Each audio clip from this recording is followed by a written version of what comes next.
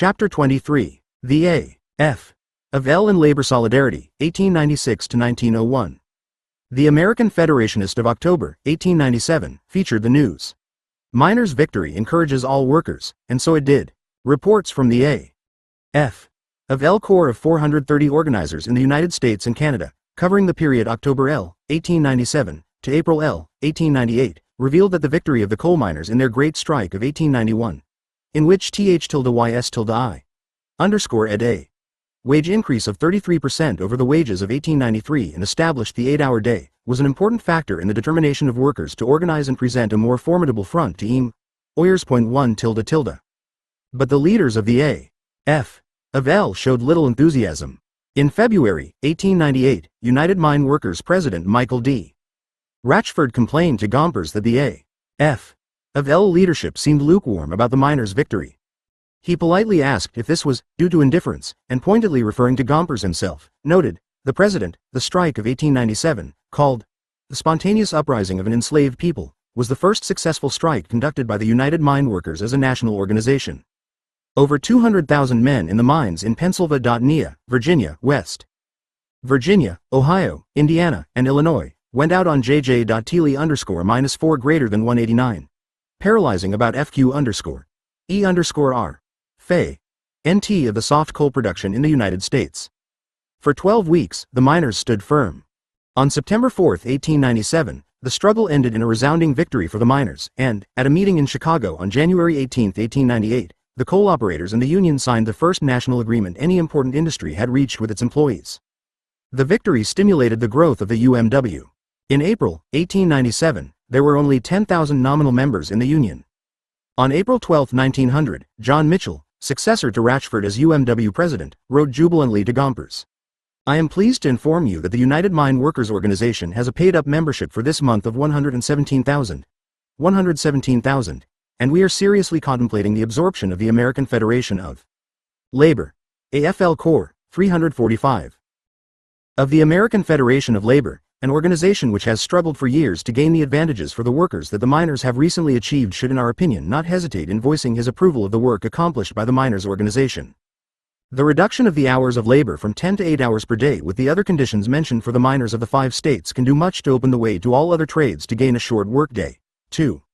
It is not difficult to discover the reason for the lack of enthusiasm in top A.F. of L circles. The Federation leaders were concerned lest the dramatic struggles and gains of the miners would highlight the fact that the Menezi _union__repen _say U10_.ind Austrial unionism, a unionism that united skilled and unskilled workers of all creeds, colors, and nationalities. John B. Lennon, head of the Journeyman Tailors Union and A.F. of L. treasurer, privately pointed out to Gompers that the proponents of this type of unionism were already making use of the miners' victory to advance their cause. He was convinced that they will continue to do so in the future. 3. The unionism that characterized the miners' union and was so largely important in aiding them to gain their victory was not the type of unionism that was characteristic of the A.F. of L as a whole. Precisely at this time, the A.F. of L was moving more and more in the direction of an opposite type of unionism, a unionism that sought to organize primarily the skilled workers, that built its structure on a craft rather than an industrial basis, and was indifferent and even hostile to the needs of the unskilled and semi-skilled workers, of the Negro, foreign-born and women workers. In the eyes of the A.F. of L leaders, the history of the American labor movement during and immediately after the crisis of 1893 conclusively proved that a successful labor federation must be built on a foundation of craft unions, binding together primarily the most skilled, the steadiest of union men, who would stay organized in boom or depression. These men scoffed at the idea that craft unionism was obsolete. If anything, they insisted, the Depression years and the years immediately following had proved that it was the type of unionism represented by the K.F.L. and the American Railway Union that was obsolete. This type of unionism, based on the concept of bringing together in one union all workers in one industry regardless of skill, race, creed, color, sex or nationality, had proved inadequate to weather the economic crisis. On the other, one of the objects of the UMW was to unite in one organization, regardless of creed, color or nationality, all workmen employed in and around coal mines. The UMW Constitution contained a clause which stated, no member in good standing who holds a due or transfer card shall be debarred or hindered from obtaining work on account of race, creed or nationality. Frank Julian. Warren, History of the United Mine Workers of America, New York, 1905, page 35. Craft unionism had proved that it could survive such a crisis and forge ahead when it was over. As P. J. Maguire put it in a letter to Gompers, the stability of the A.F. of L during the crisis years and its growth immediately after the crisis, tripling its membership between 1897 to 1901, 264,825 to 787,537, are a convincing evidence of the utility of wisely directed trade, craft, organizations. 4. Millions of unorganized workers bore the brunt of the type of unionism practiced by these so-called, wisely directed, unions affiliated with the A.F. of L. 3 groups of workers, in particular, were tragically affected by it: Negro workers, foreign-born workers, and women workers. Complaints of Negro workers. In 1896, Gompers received complaints from a number of Negro correspondents who charged that they and other Negroes were kept out of A.F. of L unions and discriminated against simply because they are colored. White correspondents reported to Gompers that Negro workers in their region were complaining publicly and bitterly that unions affiliated to the A.F. of L had barred the door of their unions against colored men. The issue aroused nationwide publicity in 1897 when Booker T. Washington, head of the Tuskegee Institute, attacked the A.F. of L for placing obstacles, through discriminatory practices, to the material advancement of the Negro people. Although Washington was not at all anxious to advance the cause of trade unionism among the Negro people, his charge stung the A.F. of L leadership. The A.F. of L Convention of 1897 passed a resolution condemning Washington's statement, and reaffirmed its declaration adopted at previous conventions, that it, the Federation, welcomes to its ranks all labor, without regard to creed, color, sex, race, or nationality, and that its best efforts have been, and will continue to be, to encourage the organization of those most needing its protection, whether they be in the North or the South, the East or the West, white or black. Gompers was even more emphatic. When Delegate Jones of Georgia declared that the white people of the total membership of all trade unions increased in the same period from 447,000 to 1,124,000, reaching the million mark in 1901 for the first time since 1886. In later years, Washington actually appealed to employers to use Negro labor on the ground that the Negro worker is almost a stranger to strife, lockouts and labor wars. Labor that is law-abiding, peaceable, teachable. Labor that has never been tempted to follow the red flag of anarchy. Booker T. Washington, The Negro in Business, Boston, 1907, page 317. Washington argued that the Negro was not inclined toward trade unionism. The Negro and the Labor Unions, Atlantic Monthly, June, 1913, pp. 756-57. South would not submit to the employment of Negroes in shops, mills, and factories, and that the union of which he was a member did not admit Negroes. Gompers rebuked him, saying that a union affiliated with the American Federation of Labor had no right to debar the Negro from membership. If we do not give the colored man the opportunity to organize, the capitalist will set him up as a barrier against our progress. 5. These were fine words, and certainly no Negro could quarrel with the declaration of policy adopted by the A.F. of L Convention. But in actual practice, exclusion and separation of the Negro workers were already in operation, and the A.F. of L leadership capitulated to the actual practice and even advanced it. Jim Crow unionism in the A.F. of L. For the first few years after its formation, the A.F. of L insisted that unions desiring to affiliate must eliminate the color clause from their constitutions. The 1890 convention refused to sanction the admittance of the National Association of Machinists because the union's constitution limited membership to white persons. The A.F. of L even set up a rival national union, the National Machinists Union, which drew up a constitution that extended membership to Negro and white machinists, and then received a charter from the Federation. A similar policy was pursued by the early A.F. of L towards the Brotherhood of Boilermakers and Iron Ship Builders of America. This progressive practice, however, was of short duration. In late 1894, the National Association of Machinists and the National Machinists Union amalgamated to form the International Association of Machinists.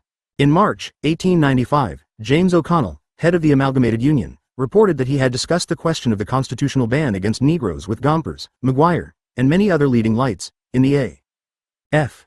of L. That they had suggested that the Union remove the color ban from the Constitution, transfer it to the ritual, and then apply for membership in the Federation. O'Connell was assured that rejection would not stare us in the face. This is precisely what happened. The IAM removed the color bar from its constitution, transferred it to the ritual, applied for membership in the A.F. of L and was allowed to affiliate. Thereafter, the union effectively excluded Negro machinists, appealing to the Brotherhood of Locomotive Firemen in 1896 to affiliate to the A.F. of L. Gompers suggested that the organization should follow the same course as the machinists, remove the lily-white clause, CPP. R 95-200. from its constitution, and accomplish the same purpose by allowing each lodge to regulate its own membership. But the Brotherhood refused to heed Gomper's advice, informing him that the membership would not affiliate with the Federation because, among other reasons, they do not care to belong to an organization that is not honest enough to make public its qualification of membership. 7. Other unions were not so sensitive. 1 year after the machinists affiliated, the boilermakers and iron shipbuilders were welcomed into the A.F. of L, despite a similar method of excluding Negroes. A year later, the International Brotherhood of Blacksmiths changed their constitution, which drew the color line, transferred the restriction on membership to the ritual, and were admitted to the Federation. 8. With the admission of the machinists, the boilermakers and iron ship builders, and the blacksmiths, the early A.F. of L policy of equality of all workers regardless of color came to an abrupt end. To be sure, the A.F.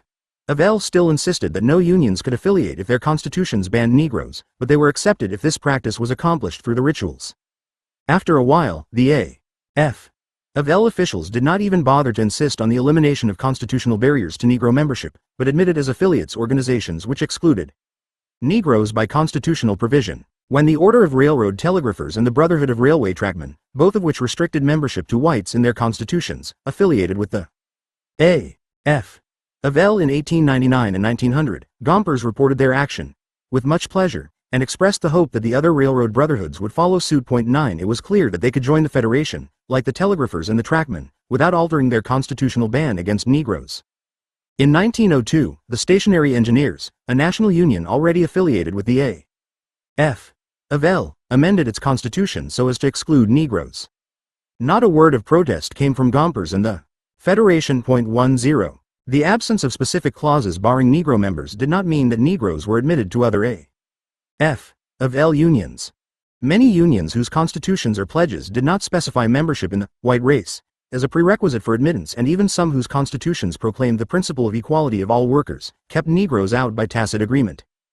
Others achieved this objective by such practices as requiring high initiation fees which Negro workers could not pay, requiring special licenses which Negroes could not obtain, prohibiting Negroes from becoming apprentices, etc. 11. Basically, however, the fact that the vast majority of the Negroes were unskilled workers excluded them from the craft unions of the A.F.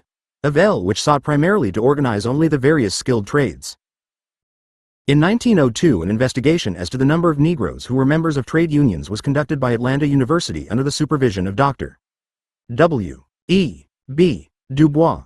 Correspondence was carried on with trade unions, and the results disclosed that 43 national organizations, including the railroad brotherhoods, had no Negro members, and that in 16 of these this was due to the discriminatory policies of the unions. 27 other unions had very few Negro members, partly due to the refusal of the organizations to train Negro apprentices. The report estimated that there were altogether only 40,000 Negroes in the A.F. of L, and that half of this number were in the United Mine Workers. The report revealed further that in some of the unions affiliated with the A.F. of L, a decrease had occurred in Negro membership during the decade 1890–1900.12. It was impossible for the investigating committee to discover the Negro membership of the A.F. of L. The Federation's leaders proudly announced that since the A.F. of L drew no color line, it could not determine which of its members were white and which Negroes. 13. What the A.F. of L leaders did not say was that the vast majority of the Negroes in the Federation were organized on a Jim Crow basis.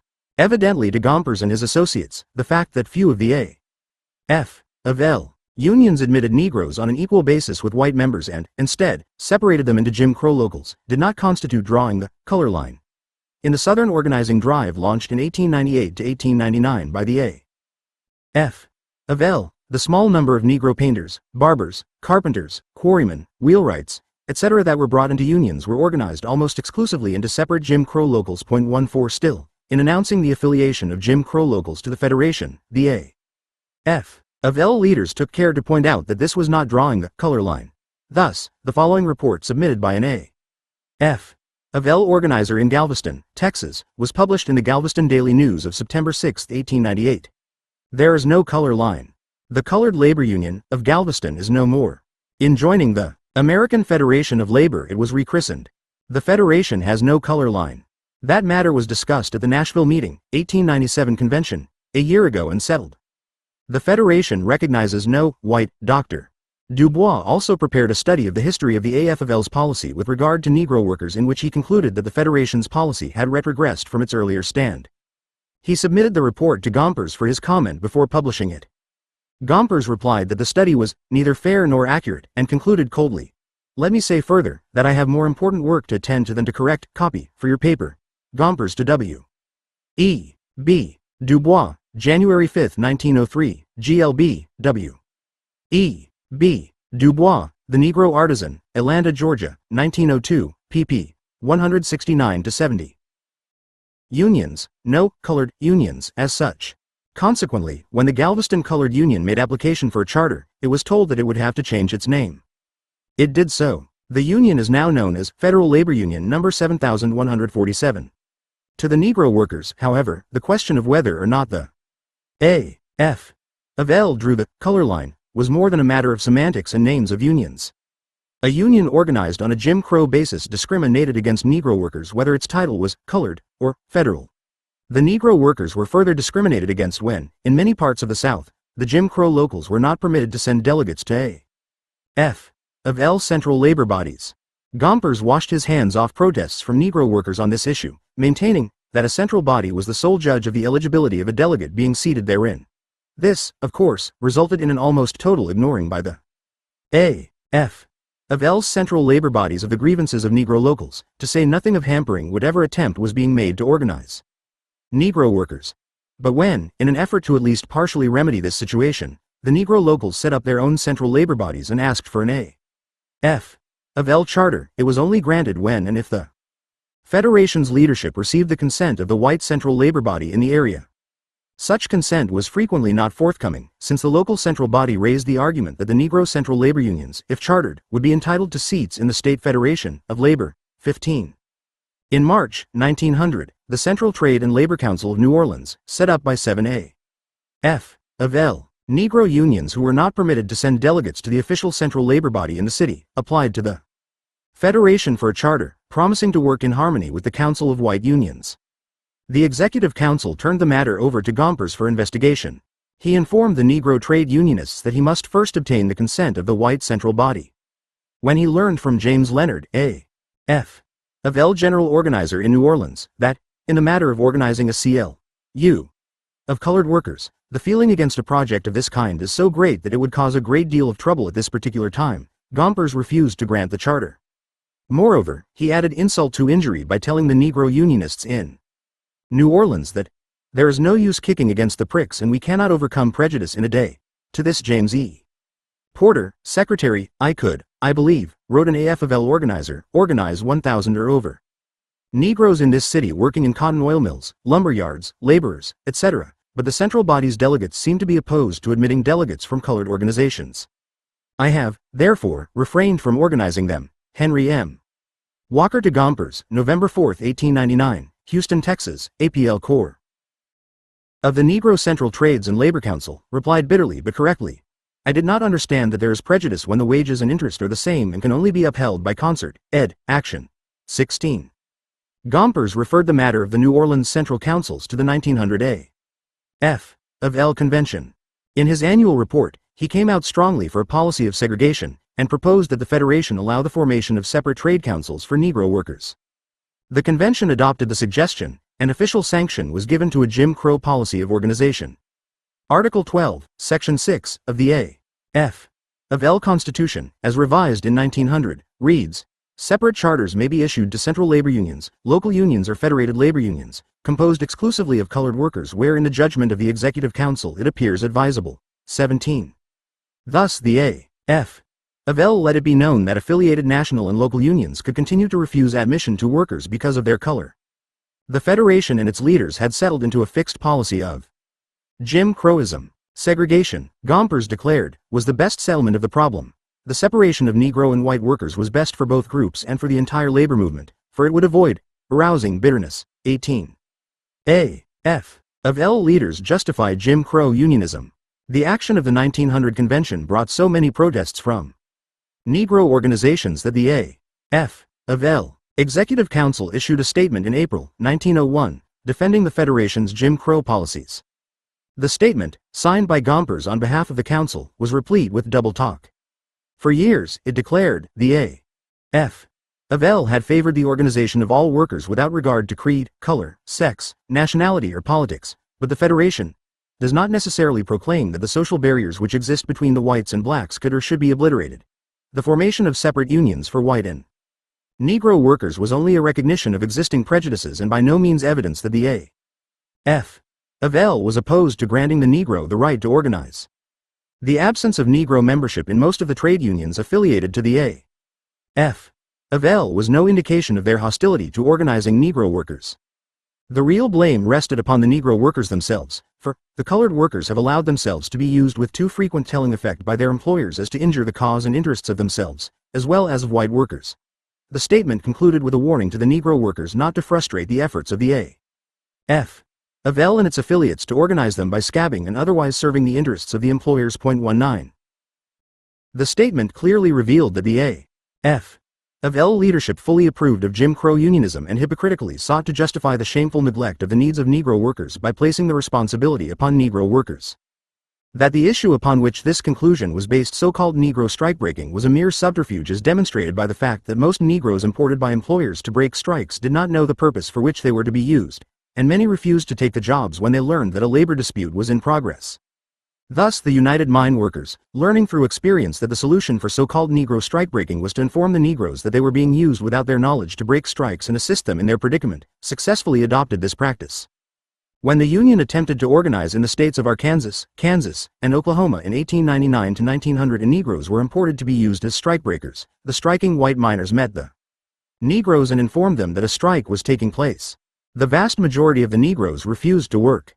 Some had to be sent back to their homes. Others, assured of the Union's support, remained to join the strikers. 20. Despite such evidences of solidarity of Negro workers and white strikers, the craft union leaders of the A.F. of L continued to point to Negro strikebreaking as proof that Negroes were themselves to blame for Jim Crow in the Federation. 21.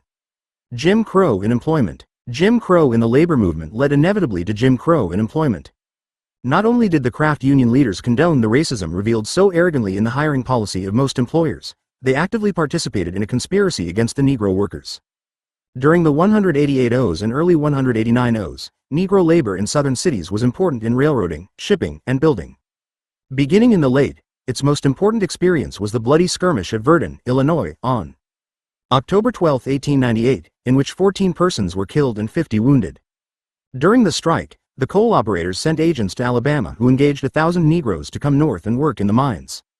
When the Negroes arrived and learned that a strike was in effect, they complained that they had been deceived by the operators, and most of them refused to work. Deputies stationed on the grounds are charged with threatening to shoot Negroes who attempted to leave the public. August 27, 1898. Unfortunately, the striking members of the UMW made no effort to assist the Negroes or even to involve them in their struggle. Instead, they fell prey to the anti-Negro spirit, fanned by the operators and their allies. In reporting the battle at Verdun on October 12, the Public and Independent Weekly correctly emphasized, the anti-Negro spirit must be looked for higher up. October 22, 1898. For further discussion of this event, see Ray Ginger, or Negroes Strikebreakers? The Negro History Bulletin, Jan. 1952, pp. 73-74. 189 O's. The Negro workers in southern cities were steadily eliminated from skilled jobs as a result of a deliberate conspiracy between employers and the craft unions. By refusing to admit Negro members and by preventing union members from working with men who were not in the union, these organizations gradually pushed Negro workers out of skilled positions they had held formerly. Where Negro craftsmen were organized in separate, Jim Crow locals, they received little or no assistance from the city's central labor bodies, composed of white men drawn from white locals. The skilled places held by the members of the Negro local were eyed jealously by the white craft unions, which waited only for an opportunity to displace the Negro workers. Smaller and therefore less powerful, the Negro local was severely handicapped. The National Union, to which the Jim Crow Negro locals were affiliated, refused to protect their jobs or wage scales. 22. The substitution of formal apprenticeship training, controlled by the craft unions, for picking up the trade was an important factor in limiting the opportunities for Negroes in the skilled trades. Employers and unions conspired to confine apprenticeships to whites, and with vocational training closed to most Negroes in the South, the Negro was not only excluded from certain occupations he formerly had held, but given little or no opportunity to mount higher on the economic ladder. 23. Some Negro spokesmen felt that the way to circumvent the conspiracy between employers and unions that was depriving the Negroes of opportunity even to learn skilled trades was to establish trade and industrial schools. But this by itself, it soon became evident, was no solution. At a conference held at the Hampton, Virginia, Industrial School in the summer of 1898, it was clearly established that it was quite impossible for colored people to rise as long as the trades unions so generally excluded colored workmen.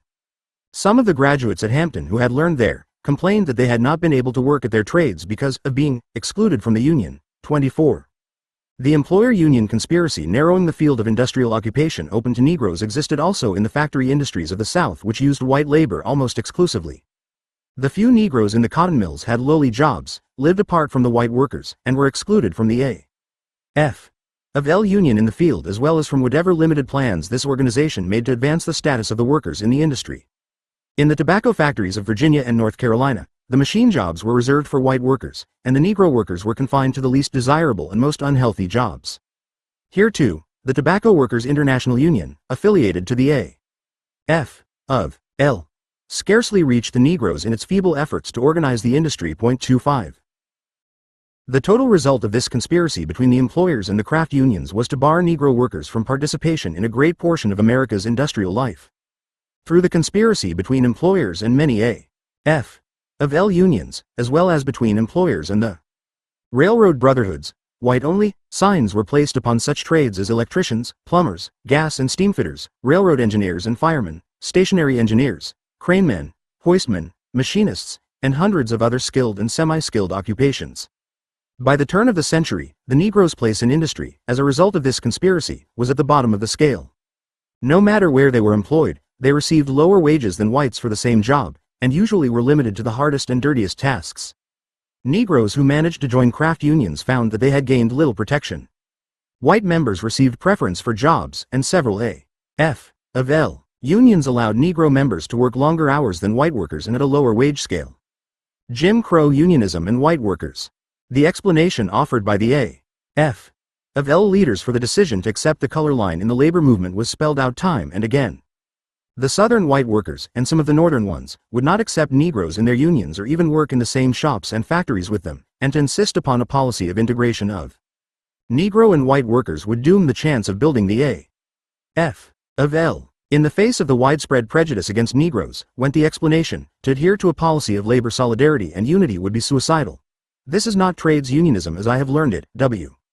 E. Klapetsky, Secretary-Treasurer of the Journeymen's Barbers International Union, confessed to Gompers in August, 1897, announcing the decision to break up a union of Negro and white barbers in Galveston, Texas, into separate unions for Negroes and whites. But there was no alternative. To do otherwise, according to him, was to risk the entire future of the L International. 26. There is no doubt that there were white workers in many parts of the South, as well as in the North, who were filled with anti-Negro prejudice and would fight bitterly any and all efforts to unite Negro and white workers.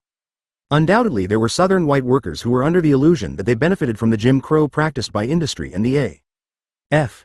of L unions, and deluded themselves with the view that being white and superior, they were able to command higher wages. But there was ample evidence to prove that the policy of discrimination practiced by the A.F.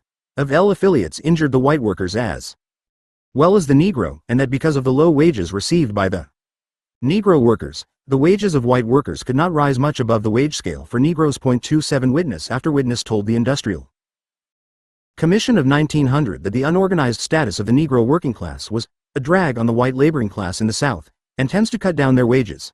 The white journeyman bricklayer in our section, a Southern employer testified, gets $0.50 a day, and we are able to employ a colored bricklayer for $1.75.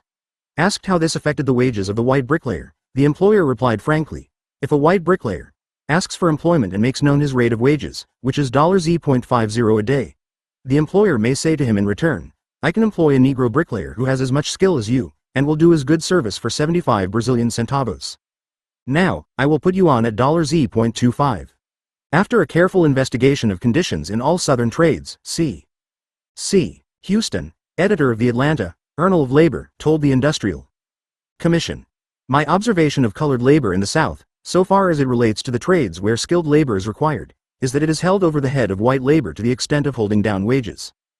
In the building trades, for instance, the wages paid to white labor are based primarily on the wages paid to colored labor, and in every instance in which an increased wage scale has been secured, with one or two exceptions, it has been reached only after the colored man was organized and a combined effort of the two was made. 28. In an appeal to white workers in the A.F. of L., Houston reported that his investigation had convinced him that the white man, in order to retain his wages and in the hope of increasing his wage scale, has not only to recognize but to assist the black man, and unless you do assist him and raise him up, he is going to pull you down to his standard.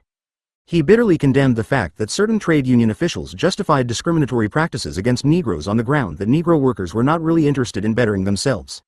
They have an ambition to receive a wage equal to that of the white man and to live on a plane relatively equal to that of the white man. 29. There were many Southern white workers who, like C. Houston, understood that they could not raise their living standards while the Negro workers remained on the lowest rungs of the economic ladder, and that to make distinctions among workers as to color was to play into the hands of the employers, the common foe of both Negro and white workers. F. A. Davidson, secretary of the Atlanta Federation of Trades, criticizing an agreement which discriminated against Negroes drawn up by James Duncan, 2nd A. F. of L. vice president and a Southern firm, protested to Gompers. I wish to say, emphatically, that it is our settled policy to recognize unions regardless of color. This policy is not wholly the outgrowth of the growing sentiment of the brotherhood of man, but it is forced upon us by the fact of the invasion of all avenues of employment by the black man, and unless they are organized with us, it can only result in a deadly competition. Taking into consideration these facts and conditions, we are compelled to accept to the spirit conveyed by Duncan. 30. In February 1898, the Southern press announced the formation of the Southern Confederacy of Labor in Atlanta, Georgia, which aimed to establish an independent federation of Southern white workers. The reason for the scheme, the Augusta, Georgia, banner pointed out, is that Northern organizations persist in admitting Negroes into their trade unions, something that is very distasteful to the working people of the South. But even more significant than this news was the fact that the Southern Confederacy of Labor, set up to bar Negroes from the trade unions, gained little support among Southern workers. Many Southern labor organizations denounced the Confederacy as an employer-sponsored movement to split Negro and white workers and thereby increase their profits by intensifying their exploitation of both groups, and rejected invitations to attend its founding convention. The A.F. of L's Federal Labor Union in Augusta voted unanimously to have nothing to do with the Confederacy on the ground that labor should not organize to hamper or oppress any class of toilers. This is significant, announced the Augusta Herald, when it is considered that the Union is composed of skilled workmen and all white. 81. Equally significant in 1898 was the action of white workers in Galveston, Texas, during the strike of some 2 feet 300 Negro longshore members of the A.F. of L against the Malloy lines for an increase of wages from 30 to 40 cents an hour to 40 and 50 cents. The company offered the strikers jobs to white workers, but they, the A.F. of L organizer in Galveston, informed Gompers on August 9, 1898, refused it even at any price. They appreciate the fact that the thorough organization of the Negro means the ultimate success of organized labor in Galveston. So we are silently staying with the Negro in their demands and have shown Davidson's letter. Duncan sneered that his communication is beautiful sentimentality bordering upon the ideal and covers a state of affairs which we all think ought to exist and hope may exist, but at the present time is wholly unwarranted. James Duncan to Gompers, June R. 6, R. 896, AFL Corps. Under the agreement drawn up by Duncan and the firm of Venable Bros in Atlanta, Negro workers in the plant who were members of the A.F. of L's Quarrymen's Union were replaced with white workers. The Atlanta Federation of Trades went on record as opposing the agreement, and fought for the right of the Negro workers to remain in the plant as recognized members of the A.P. of L Union. E.A. Davidson to Gompers, May 30, R. 896, AFL Corps. The Southern Confederacy of Labor was launched by the Atlanta Tocsin, which circulated notices to all white labor organizations in the southern states, calling upon them to send delegates to a founding convention. There is no evidence that the convention was ever held. See Atlanta Times, January 22, 1898. Hopes of their success. 32. These high hopes were not realized, despite the tremendous militancy of the Negro strikers and the support they received from the white workers in Galveston. The strike, which lasted 4 weeks, was broken after the killing and arrest of some of the Negroes and the use of the state militia. 33. Nevertheless, the unity of Negroes and whites that featured the strike was further proof that there were many white workers in the South who refused to allow the employers' inspired anti-Negro propaganda to blunt their understanding that Negro and white workers must stand shoulder to shoulder in a common struggle. White chauvinism of leaders. It was not, however, on these and other illustrations of Negro-white unity that the A.F. of L leaders based their policies, but rather on the conception that the vast majority of white workers in the South, and many in the North, would under no circumstances tolerate unity with Negroes. They urged the Negroes to be patient, and held out the hope that, in due time, the A.F. of L's program of education and moral suasion would break down the barriers separating Negro and white in the labor movement. 34. Unfortunately for this theory, the key men who were supposed to do the educating were themselves guilty of the most chauvinistic attitudes and practices. For one thing, many A.F. of L organizers, who in addition to organizing were supposed to educate the workers, publicly and privately expressed contempt for Negroes, and defended Jim Crow practices in society as a whole as well as in the labor movement. They defended the exclusion of Negroes from machine jobs with the slanderous argument that they were clumsy and would be lulled to sleep by the whirring of the wheels, accused Negroes of being natural strikebreakers, and thus utterly unsuited to belong to a trade union, and warned the A.F. of L national officers that they could not be expected even to attempt to unite Negro and whites in the same locals. 35. In explaining his failure to conduct a successful organizing campaign in the South in I-899, *F. J. Magruder, A.F. of L Southern organizer, early in 1899, the Executive Council voted to launch a Southern organizing campaign. It appointed 2 organizers for 1 month, and another, Will H. Wynne, for 3 months. None of the organizers were Negroes, and all 3 expressed contempt for the Negro workers. As was to be expected, nothing materialized from the organizing campaign, so far as organization of Negro workers was concerned. Gompers was not disappointed by these results, for as he wrote to the Federation's New Orleans organizer, while it is desirable to organize them, the Negroes, yet the organization of white workmen is of paramount importance, and should not be hazarded. Gompers to James Leonard, June 28, 1900, GLB. Who prided himself on being a full-blooded Irishman, wrote to Gompers that he was up against a hard proposition in trying to organize Jews and N.S. the niggers. There's the most ignorant people in the world, he added. Another A.F. of L organizer, who was similarly unsuccessful, wrote from Savannah, Georgia. I try to do the best I can for all unions. But when you have to deal with those ignorant Negroes, then you have something else on your hands. That contempt for the Negro was not confined to Southern organizers as revealed in the following comment from an A.F. of L organizer in Cairo, Illinois. The only way I will be able to get anybody into a union in this place will be to chloroform them and initiate them while under the influence of the drug. There is a reason for all these conditions, and that reason is that of a population of 12,000, over 1/2 are Negroes. This place is full of N.S. A6. There is no evidence to indicate that Gompers or any of the other top leaders of the A.F. of L dismissed or even rebuked organizers for such vicious chauvinism. Indeed, the contrary is true. 37 In January, 1898. Gompers published an article in the American Federationist by Will Wynne, the A.F. of L organizer in Georgia, and one of the 3 organizers assigned to the A.F. of L's Southern organizing campaign. Wynne wrote that even if the Federation threw all of its forces into a campaign to organize Southern Negro workers, the efforts would end in failure, because the Negroes did not possess those peculiarities of temperament such as patriotism, sympathy, sacrifice, etc., and which alone make an organization of the character and complicity of the modern trade union possible. Instead of the A.F. of L wasting its time and money attempting to organize Negro workers who could not be organized, Wynne proposed that it support as the best solution of the problem, the colonization of Negroes in Liberia or Cuba. And this article entitled, The Negro, His Relation to Southern Foe Destry, was hailed by Gompers, who hastened to congratulate the author for having given the labor movement a fair presentation of the subject. 38. The praise of Wynne's slanderous article is not surprising. Most of the top A.F. of L leaders were themselves masters of racial slander. Gompers, who had already used the most vicious epithets in fanning race hatred against Chinese and other Oriental workers in the early years of the A.F. of L, employed racial epithets which revealed contempt for the Negro people. He took delight in telling stories in his public addresses which helped to perpetuate the stereotype of the Negroes, whom he referred to as darkies, as superstitious, dull, ignorant, happy-go-lucky, improvident, lazy, and immoral. 39 On such vital issues as disfranchisement, lynchings, exclusion of Negroes from jury service, segregation in schools, colleges, railroads, and other public places, Gompers was utterly and completely silent. In 1895, the F.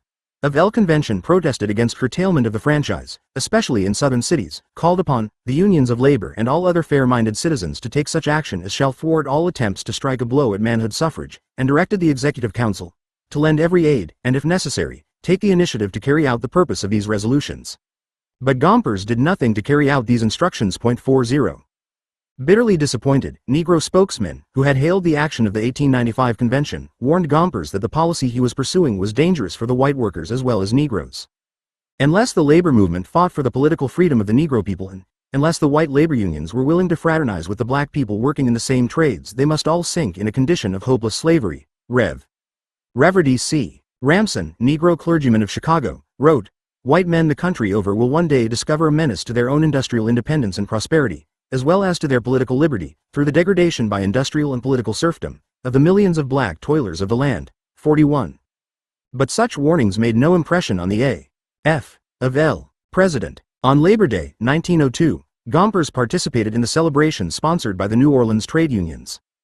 It was a segregated affair, and Gompers spoke first to the white and then to the Negro unionists.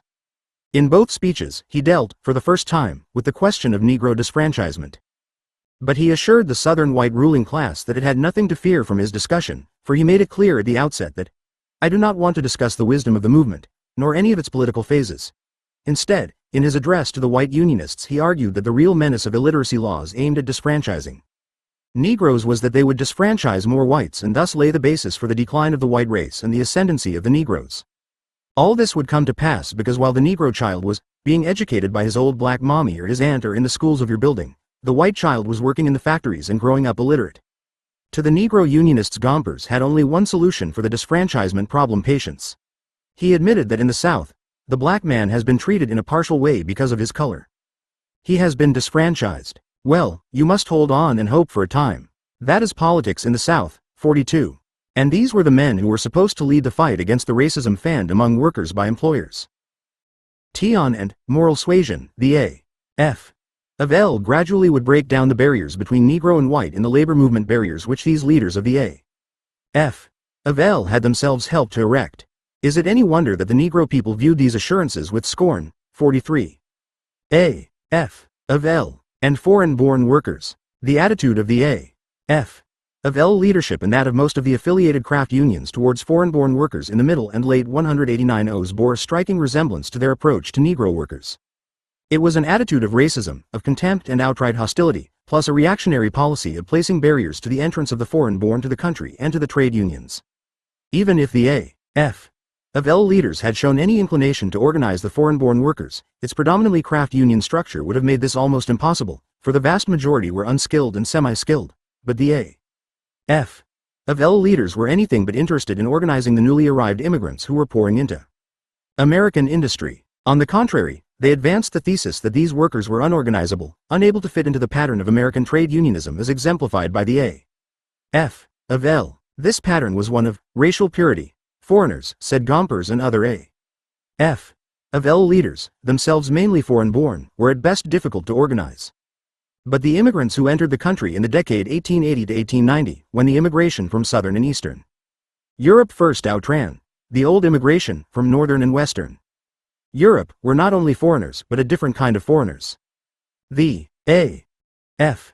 of L leaders characterized the old immigrants as the sturdy, intelligent and liberty-loving races of Northern and Western Europe, and the new immigrants as the servile and degraded hordes of Southern and Eastern Europe, with their crime and disease-breeding adjuncts of poverty, filth, and slavish willingness to work for almost nothing and to live on less.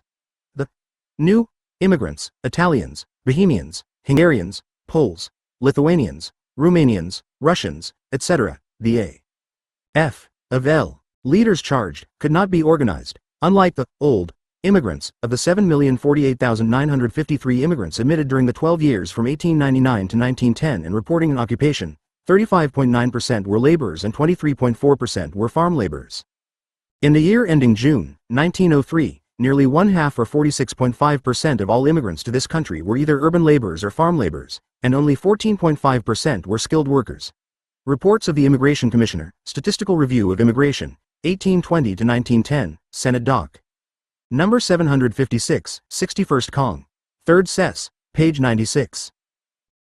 The British, Germans, Dutch, French, and Scandinavians. They were a heterogeneous stew of divergent and discordant customs, languages, institutions, and they were impossible to assimilate or unionize. They cut wages because they were satisfied with conditions that neither the Native American workers nor the older immigrants would tolerate. They came not to settle permanently, to take root in America, but to earn a few dollars, primarily through strikebreaking, and return home. They were the beaten men of beaten races, and their experience and background had deprived them of the unity of purpose and tenacity necessary to successfully build a stable labor movement. They had been oppressed by poverty for so many centuries and had become so degraded that they were unable to lift themselves up to the high level of American workers of the older immigrants from Northern Europe. 44. Even when organized and allowed to become members of the trade unions, the A.F. of L leaders charge, the new immigrants were no asset to the labor movement. The older immigrants were amenable to trade unionism, they were patriotic, and democracy was in the very marrow of their bones. Not so with the new immigrants. They fell prey to the propaganda of the anarchists, socialists, and radicals of all sorts. They started strikes without cause, and, in general, became troublemakers. They were, as Homer D. Call, secretary of the A.F. of L's Amalgamated Meat Cutters and Butcher Workmen, wrote in 1899, natural kickers, always demanding that they should be allowed to manage the organization and dictate to the National Executive Board in all things. The A.F. of L could do without such workers. 45 as Dr. David J. Sapos put it. The inclination of the immigrant towards radical doctrines made leaders of the existing unions chary of accepting them as members. 46. A.F. of L. and immigration. The racist attitude toward the new immigrants was reflected in the campaign waged by the A.F. of L leaders to restrict or cut off entirely immigration from Southern and Eastern Europe. In supporting a literacy test for immigrants, Gompers declared that it will exclude hardly any natives of Great Britain, Ireland, Germany, France or Scandinavia. It will shut out a considerable number of South Italians, and of Slavs and other equally or more undesirable and injurious. 47. The arguments of the A.F. of L leaders was brilliantly and effectively demolished by Dr. Isaac Horich in his Immigration and Labor, published in 1912. Dr. Horich demonstrated that the immigration from Southern and Eastern Europe had actually encouraged the organization of labor in the United States, and he cited ample evidence in support of this contention. At the 1896 A.F. of L Convention, Gompers called upon the delegates to endorse the Lodge Corliss Bill in Congress, which required that all who sought entrance to America should know how to read or write their own language. The proposal met with bitter opposition. It was not a labor measure, but came from capitalists, cried one delegate. Another insisted that the men of wealth were more of a detriment to organized labor than the immigrant. Immigration was not the true cause of the industrial difficulty, said John McBride of the United Mine Workers, who pointed to the heroic role played by the new immigrants in building his union. In the face of the determination of the majority of delegates to uphold the A.F. of L's widely proclaimed Pollock Why of unity of workers of all races, creeds and nationalities, Gompers was forced to beat a temporary retreat. The proposal was voted down. 48. However, the A.F. of L leaders demanded and obtained permission to hold a referendum among the affiliated unions on the question of immigration restriction to guide the 1897 convention. During the months that the issue was being debated in the affiliated unions prior to their vote, the A.F. of L leadership joined with the Immigration Restriction League, an employer-sponsored organization, to distribute the league's literature to members of the Federation literature, which emphasized that the new immigrants are not needed. Do not increase the wealth of the country. Lower the standard of living. A. By cheap labor. B. By willingness to live in a depraved condition, or a menace to our national institutions. A. By foreign speech and customs. B. By groupings in isolated bodies. C. Because they do not appreciate our institutions and are not interested in preserving them. 48. Even though President Cleveland vetoed the Lodge Corliss Bill as being against the best traditions of American democracy, the A.F. of L leaders, together with the Immigration Restriction League, still pressed for its endorsement by the 1897 convention. Despite the fact that only a few of the affiliated unions finally voted in the referendum, the A.F. of L leaders demanded action in favor of immigration restriction in a literacy test for immigrants by the delegates on the ground that these demands reflected the will of organized labor.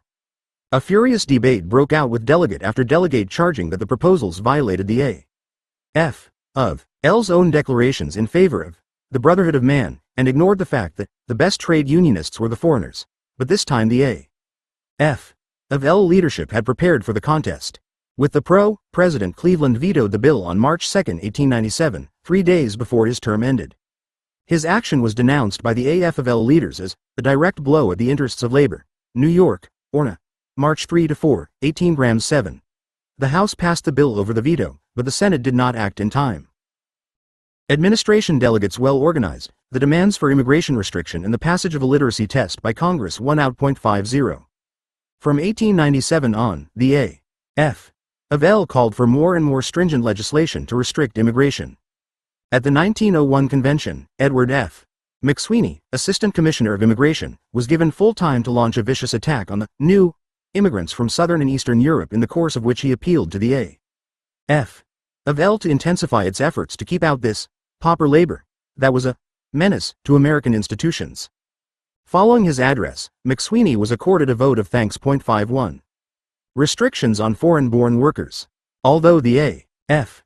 of L leaders, in cooperation with employer-sponsored organizations, Southern demagogues, nativist racists, and other political agents of big business, helped to restrict the flow of immigration, they could not stop the demand of the fast-expanding industries for labor power. But they could and did make it exceedingly difficult, if not impossible, for these immigrants to become members of the A.F. of L. Special requirements were imposed upon immigrant applicants for membership in many A.F. of L unions. 1. Naturalization, or declaration of intention to become a citizen. Some unions even required full-fledged citizenship. 2. Payment of high initiation fees, higher fees than were demanded of other applicants. Some unions fixed fees as high as $500. 3. Approval or consent of the officers of the national union. 4. Presentation of the card of a foreign union. 5. Special evidence of competency. It was difficult for an immigrant to get into a building trades union, a foreign-born worker recalled years later. The smallest initiation fee was $25. In some cases it was as high as $100. Second, even when an immigrant could pay this sum, he was not sure that he could pass the required examination. Referring to another A.F. of L union, a contemporary labor figure recalled later, the initiation fee had been placed less than $100. If the person seeking membership was favorably regarded, the entrance fee could be paid in installments, and if he were an immigrant and not so regarded, it had to be paid in a lump sum. 52. A.F. of L. and women workers. In July 1900, several hundred women workers in Cincinnati, employed in a large variety of trades and callings, sent a petition to the A.F. of L. national office in which they complained. We have some time ago made application to join the trades unions, but could never get the members to meet us, having always the same excuse. We feel satisfied that they are trying to keep us out of the unions. 53. The experience of the women in Cincinnati was duplicated by women workers in all parts of the country. Only a small number of the unions affiliated with the A.F. of L in this period actually forbade the admission of women, but, as in the case of Negro and foreign-born workers, most of the craft unions achieved the same effect without specific constitutional clauses barring women, through the system of long apprenticeship requirements, the high fees charged for admission, and special examinations which women were required to pass. Some unions admitted women employed in certain branches, but not those employed in others. Usually, in such cases, the women were excluded from the best-paid branches of the trade. Describing an engraving plant he had visited in Bridgeton, New Jersey, an A.F.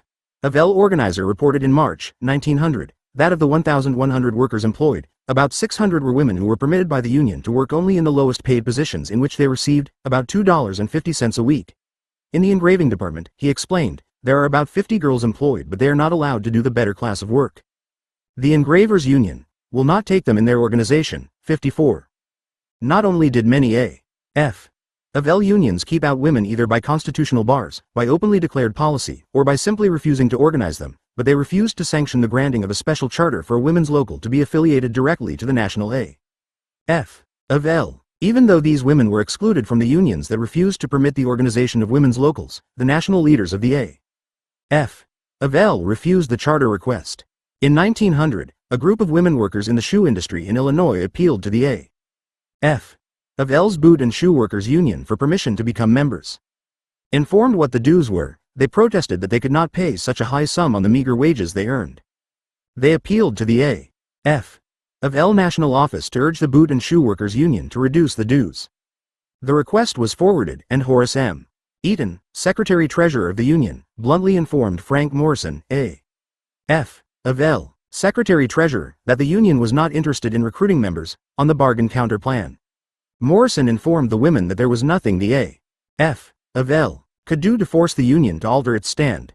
Learning this, the women organized a local union and asked the A.F. of L national office to grant it a charter. They explained again that they were willing to join the boot and shoe workers union, and that among them were the barbers, the engravers, the switchmen, and the molders. These unions prescribed that only men were eligible for membership, and the molders even imposed a penalty of a fine or of expulsion on any member who dared to give instructions to female workers in any branch of the trade. F.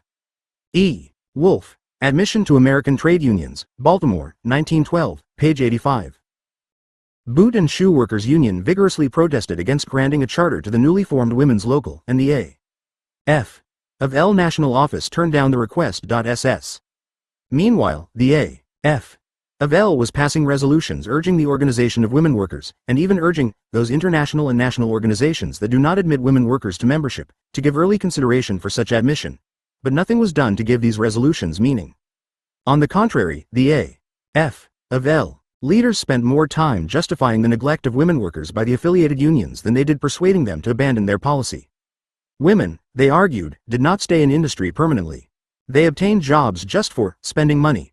Soon they married and dropped out of the industry. Why, then, should the trade unions tax themselves and expend undue energy attempting to organize women? 56. Meanwhile, women were entering industry in larger and larger numbers, and surveys disclosed that the majority depended on their wages for a livelihood, that most of them had dependents, and that the trend for women, married as well as unmarried, was towards entering factories. In its investigation, the Industrial Commission found widespread evidence in 1900 that the wives mothers of the family go into the factory and work for a living. S7. But evidence presented in government and private surveys did not dispel the nonsensical theories advanced by the A. F. of L officials to justify the refusal of the craft unions to organize women workers. The result, of course, was that women's wages were considerably lower than those of male workers even when they did the same work. In 1897, Commissioner Carroll D. Wright cited 781 instances of men and women engaged in the same occupations and performing their duties with equal efficiency. In only 57 of these cases did the women receive equal pay with men, while in 595 cases their pay was appreciably less.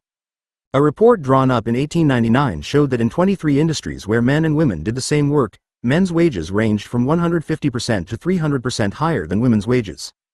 The San Francisco Voice of Labor cited these statistics in demanding the launching of an intensive drive to organize women workers into the A. F. of L, and a return to the principle of unionism that demands equal wages for the same work, be it performed by male or female. Otherwise, it warned, the wages of the male workers would sink to the level of women workers. 58. Endorsing this appeal, a male trade unionist declared, it is useless. The 1900 census showed more than 5 million women employed, and of 303 occupations listed, women were in 296. 12th Census of the U.S., 1900, Special Reports, Occupations, pp. 7-9. To attempt to stem the tide of female workers. It now rests with us to bring them into our organizations. To see that they are affiliated with us, and that we extend to them the protection which thorough organization affords, is a duty which we cannot shirk without grave dangers to ourselves. 59. Unfortunately, these appeals and warnings fell on deaf ears. The situation in most of the craft unions affiliated with the A. F. of L was epitomized in 1900 during an exchange between a member of the U.S. Industrial Commission and G. W. Perkins, president of the Cigar Makers International Union. Q. Have you many female members? A. Very few, comparatively speaking, to the large number of females employed in the trade. 60. It was this situation, declared Leonora O'Reilly, militant leader of the Working Women's Society of New York, that was responsible for the fact that there are 40,000 women in New York City whose wages are so low that they must eke out an existence by charity or starve or worse, and that girls in San Francisco laundries work 16 hours a day for 30 cents. 61. If white women suffered from low wages and other evils as a result, to no small extent, of the practices of the A. F. of L and its affiliated unions, the lot of Negro women workers was, of course, far worse. They had a double burden to bear: discrimination as women and as Negroes. They were excluded from employment and from unions by both sex and color. 62. Meager as were the wages of women workers in general, those of Negro women were far worse. Surveys revealed that there was a wide difference in the wages of Negro and white women workers who were doing identical work. Just as women workers in general received from 1/2 to 1/4 less pay than men for equal work, Negro women averaged 1/3 to 1/2 less pay than white women for equal work. This differential between white and Negro women workers prevailed in every occupation. Indeed, in many occupations, Negro women never knew what they would receive for their work. In the words of one Negro woman, "You never know what you are going to get. You just take what they give you and go. 63. The A. F. of L affirms as one of the cardinal principles of the trade union movement that the working people must organize, unite and Professor Brissenden estimates that the earnings of men and women in all manufacturing industries in 1899 were men minus $587. WAM 1 equals N minus $314. Paul F. Brissenden, Earnings of Factory Workers, 1899 to 1927, United States Bureau of the Census, Monograph X, Washington, 1929, pp. 29 to 30. Federate, irrespective of creed, color, sex, nationality or politics. 64 At convention after convention, these fine and noble sentiments were proclaimed. But they had no relation whatever to reality. Engaged almost entirely in the unskilled and semi-skilled occupations, the Negro, foreign-born and women workers received scant attention from the craft unions who made up the major organizations of the A. F. of L. In addition, they were barred from membership in many of these unions by a complex system of rules, regulations, and practices deliberately designed to achieve their exclusion. In the years following 1895, the main outlines of the American Federation of Labor were forged and were to be retained down until the 193 O's. During these years, the establishment of a labor aristocracy became the major objective of the Federation. Despite its frequent proclamation of principles of labor solidarity, the A. F. of L sought to organize primarily the skilled workers, and refused to make any real effort to organize the unskilled worker. Instead of seeking to organize and unite the working people irrespective of sex, color, or one nationality, as it affirmed, the keystone of the A. F. of L policy was to prevent the organization of the vast majority of the working class. What accounts for the rapid transformation in the policy of the A. F. of L leadership towards the organization of workers irrespective of sex, color, or nationality? For certainly the policy pursued on this issue differed sharply from that followed in the early, formative years of the A. F. of L. Undoubtedly one reason is the rapid decline and disappearance of the K. of L. The A. F. of L leaders no longer felt the need to compete with the order for the allegiance of workers brought up in the tradition of labor solidarity. These workers had nowhere else to go but into the Federation, so Gompers and his associates in the leadership had no need to convince them that the Federation preserved and continued the finest features of the K of L.65. In a larger sense, however, the policy of the A. F. of L leadership was part and parcel of a program of class collaboration with monopoly capitalism under which they bought security for the skilled workers at the expense of the unskilled and unorganized workers. As we shall now see, these leaders were prepared to come to terms with the trusts and, indeed, to become prominent champions of the trusts provided that their craft unions of skilled workers were allowed to exist in certain limited areas of the giant monopolies. In return, they agreed to do nothing to organize the vast majority of the workers employed by the trusts, the foreign-born, Negro and women workers. 66. Chapter 24. Labor and the Trusts. Despite the Sherman Antitrust Act, monopoly in American industry grew at an amazing pace. The act outlawed the old true 3T form, but this was speedily replaced by the huge corporations, interlocking directorates, and holding companies. The severe depression of the mid-90s accelerated the trend toward monopoly as stagnation in business made it easier for the bigger concerns to acquire properties whose owners were in financial distress, on the verge of bankruptcy, or actually bankrupt. When the economy pulled out of the depression, trustification was in full swing. During 1898, gigantic mergers took place in copper refining, lead, sugar, salt, tobacco, cans, whiskey, baking, street railways, cigar making, steel and other lines. In 1900, a Congressional Industrial Commission reported that industrial combinations have become fixtures in our industrial life. As huge industrial monopolies were developing, a great financial oligarchy was also emerging in the United States. A few leaders of finance such as J. P. Morgan and Company, the Rockefellers, Kuhn Loeb, and others came to control large capital resources through the banks and investment companies. By the turn of the century, the big industrialists and bankers were fused into an oligarchy of finance capital, the merger of industrial capital with bank capital. The investment bankers increasingly obtained control of the industrial system through mergers, holding companies, interlocking directorates, voting trusts, etc. In 1901, the House of Morgan organized and controlled the U.S. Steel Corporation, the trust which produced upward of 60% of the nation's iron and steel output. The Rockefeller interests controlled a minority of the directorships in U.S. Steel. In 1897, the combined capitalization of 82 of the biggest industrial corporations was $1 billion. In 1901, a single corporation, U.S. Steel, had assets of over $1 billion. The first billion-dollar corpo 369. Ration, it dominated the basic industry of the country. Through their control of U.S. steel and other industrial combinations, and of banks, railroads, life insurance and trust companies. The Morgan-Rockefeller interests, combining industrial and banking capital, symbolized the emergence of a power that dominated the entire nation. The real government of America resided in Wall Street, for the trusts controlled the political government, and exercised dominating influence over the press, schools, and all other means of communication. Such a power surely threatened the existence of the entire labor movement. 1. In 1888, Richard T. Ely, the noted economist, discussing how labor was affected by the rise of the trusts, warned, "Evidence is not wanting to show that these huge monopolies propose to turn their immense power against all combinations of workingmen and crush them just as they have the independent producers." Professor Ely urged labor to join the nationwide campaigns against monopoly, led by small businessmen and farmers, which sought to achieve legislation outlawing the trusts. 2. With rare exceptions, however, labor in the 80s took little part in the agitation for antitrust legislation. 3. To no small extent, this was due to fear in labor circles that antitrust legislation would be used against the trade unions. In fact, many of the antitrust champions called for control of unions as well as monopolies. When the Sherman Antitrust Act was adopted in 1890, labor's fears were all too quickly justified. The Antitrust Act became an anti-labor law as a result of judicial interpretation. From 1892 to 1896, the government brought 5 cases under the Act against labor and won 4, and 5 against the trusts and won only 1. It was impossible, however, for labor to remain indifferent to the trust question. A labor program to meet the challenge: how can the trade union meet the Standard Oil Company, the Sugar Trust, or the other swindling syndicates by which prices and wages are fixed? John Swinton asked the delegates to the 1895 A.F. of L Convention. Pointing out that profound changes were occurring in the structure of American industry, he inquired whether the trade unions were equipped to meet these changes. He was convinced that the new situation arising from the emergence of the trusts could never be met under the old methods of the trade unions, and predicted that unless new policies and new tactics were quickly adopted, the dawn of the 20th century might witness the doom of labor. 5. A few months later, George E.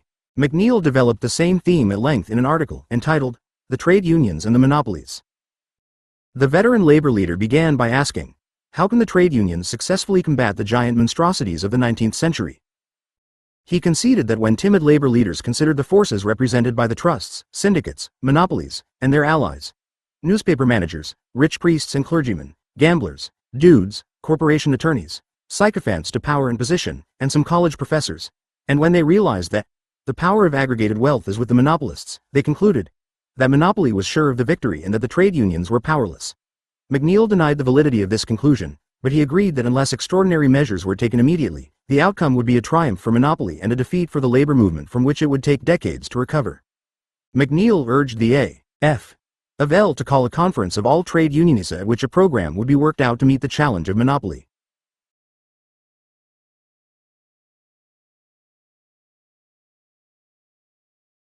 This program should include 1. A re-evaluation of the problem of trade union structure in order to arrive at the one best suited to organize the mass production, monopolized industries in which the unskilled and semi-skilled workers were becoming the majority of the labor force. 2. The launching of a campaign to organize the unorganized regardless of skill, race, creed, color, sex, and nationality, and for which purpose there should be a pooling of the financial resources of the trade unions to establish a system of revenue, commensurate with the seriousness of the work at hand. 3. Cooperation and unity of the craft unions in the trustified industries to match the powerful combinations of the employers instead of leaving it to each craft union individually to tackle a giant mass production industry. In short, guerrilla warfare must be replaced with a system of scientific warfare. 4. Provisions for feeding and otherwise assisting the workers who would fight the battles against the trusts, and, if need be, they should be pensioned when hopelessly disabled by lockouts or blacklisting. 5. Alliances should be worked out with all organizations and groups, particularly of farmers and small businessmen, ready to join in opposition to the power OT trusts, syndicates and monopolies, with the trade unions retaining jurisdiction over all matters of wages, shop rules, strikes, etc. 6. Educational clubs should be established, under the leadership and control of the labor movement, to rally the entire population against the monopolies. The war for the emancipation of labor is now on, McNeil concluded. We cannot win against monopoly by making faces at each other, or at the enemy, or by platform denunciations. We have written platforms, amended constitutions and adopted resolutions. We have cried out, agitate, educate and organize, and all this has been well, but now we must learn as well as teach. We must sacrifice our time, money, and, harder still, our peculiar fads, and join hands with all who will help in the struggle for industrial liberty. This remarkable outlook and program was widely reprinted in the labor press and aroused widespread discussion in labor circles. 6. A number of trade unionists, particularly in industries which were rapidly becoming trustified, endorsed McNeill's detailed plan of action and urged the A.F. of L leadership to call a conference for the purpose of carrying it into effect. Special emphasis was placed upon McNeill's call for instantly initiating a concerted, united drive to organize the unorganized regardless of skill, race, creed, color, sex, and nationality. Henry Weissman, treasurer of the Bakers and Confectionery Workers Union, which faced the emerging Cracker Trust, endorsed McNeill's proposal and warned, if the workers fail to organize more successfully and particularly so in the leading industries before the process of concentration is complete and the trusts are almighty, then indeed, will they be unable to offer organized resistance through either the boycott, label or strike. Competition will then be a thing of the past, the strike and boycott will very naturally become obsolete. And if entire trades are controlled by trusts before the men have built up their organizations, the possibility of organization and subsequently of successful strikes will be remote indeed. 7. Indifference of A.F. of L. This timely warning had no effect on the A.F. of L leadership. McNeill's call for action and his detailed program to meet the threat of rapidly developing monopoly were ignored. There was no need for concern, the A.F. of L leaders insisted. The Federation and its affiliated unions had demonstrated the ability of craft unionism to survive the gravest economic crisis in American history up to this time. Time would prove that this type of unionism could effectively meet the needs of the workers even in an era of trustification. The members of the A.F. of L. could rest assured that they belonged to an organization that possessed the power to deal effectively with the problems emerging from the trustification of industry as it had with the problems connected with the severe economic crisis. 8. In fact, those who were spreading alarm in labor circles over the rise of the trusts did not seem to realize that there was nothing especially new in this development requiring radical changes in the A.F. of L's policies. They do not understand, Gompers wrote optimistically in December 1896, that the trust is simply an evolution from the old-time individual establishment merged into partnerships, into corporations, and finally into the company of corporations, the trust. Experience will demonstrate that there is a power growing, which will prove more potent to deal with the trusts, or if the trusts possess any virtue at all, that they shall be directed into channels for the public good. And that power is the much despised labor movement. Wait and see. 9. The workers waited, but what they saw hardly bore out Gomper's optimistic prediction. They saw giant trusts emerging in every phase of American economic life. They saw the majority of the A.F. of L unions attempting vainly to develop organization along craft lines in industries which had obliterated craft distinctions, and they saw by the turn of the century that the men who had called for a new program and a new form of unionism to meet the challenge of the trusts had spoken the truth when they warned that the failure to follow this path would be disastrous. By the turn of the century, unionism had hardly scratched the surface of the trustified industries. In the main, small, fragmentary unions existed on the outer fringes of these industries, recognized by a few independent, minor concerns. If they retained any foothold in these industries, they were only able to gain recognition for a small section of the workers employed by the trusts in return for agreeing not to organize the vast majority of the workers. 10. County Route 6, Fort Unionism and the Trusts. There are hundreds of letters from affiliated unions informing the A.F. of L leadership of their failure to make any real dent in the trustee. Leaders of these unions were unalterably opposed to any suggestions that they launch campaigns to organize the trusts, arguing that to do so was to run the risk of losing the independents who tolerated the union only because possession of the union label gave them a certain advantage, enabling them still to compete in certain parts of the country with the trust. Should our organization change its policy and attempt to organize the American and Continental companies, the two great non-union trusts in the tobacco industry which, through interlocking directorates were one and the same institution, wrote E. Lewis Evans, Secretary-Treasurer of the National Tobacco Workers Union, AF of L, we should at once lose the confidence of the independent firms. They would then drop what support and influence they are now giving us. The label would be useless to them, as a factor in competition with trust goods, and they would drop it, and our organization would lose 90% of its membership. E. Lewis Evans to Gompers, September 12. November 14, 99, APL Corps. This policy, however, did not save the union. On the contrary, it hastened its decline.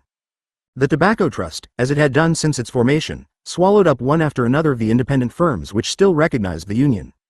In 1903, Secretary Evans acknowledged that for all practical purposes, the union was dead, killed by a fatal disease that has developed in the trade, called the Tobacco Trust. E. Lewis Evans to Frank Morrison, September 23, 1903, APL Corps. American Federationist, September, 1903, page 68, Herbert R.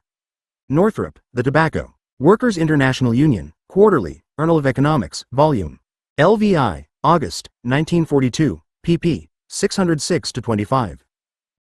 Fide Industries. I presume you are aware, Gompers was informed early in 1899 that the Western Union Telegraph Company is opposed to organized labor and that any employee affiliating with such as soon as known is discharged and blacklisted.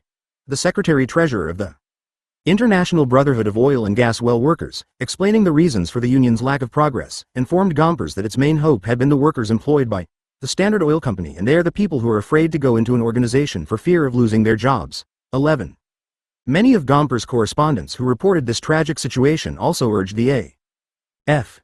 of L leadership to adopt a form of organization suited to meet the problems emerging from the rise of trustified, mass production industries. Our present form of industrial organization does not meet the requirements of the hour. W.D. Mahan wrote to Gompers, there is no organization of labor able to meet and defeat the combination of capital that is arrayed against it. Instead of bringing victory and strengthening our cause, it, the present form of organization, discourages, weakens and fills the country with discontented workmen. Let us make the Federation something more than it has ever been. 12. It was a futile appeal. The leaders of the A.F. of L frowned upon any policy, any program that threatened craft unionism. Industries might be trustified and revolutionized by mechanization and division of labor. The industrial area that lent itself to craft union organization might narrow down and, in many cases, disappear, but nothing must jeopardize the principle of craft unionism. Only craft unionism was legitimate unionism. Industrial unionism, which would eliminate or diminish craft jurisdictions that gave basic strength and stability to the labor movement, would doom the A.F. of L as surely as it had doomed the K of L and the American Railway Union. 13. Oblivious to the fact that mechanization had reduced the number and importance of the skilled workers in the iron and steel industry, the leaders of the Amalgamated Association of Iron and Steel Workers clung to the craft union form of union structure that was utterly inappropriate in this mass production industry. 14. Shattered as an effective organization in the Homestead Strike of 1892, the Amalgamated Association was reduced to a nonentity soon after the formation of the U.S. Steel Corporation. Following a strike in 1901, unionism in the Steel Trust was crushed. 15. The Amalgamated, in the settlement, agreed not to endeavor to organize non-union mills and workers in return for recognition in the few union mills where it had previously been recognized, except where these had become non-union during the strike. 16. Thus the steel industry, America's basic and most monopolized industry, operated as an open shop. The A.F. of L's craft union in the industry just barely managed to maintain its existence by holding to a handful of skilled workers, employed largely in the small, independent plants. The basic cause for the lack of unionism in the iron and steel industry was pointed to by a U.S.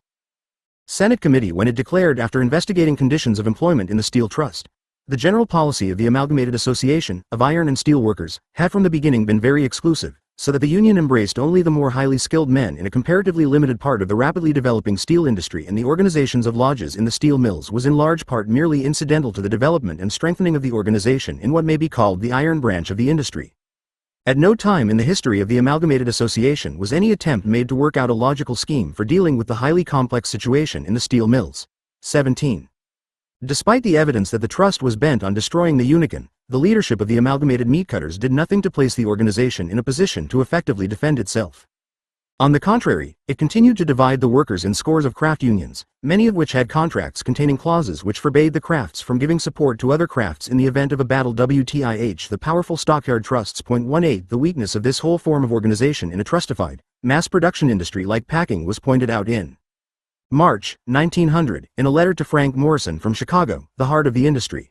Our experience proves a separation in this craft is not only detrimental to the interests of the workers but also creates that discord and dissatisfaction which injures rather than advances their cause and the cause of all workers employed in this industry. When a union or rather a divided organization attempts to secure better conditions, in most instances, it has failed and the workers have lost hope in the union, and their reorganization is a most difficult obstacle to overcome.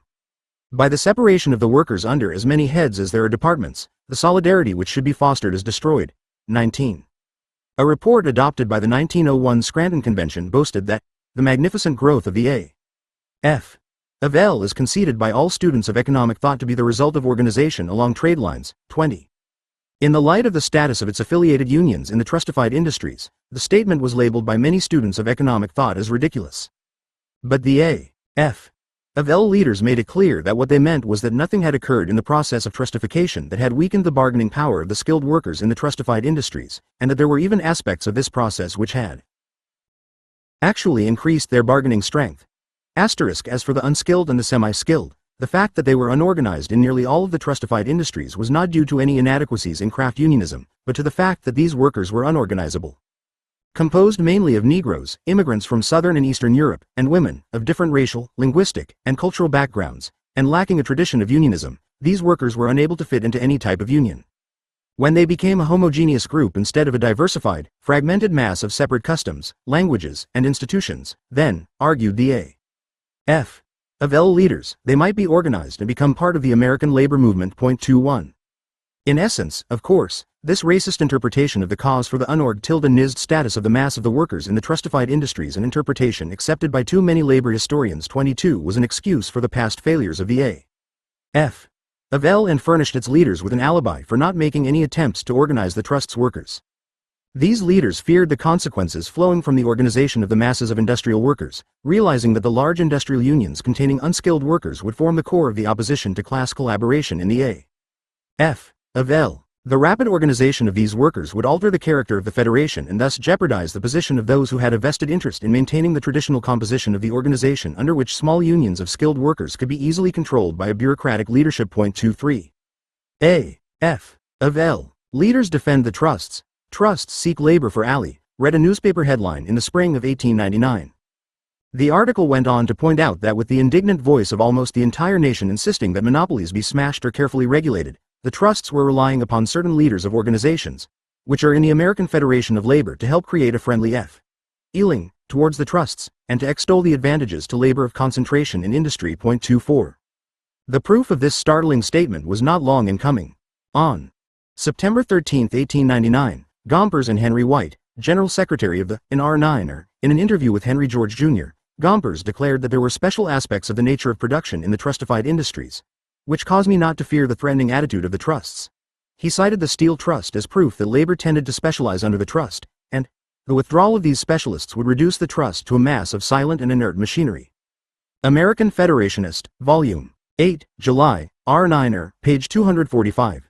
Just at the precise time this was published, the A.F. of L's craft union in the Steel Trust was being reduced to a powerless nonentity. United Garment Workers addressed the widely publicized Interstate Trust Conference held under the auspices of the Chicago Civi Federation. Both of these A.F. of L spokesmen upheld the position that organized labor had nothing to fear from the rise of the trusts. Their argument was that businessmen would pay high wages only if assured of high profits, and this could be done only if the number of firms was limited and cutthroat competition eliminated. The trusts and other industrial combinations were inevitable economic developments, against which legal action would be futile and unwise. But their power could be harnessed by another inevitable economic development, the organized labor movement.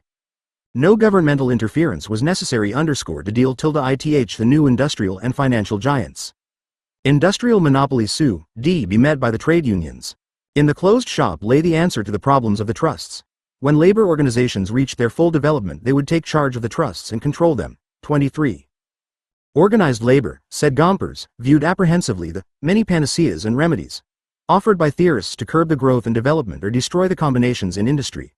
We have seen those who know little of statecraft and less of economics urge the adoption of laws to regulate interstate commerce, prevent combinations and trusts, and we have also seen that these measures, when enacted, have been the very instruments employed to deprive labor of the benefit of organized effort.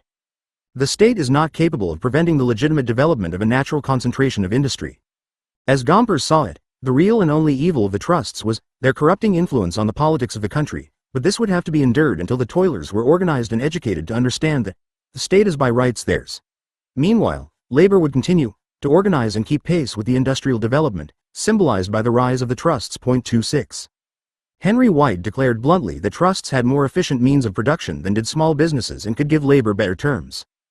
Working men are only too familiar with the disheartening reply when asking for an increase of wages, can't afford it on account of competition. The trust method, at least, changes that situation as far as ability to concede better conditions are concerned. Moreover, the trusts, by lowering prices, paying higher wages and making employment more, the conference was projected in April, 1899, by Ralph M. Easley, Secretary of the Civic Federation of Chicago, who was shortly to become Secretary of the National Civic Federation. Easley was extremely anxious to have Gompers attend and address the conference. In that way, the conference would be sure that the labor point of view would be eminently sane, and would contain No threats nor forebodings, nor pessimism nor despair. Ralph M. Easley to Gompers, June I. July 18-19, August 5, 8, 22, 1899, AFL Corps. Certain, rendered panics less likely to occur. In short, the workers had no quarrel with the trusts, they simply demanded a share in the profits. The trusts were evidently willing to concede the workers these benefits because they were recognizing their unions and signing collective agreements with them. To be sure, workers were wondering if they would continue to do so, but he, for one, had no doubt that they would. It would be the height of folly for the trusts to attempt to destroy the unions, for they would then be faced with wild and revolutionary uprisings. 27. The speeches of the A.F. of L spokesmen at the trust conference were widely and gleefully reported in the press. White was invited to repeat his address to organizations of businessmen throughout the country, and he readily complied. 28 Gompers was praised for his calm confidence in stating that unions are able to take care of their own interests in connection with these industrial combinations. The Chicago Record commented, Mr. Gompers knows the sentiments of the trade unionists of the country, and undoubtedly he represents their views correctly when he expresses opposition to repressive legislation against trusts. 29. Workers protest defense of trusts. The editorial writer for the Chicago Record was evidently unaware of the fact that reports were pouring into A.F. of L headquarters at Washington, D.C., contradicting his conclusion. The speeches of the A.F. of L spokesman at the trust conference aroused widespread indignation in labor circles. Officials of A.F. of L affiliates who were engaged in a life and death struggle with the trusts in the mass production industries reported that their members were furious and were denouncing Gompers and White for whitewashing the combines that were destroying their unions. A.F.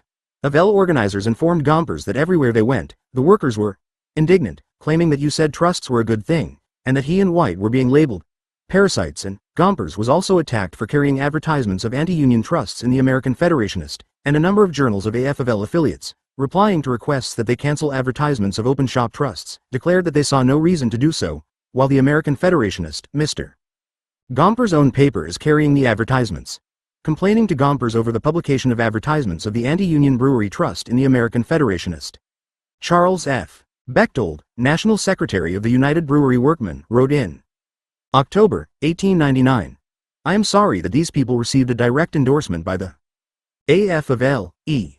Lewis Evans to Gompers, June 13, 1899, enclosing clipping from Denver Industrial Advocate, August Hertfelder to Gompers, September 27, 1899, Herman Robinson to Gompers, September 22, 1899, J. F. Lawrence to Gompers, September 21, 1899, Chas. F. Bechtold to Gompers, October 9, 1899, AFL Corps. Traders of the Labor Movement, the A.F.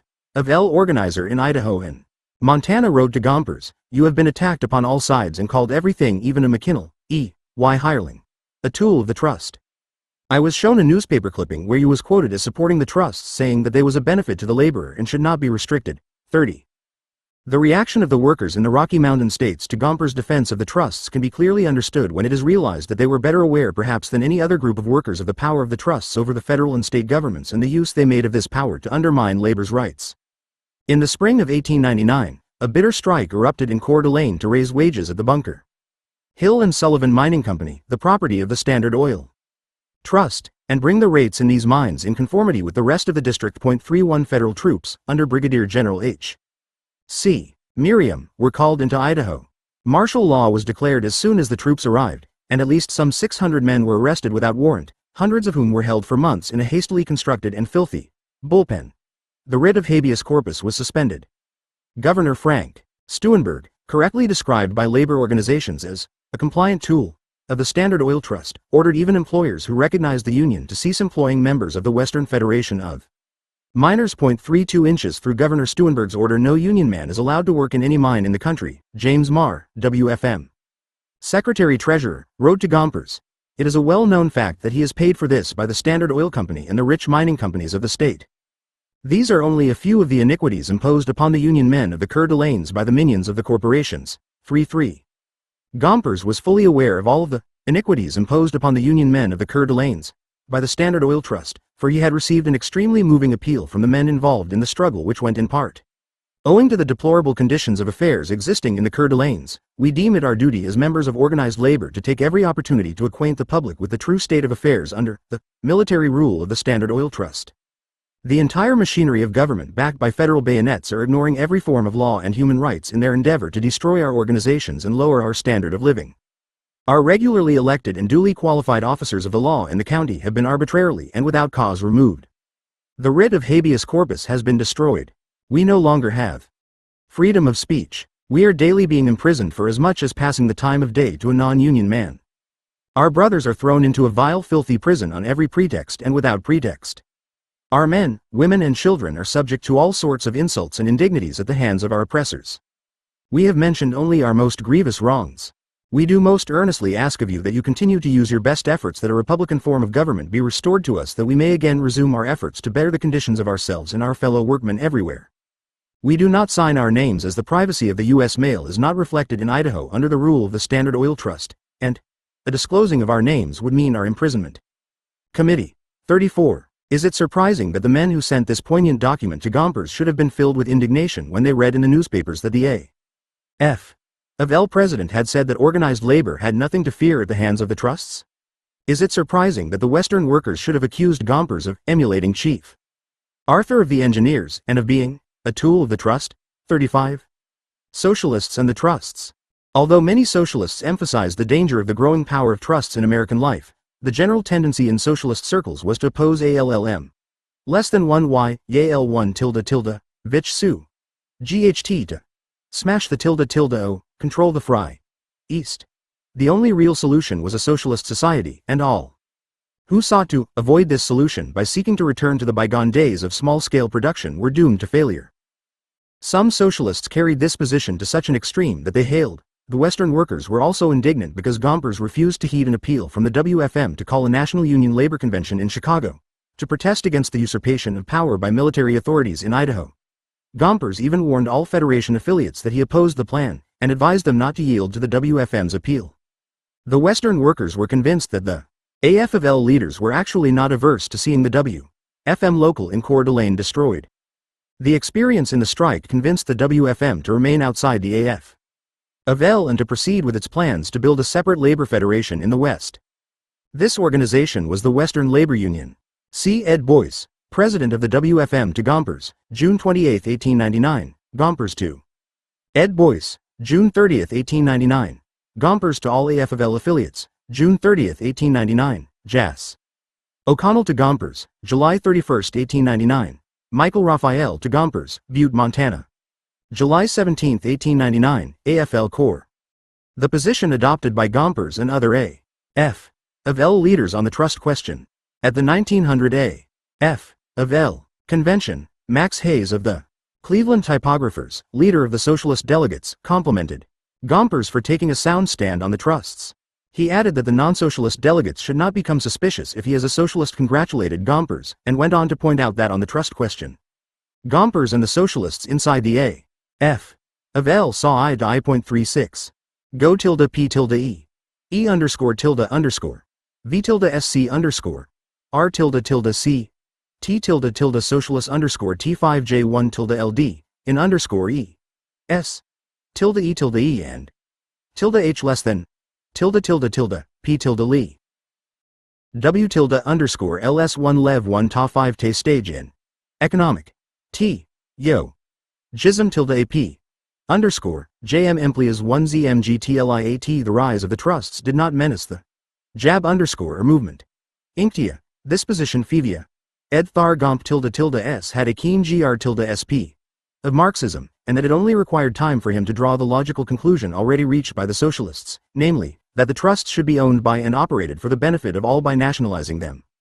These socialists naively contended that the existing trusts should be preserved and the growth of new trusts should be encouraged. The greater the number of trusts, the easier it would be to establish socialism, for it would be infinitely easier for the government to take over a few large trusts than hundreds of thousands of small business enterprises. In line with this approach, Ohm's socialist journals even published each WE_KA list of newly formed trusts, and hailed these reports as a herald. Q. F underscore T. He. C.O. Ling Triumph of Socialism, 37. These socialists, of course, failed to understand that while Marxism agrees that it is impossible to return to the days of small-scale production and that it would be economically backward to attempt to do so, it does not mechanically accept the growth of the trusts as basically a progressive development. Indeed, by cutting themselves off from the struggle inside the A.F. of L against the stand of the leadership on the crucial question of the trusts, these socialists were taking an anti-Marxist position. They completely failed to answer the question. Just what were the workers who were thrown out of employment by the trusts, and those whose unions were being crushed by the trusts and whose conditions in the newspapers carried frequent reports of workers who were discharged by the trusts because of the monopolists' program of restricting output and raising prices and profits. AF-L organizers constantly reported that trusts in various parts of the country closed down plants and discharged the workers. A typical report, sent to Gompers by Frank M. Truce, AF-L organizer in Massachusetts on January 14, 1900, read, "The trust having absorbed the plant of the Salem wire and nail mills has thrown 350 people out of work here and the trusts are tearing out the machinery and shipping it elsewhere. AFL Corp. For other evidence of such practices by the trusts, see John Swinton, How the Trusts Squeeze Working People, New York World, June 13, 1900. Mark Hanna's, Moral Cranks, and OTHE1S. A Study of Today, by William H. Muldoon, Brooklyn, 1900, pp. 330-31. New York Tribune, April 18, XGAA. Trustified industries were growing worse, supposed to do until the coming triumph of socialism? Few of the critics of the A.F. of L spokesmen for the trusts differed with their contention that it would be fruitless to attempt to return to the small, competitive enterprises that characterized American industry before the growth of monopoly. They felt strongly, however, that, as John Swinton put it, monopolies or trusts should not have those powers which enable them to play tricks with the price of commodities and to play the deuce with the wages and rights of labor. 38 They felt, therefore, that instead of publicly defending the trusts, the A.F. of L leaders would do better to join the rising mass movement which sought to curb the power of monopoly. Nor were they impressed too strongly by the argument that to do so would run the risk that unions themselves would be prosecuted as combinations in restraint of trade. By playing an active role in the rising antitrust movement, labor could exert influence to prevent legislation aimed at curbing the trusts from being used to curb the trade unions. Moreover, if labor did nothing, there would be few unions in the trustified industries to be curbed by any type of legislation. 39.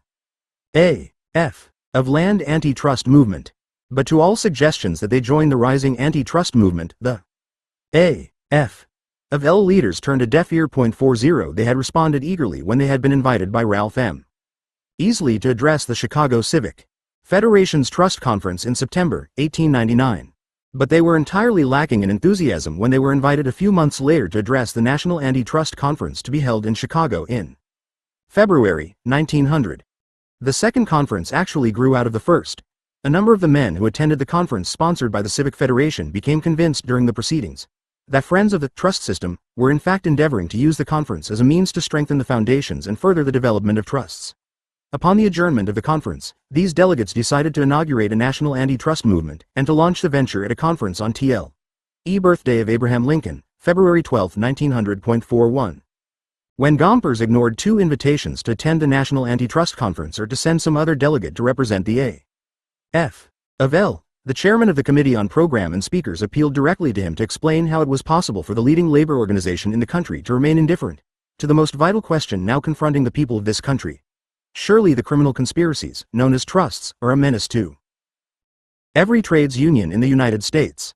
The truth of this has been recognized by the great labor organizations of the world. The responses to our call from every part of the country indicate that the people are ready to rise in their majestic strength to crush the monopolistic power of the trusts. Is it possible that the trades unions are not to unite with the other patriots in this supreme nonpartisan effort for liberty and justice? Referring to the fear expressed by A.F. of L spokesmen that unions themselves might be prosecuted as combinations in restraint of trade under legislation proposed by antitrust movements, the spokesman for the National Antitrust Conference wrote, "You will observe, it is not the principle of association or combination which is attacked in the call. The principle of association of men or of capital is one thing, a combination organized to filch from the people their hard earnings through the establishment of monopolies is another and wholly different thing. And it is the latter, not the former, which is the subject of our attack. Is there any reason why the trades unions should not join us in this contest? The Federation of Labor is based upon the right of the working people to combine for the protection of labor. The exercise of this right is in conformity with the principles of justice and meets with our cordial approval, but the trades unions enjoy no special privileges. They are not organized to create monopolies. Should not private monopolies be abolished? Remove the special privileges which directly or indirectly are granted the trusts, and by which they secure undue advantage, and it is believed that the evil in them could not live. At least the trusts could then only survive, like labor organizations, on their merit. In view of the great importance of this matter to the country at large, including your organization, we again invite you, provided your organization is in sympathy with us, to send us the name or names of one or more who will represent the Federation of Labor in this great conference. I beg to add that an invitation is hereby further extended to any representative of your organization whom it may select to deliver a brief address. 42. Silence was the only answer to this moving appeal. More than 1,000 delegates, representing 31 states, 2 territories in the District of Columbia, met together on Lincoln's birthday in Chicago to discuss the trust problem. Among them were men like John Peter Altgeld, James B. Weaver, Mayor Samuel J. Jones of Toledo, Mayor Tom L. Johnson of Cleveland, and John W. Hayes, General Secretary-Treasurer of the K of L. The delegates voted to set up the American Antitrust League, whose members would give practical effect to their antagon FSM to mists by giving preference in their patronage to non-trust products as far as possible. 43. Not a single delegate from the A.F. of L was present. Gompers not only would have nothing to do with the gathering, but when he learned that several federal labor unions, affiliated to the Federation, were planning to send delegates, he warned them that they risked expulsion if they did not remove all references to the A.F. of L in the printed material or releases they issue. The organizations acquiesced, and the name of the A.F. of L did not appear at the National Antitrust Conference. 44. The National Civic Federation. Meanwhile, the A.F. of L leaders were allying themselves with a movement which grew out of the Trust Conference held under the auspices of the Chicago Civic Federation. On September 25, 1899, the New York Mail featured the following report. A National Civic Federation, encouraged by the results of the Trust Conference, recently held under its auspices, the Civic Federation of Chicago has decided upon a larger scope of operations. The president of that organization, Mr. Franklin H. Head, one of the great business leaders of the West, has been authorized to appoint a committee of 25 whose duty it shall be to form a National Federation. The Committee of 25, with Ralph M. Easley as secretary, nominated an advisory council of 500 to assist in the formation of the National Civic Federation. This council, Easley boasted to Gompers in April 1900, was composed of only representative, conservative, practical men of affairs, and no federal or state officeholders, professional politicians, cranks, hobbyists or revolutionists have been knowingly included. The proposed advisory council was made up of 10 divisions: manufacturing, agriculture, college, labor, church, finance, commerce, law, transportation, and general organizations. In short, representatives of employers, wage earners, and the public, that myth of a supposedly neutral force in the class struggle perpetrated by the powers that be. As Easley pointed out to Gompers, the National Civic Federation would seek to eliminate the class struggle by reconciling labor and capital on the basis of reason and understanding. 45. The representatives of big business on the advisory council made it clear to the American workers just what they meant by reason and understanding. Heading the representatives of manufacturers was J. Ogden Armour of Armour & Company, whose workers in the trustified meatpacking plants were described by an A.F. of L investigating committee as white slaves, and whose products were being boycotted by many trade unions because of the trust's anti-union policies. Another representative of manufacturers was Lewis F. Swift, of Swift & Company, which was one of the 4 packing house firms which had just agreed among themselves never to sign a written agreement with the union. Another was Elbert H. Gary, president of the Federal Steel Company, who had played a leading role in wiping out unionism in this trust. Still another was Cyrus H. McCormick, president of the McCormick Harvesting Machine Company, who had broken the union in this giant industry as far back as 1886 and had blacklisted all workers who had anything to do with labor organizations. Other representatives of manufacturers had also gained notoriety for their anti-union policies.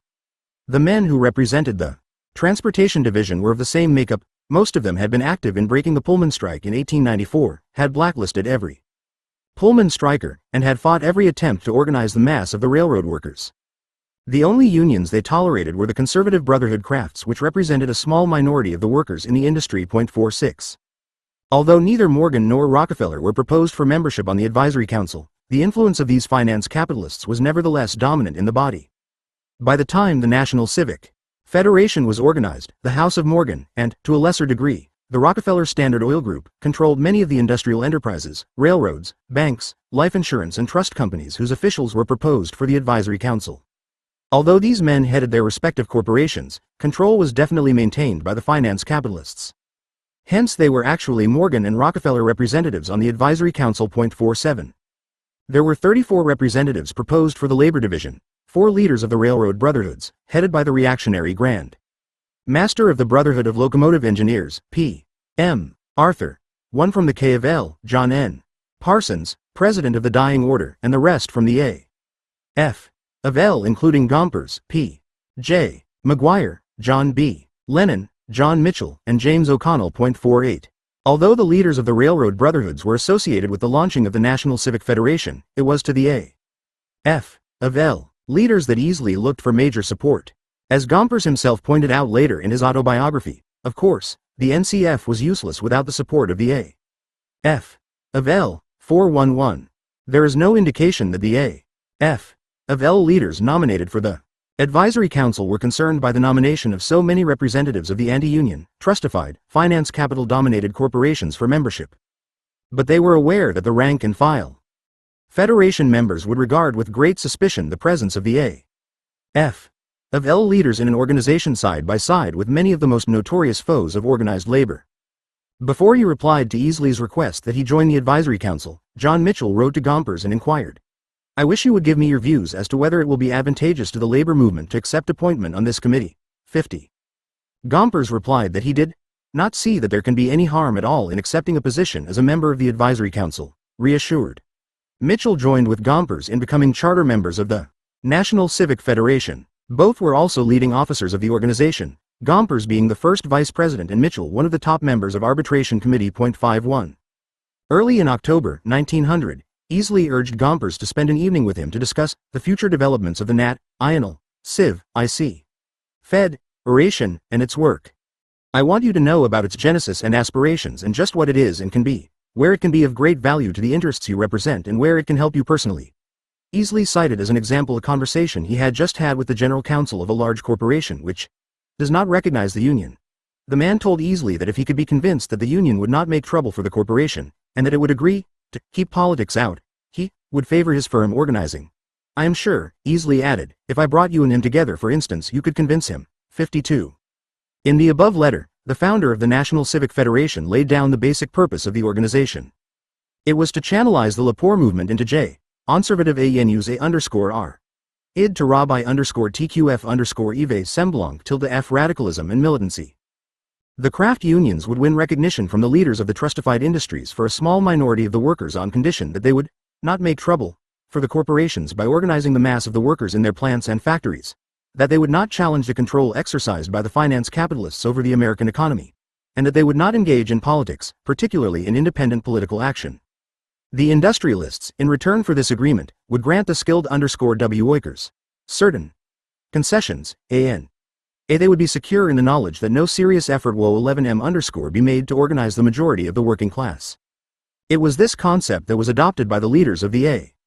F. of L. when they participated in the founding of the National Civic Federation and began in the fall of 1900 to play leading and active roles in the organization, together with the leading representatives of the trustified, finance capital-dominated industries.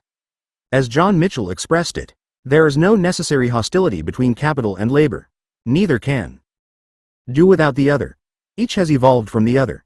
There is not even a necessary fundamental antagonism between the laborers and the capitalist. Broadly considered, the interest of one is the interest of the other, and the prosperity of the one is the prosperity of the other." 3. In a letter to Mark Hanna, who, during his brief tenure as first president of the National Civic Federation, was considered as J. P. Morgan's representative on the organization, Mitchell stressed the same theme, emphasizing that as the concept became more widely understood, strikes and lockouts may become unnecessary. The whole philosophy and purpose of the National Civic Federation was summed up by the Catholic World in an editorial on the occasion of the organization's second annual industrial conference in 1901. For the first time in this country's industrial life did the accredited leaders of hundreds of thousands of toiling masses look into the sympathetic eye and grasp the friendly hands of men who control much of the invested wealth of the country. The editorial was aptly entitled, "Marriage of Capital and Labor." 65. The editorial in the Catholic World marked the beginning of a campaign by the Catholic Church to permeate the AF of L with social principles based fundamentally on the ideology of conservative, pure and simple, trade unionism. This campaign, however, did not really get underway until a few years later and thus belongs outside the scope of the present discussion. For an interesting summary of this campaign and its influence, see Mark Carson, The Catholic Church and the Political Development of American Trade Unions, 1900 to 1918, Industrial and Labor. Relations Review, Volume IV, July, 1951, pp. 528 ff. Chapter 25, Labor and Socialism, 1897 to 1901. In June, 1897, Eugene V.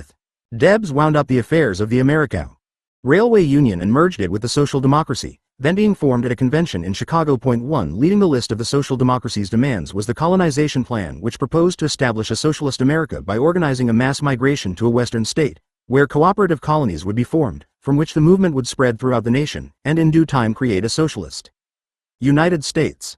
A political platform was also adopted calling for public ownership of all industries controlled by monopolies, trusts and combines, the public ownership of all means of transportation and communication, of all public utilities, all mines and all oil and gas wells, a shorter workday, a system of public works for the employment of the unemployed, the adoption of the initiative and referendum and proportional representation, and the establishment of postal savings banks. The ruling body of the Social Democracy was to be the National Board. Debs, the dominant figure at the convention, was named chairman. The 4 other officers had all been prominent leaders of the ARU, and all had been in Woodstock jail with Debs. The Railway Times, organ of the ARU, was transformed into the Social Democrat, the new party's official organ. 2. Social Democracy gains adherents. 2 months after its founding, the Social Democracy gained a most valuable addition to its membership, the Jewish Socialists of the East. Many of these socialists had long been chafing under the domination of Daniel de Leon and the philosophy of the SLP under his leadership. They had followed with intense interest the Western developments which 388 culminated in the formation of the Social Democracy. They had a great admiration for Debs, stemming from the time of the Pullman strike, and they regarded the Social Democracy as a genuine American movement led by a Native American working-class leader of militant convictions and high integrity. On January 7, 1897, the oppositionists, among the Jewish socialist members of the New York branches of the SLP, led by Dr. Isaac A. Horich, Meyer London, Joseph Barondess, Abraham Cahan, Lewis E. Miller, and Morris Winchesky, broke away from the organization. With the founding of the Social Democracy of America, they promptly established Local No. 1 of the new party. 3. From July 31 to August 2, 1897, the convention of the New York Jewish Socialists met in Chicago. There were present 58 delegates representing 1,200 members of the Socialist Labor Party and about 10,000 trade unionists. Horich and London, in behalf of Local No. 1 of the Social Democracy, persuaded the convention, by a vote of 40 to 10, to pass a resolution condemning sectarianism and favoring affiliation with Debs' movement. The resolution stated that the Social Democracy steadily strove to attain the ideal of socialism. 4. This welcome addition increased the strength of the party. Another gain of importance was the support given by the Milwaukee Socialists, led by Victor L. Berger. On July 9, 1897, the Milwaukee Independents, as they were called in socialist circles, formed a branch of the Social Democracy. This brought to the new party the strong movement that had been built up in the important Wisconsin city.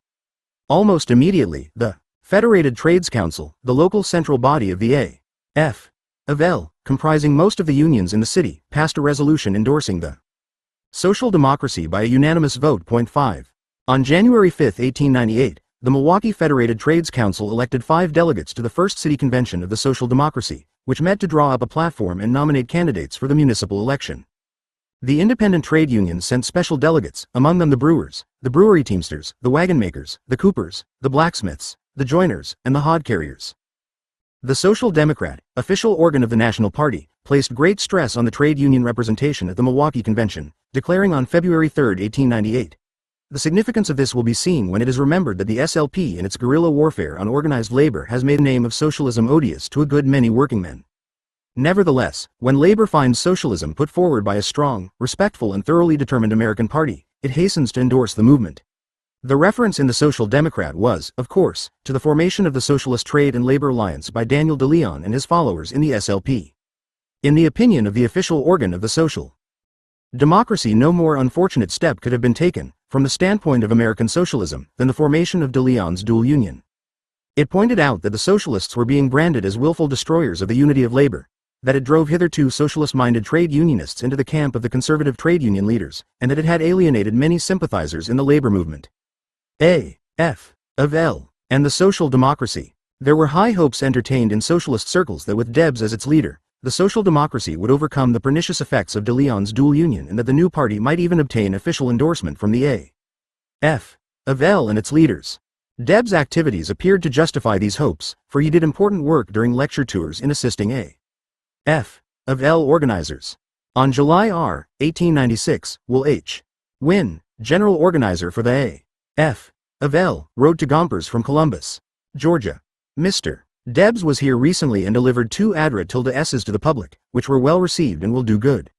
Debs' brief stay here has done us more good on this line, of organizing and educating the workers, than we have done in years. 6. Wynne's enthusiastic appreciation of Debs' contributions was not shared by the top A.F. of L leadership. Indeed, Gompers, McGuire, and other Federation leaders were alarmed by the reports from organizers telling of the interest among A.F. of L rank and filers in the formation of the social democracy, and the feeling on the part of many members, who stand very close to Debs, that some good might be done by such an organization if it were so managed as to not conflict or interfere with the trade union movement. 7. In an effort to squelch such feelings, Gompers published a sharp criticism of Debs for advocating the colonization scheme, charging that the program was a threat to the trade unions since it sought to draw workers away from the struggles in the industrial areas being led by the unions. 8. Even some of Debs' staunchest supporters in the A.F. of L agreed with Gompers, but urged him to hold off final judgment until it was clear which way Debs would move. If he will hold fast to the trade union as well, wrote Robert Askew, Secretary-Treasurer of the Mine Workers Union in Michigan, he will make a success, but to abandon the trade union and to enter entirely on the cooperative system will only mean failure for his grand idea. 9. But the A.F. of L leaders dismissed the suggestion that they postpone judgment on Debs and the social democracy. After learning that President M.D. Ratchford of the United Mine Workers had summoned Debs to help the union in the Great Bituminous Strike which began July 4.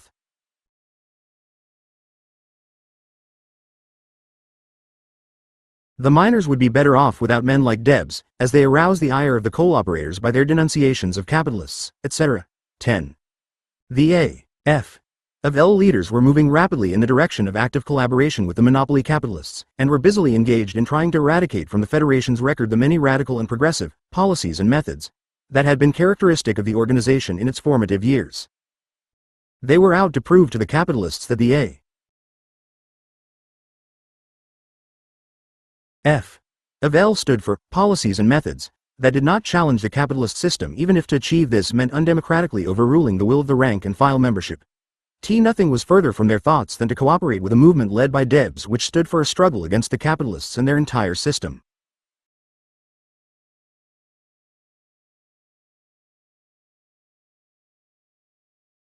Nonetheless, Gompers and other A.F. of L leaders were basically correct in their criticism of the colonization program.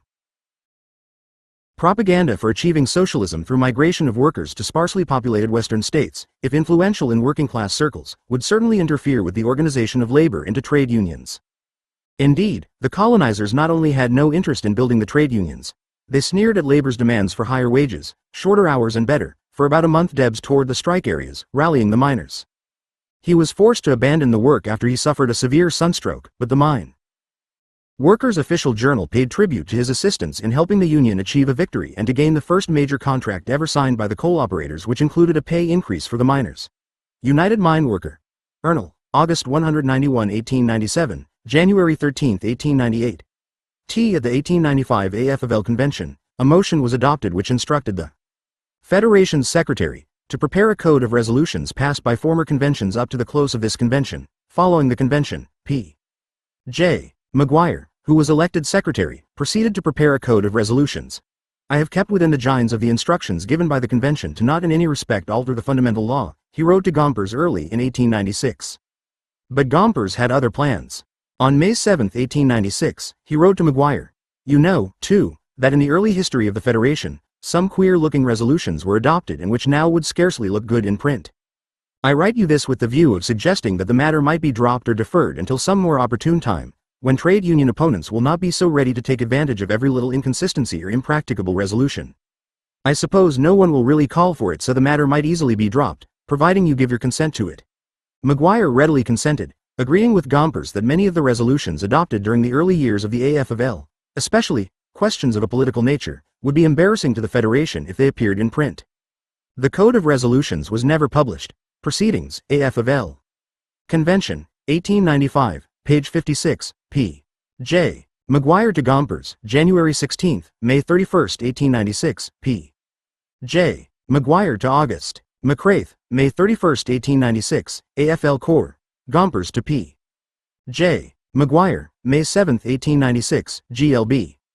Working conditions. They called on the workers to give up strikes for these causes and concentrate solely on building colonies in the western states. 11 Small wonder that even Deb's admirers in the A.F.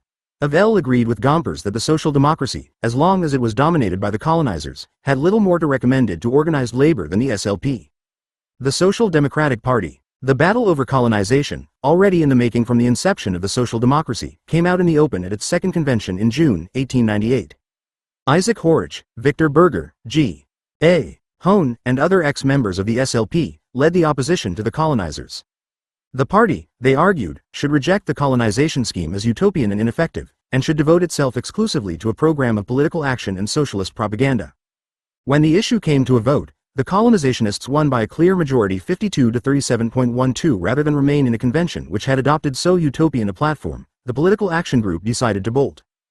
Led by Berger and Kelleher, the bolters proceeded at once to a neighboring hall where they voted to found the Social Democratic Party to be composed only of socialists who believed in the principles and program of international socialism. The new party, basing itself firmly on political methods, would be a class-conscious, revolutionary, social organization. 13. The platform adopted by the NAV party showed .cli less than _tilde ETH. Ohm, list movefiant. Mad C. E. Tilde ILNI tilde G tilde he _L. GP tilde Phil. JNFL 1. 1N tilde S of the tilde G, onizationists. Although the social democracy had, under D. leadership of Deos, taken some interest in the trade union movement, the 1897 platform, because of the dominance of the colonizationists, contained no specific provisions about the relationship of the party to the trade unions. The platform of the new party did not neglect this vital question. It distinctly favored cooperation with organized labor, and this issue was regarded as important as the party's program of political action. The organization of labor into national and international unions was encouraged. Strikes and boycotts were declared useful and necessary working DOS weapons, and the party went on record in support of organized labor no matter what the political affiliation of the trade union was. All socialists were required to join existing unions and support the unions. Economic activities. RB tilde Y must not. UUDE approximately 0.9 RCUM.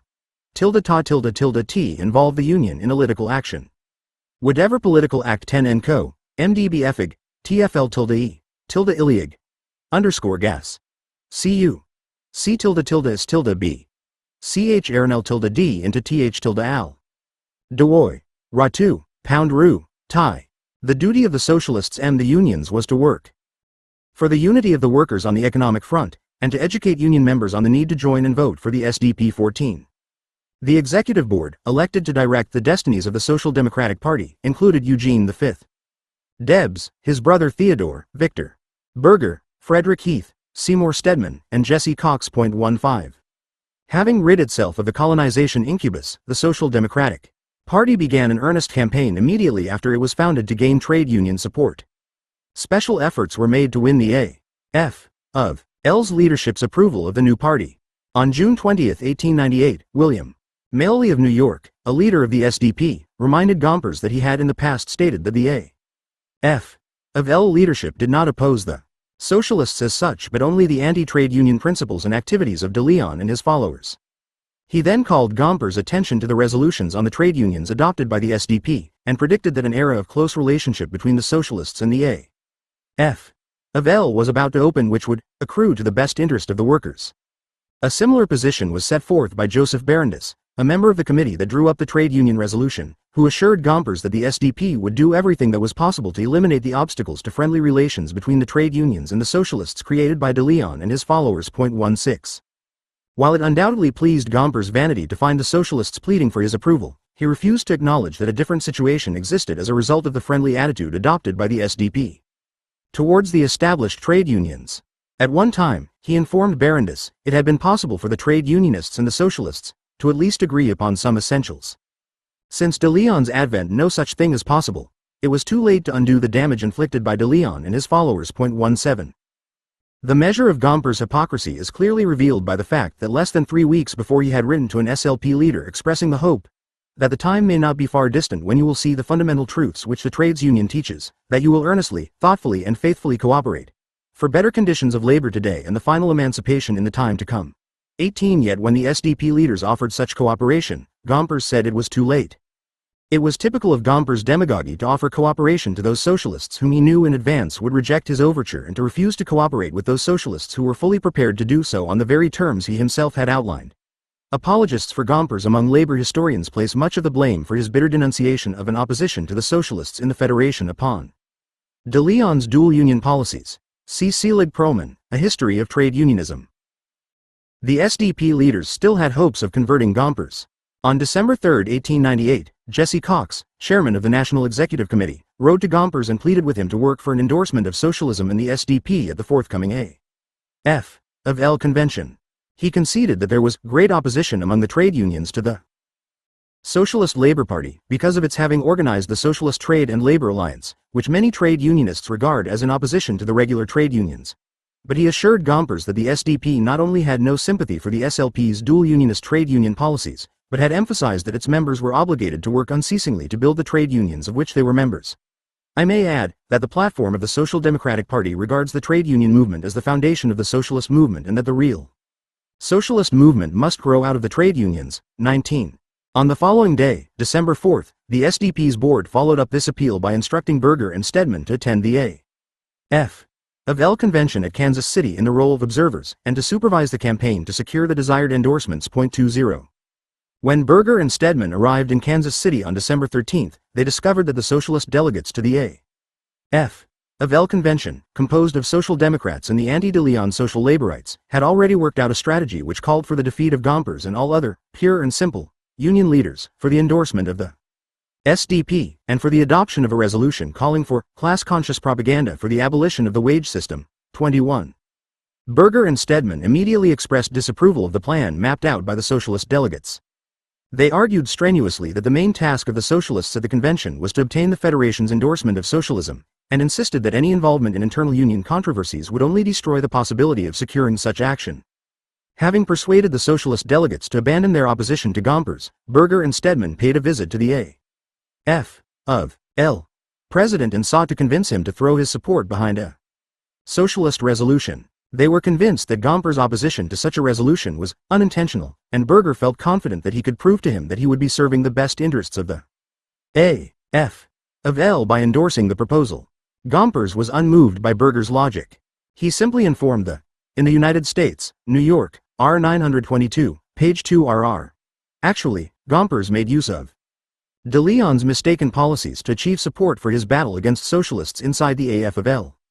De Leon's dual union policies gave Gompers a powerful weapon in this battle, for many workers came to regard all socialists as destroyer. Less than LF the unity of labor. Emissaries from the SDP's national office that the rank and file A.F. of L members were not yet ready to endorse socialism, and that it would be incorrect for the leaders to move ahead of them on such issues. 22. The failure to win over the A.F. of L president doomed the socialist resolution. Despite vigorous convention debate, Gompers' machine remained firm. But the final vote -1,791 against and 493 for the resolution 23 gave the SDP leaders cause for glee. The fact that more than 1/5 of the vote had been CA-T for the resolution, despite Gompers' opposition, appeared to them to signify that the A.F. of L was moving in the right direction. They were convinced that within 2 years the Federation would take the SAM, advanced ground for socialism, as had their brothers in the Breer One Shish Trade Union Congress who had endorsed nationalization of THF means of production and distribution. Even Gompers would prob too early come along, for Berger reported that after the convention had C1 adjourned, the A.F.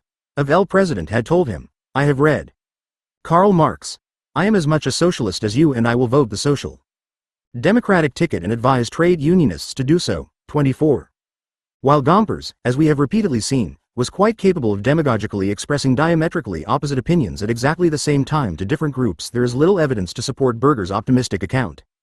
In a press interview in the fall of 1896, Gompers had publicly denounced the socialists as demented men and enemies of the labor movement. 25. While he referred primarily to de Leon and his followers, he said nothing thereafter to indicate that he thought differently of others in the socialist movement. On the contrary, it was at the 1898 convention that Gompers expressed his implacable hostility towards the socialists and their principles, and made it clear that he included all types of socialists, De Leonites and anti-De Leonites, in his denunciation of them for seeking to lure our movement into such a vortex of complications and capture our movement as a tail to their political kite. 26. Events at the A.F. of L 1899 convention convinced the SDP leaders that they were making enormous progress in converting the Federation to socialism. For the convention adopted a resolution calling upon the trade unionists of the United States, and workingmen generally, to study the development of trusts and monopolies with a view to nationalizing the same. 27. But this resolution was quickly forgotten in the atmosphere created by the National Civic Federation. At the 1900 convention, a resolution expressing the same policy, introduced by Max Hayes of the Cleveland Typographical Union, was disapproved by the committee to which it was referred. For the original resolution, a substitute was offered by the committee to the effect that the best way to combat the trusts is for the wage earners to organize into respective unions of their trade or craft. And we also renew the recommendation that the workingmen study the development of trusts and monopolies. The demand for the nationalization of the trusts had been dropped. Even then, Max Hayes predicted that it was only a question of a year or two before the Federation went on record for socialism. 28. The SDP and the Independent Labor Party. While the effort to advance the cause of socialism by converting the top leaders of the trade union movement was proceeding at A.F. of L. conventions, the SDP was actively engaged under the lower levels where, at least, attempts were made to lead the workers in day-by-day struggle. The tremendous victories scored in Haverhill, Massachusetts, where in 1898 and 1899 a socialist mayor and socialist councilman and assemblymen were elected, flowed from the leadership given by the SDP in a series of strikes of shoe workers and railway workers. 29. In New York City, too, the SDP reaped the fruits of leadership in the day-to-day struggles of the workers, and had not the party's leaders interfered, the socialists would have established an important relationship with organized labor on the political front.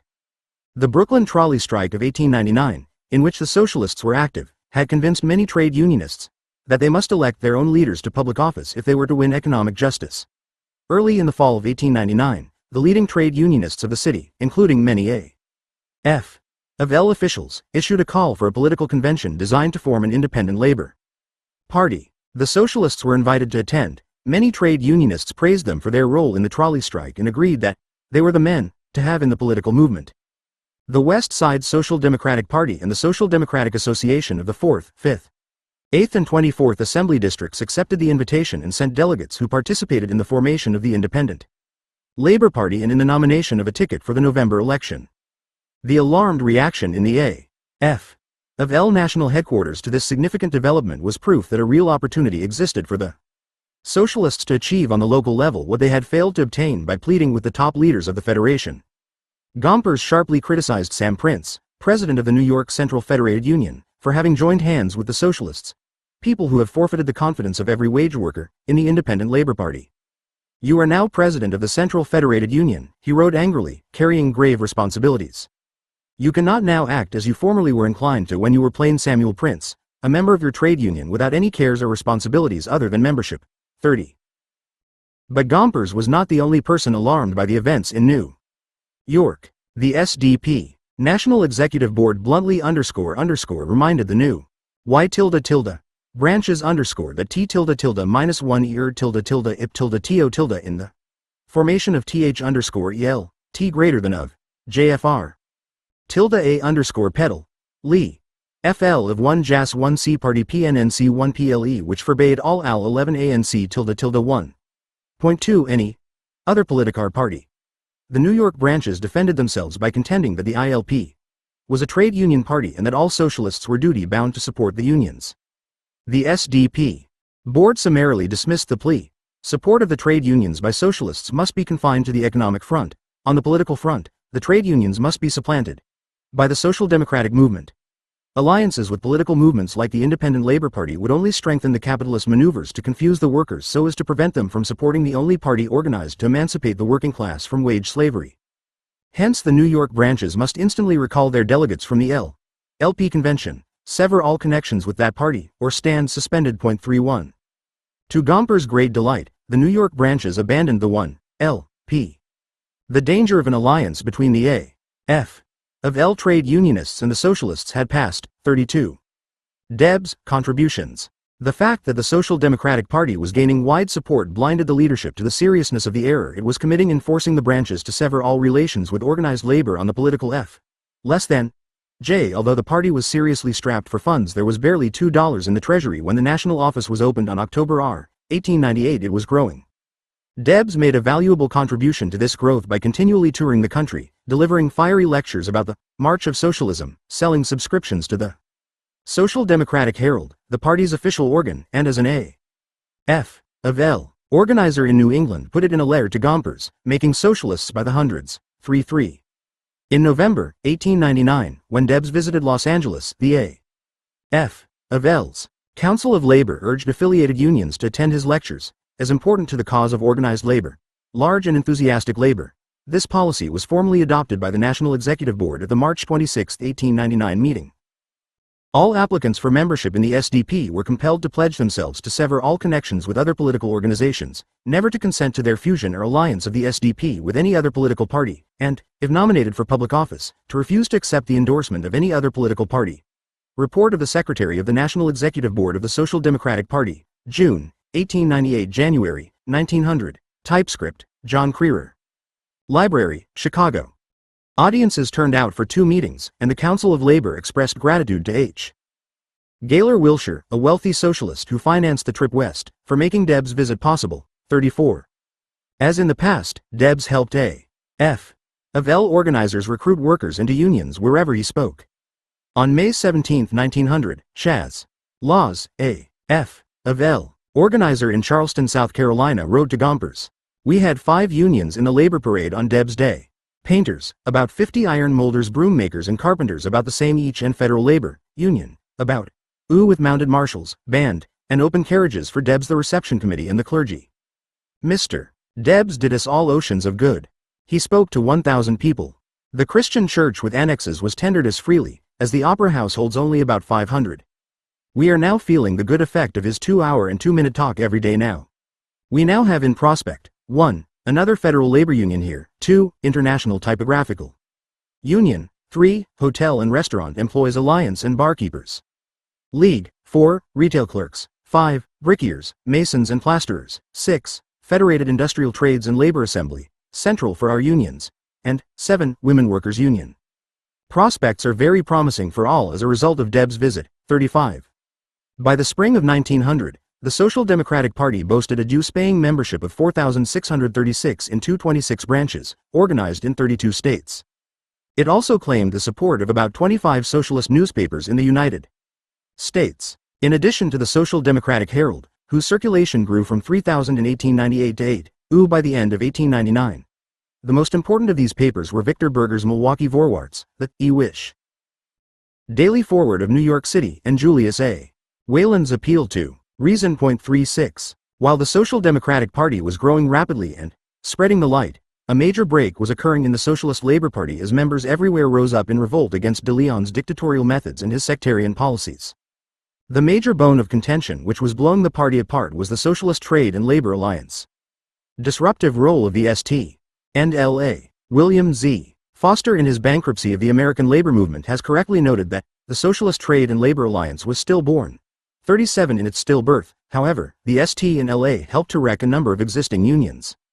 In 1892, there were more than 40 unions affiliated with the United Hebrew Trades in New York City, and other organizations of the UHT had been established in other cities too. But by 1897, there were only 5 or 6 New York unions left.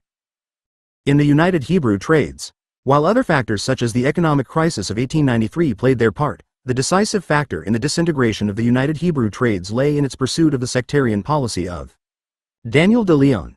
The participation of the UHT in the St. and L.A. caused such disruption in its ranks that scores of locals soon went to pieces. The same tragedy befell the United Hebrew Trades of Philadelphia after it joined the St. and L.A. 38.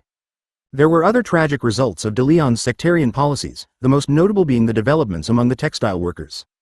When the alliance was initiated, the socialists were already in the leadership of the National Union of Textile Workers, affiliated with the A.F.L. As soon as the alliance was launched, the socialist leaders of the union abandoned all attempts at organizing the unorganized textile workers, and concentrated solely on taking the union out of the A.F.L. and into the St. and L.A. In November 1896, H. Littlewood, the Socialist General Secretary of the NUTW, visited Columbus, Georgia, and other southern textile centers. He spent no time discussing organizational problems with the textile workers, confining himself to bitter denunciations of the A.F. of L and to appeals for support of the newly organized alliance. The people endorsed Littlewood's mission and called upon all socialists in the textile union to leave the federation of the pure and simple labor fakirs and organize strictly upon the lines of the Socialist Trade and Labor Alliance. 39.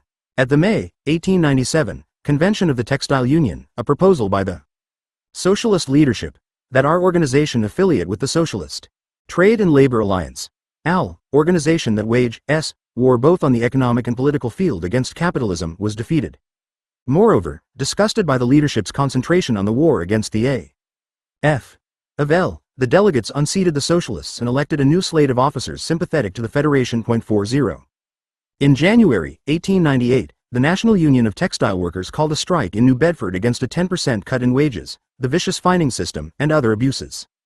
Several thousand workers were involved in the struggle, which spread to other New England textile centers and attracted nationwide attention. In the midst of the struggle, the ST and LA entered the picture, denouncing the A.F. of L Union for betraying the Sertikers. The Alliance's leadership launched an independent strike, called upon the workers to abandon the existing struggle, leave the NUTW, and join the movement led by the ST and LA. De Leon himself went to New Bedford to further the Alliance's cause. In an address delivered in the City Hall on February 11, 1898, he launched a bitter attack on the Union was organized in 1891 and received its charter from the AF of L. In the same year, socialist control took place in 1894 and 1895. A.F. of L and the NUTW, accusing the Union of betraying the textile workers by leading them in a struggle for higher wages and shorter hours. These sops and concessions were of no value to the workers. The slogan of the strikers should be, "Socialism is the only means of abolishing wage slavery." Their weapon should be the ballot box, and they should tell the textile manufacturers that their days were numbered, for, with the falchion of the Socialist Labor Party ballot, we shall have laid you low for all time. 41. The disruptive role of the Alliance during the New Bedford strike was denounced by anti-De Leon socialists and the A.F. of L leadership alike. Writing to Gompers on March 13, 1898, T.F. Tracy, leader of the NUTW's strike committee, pointed out, "Debs was there, at New Bedford, Thursday night and had a big meeting. Think of it, every officer of a union in town sat on the platform. He addressed 2 meetings Friday and formed a branch of the Social Democracy. I had a talk with him Thursday night on his attitude toward trade unions and he favors them. I asked Debs if he endorsed the policy of the SLP and the ST and LA and their agents in trying to disrupt the unions. He went after them in good shape and advised them to join their unions, and it was like throwing a bomb into them. The SLP will not last long in New Bedford, as Debs has made an impression on all here, and even men with a red button are denouncing De Leon for his attack on the National Union of Textile Workers. 42. Although Gompers conveniently overlooked the constructive role Debs and the Social Democracy played in the strike, he left no stone unturned in acquainting the entire labor movement of the treacherous conduct of De Leon and the ST in LA. 43. The dual union raids of the Alliance, its interference in strikes called by the A.F. of L, its open strike-breaking role in these struggles, and its unwillingness to fight for immediate demands climaxed by the events at New Bedford not only drove many workers into the camp of the conservative labor leaders but even disgusted many of the unions which had affiliated with the Alliance. By the end of 1898, more than half of them had resigned. Following the 1898 ST and LA convention, the powerful New York Central Labor Federation characterized the Alliance's dual union policies as futile and withdrew in disgust. Betway approximately 11_th_spring. Q. FXB. GQ and the _S. Uinmer QF 189 tilde. TL1E Ali _A. L. tilde had ISIC. D _ 28 charters and in tilde EA second tilde. Approximately 1. C. 11 burrs. Tilde ill, _2, tilde QQ9 tilde. M tilde. Tilde pound tilde S tilde L, C tilde Anna tilde TZJE tilde B dot ers tilde R, _7 WA tilde TMG and after MT. Tilde, approximately 98 S1, tilde F _ convent 10N. The union that was rapidly to revum 10 MZE, the American labor movement, was left in 1899 with a few thousand members, for the most part socialist, leaders, a sectarian and impotent letterhead organization. 44. Isolation by cutting out the tapeworm of immediate demands from the party's platform, leaving it with but one proposal for the revolution. The SLP convention also adopted a resolution prohibiting its members, on pain of expulsion, from accepting office in a pure and simple trade or labor organization. If any officer of a pure and simple trade or labor organization applies for membership in the Socialist Labor Party, he shall be rejected. The resolution passed the convention by a vote of 61-2, and it was ratified later by a referendum vote of the SLP. Membership, the tiny sect of de Leon's followers. 45. The Socialist Party. At a convention at Rochester, New York, on January 29, 1959 SLP. Members led by Morris Hillquit, Job Harriman, and Max Hayes, repudiated de Leonism and the Socialist Trade and Labor Alliance, and adopted a position in favor of all trade unions regardless of their political affiliation. With but a single dissenting vote, the convention voted in favor of unification with the Social Democratic Party so that all socialist elements in the country could make a more effective fight against capitalism. A committee was appointed to work out the details of unification, and the Social Democrats were invited to appoint a similar committee. 46.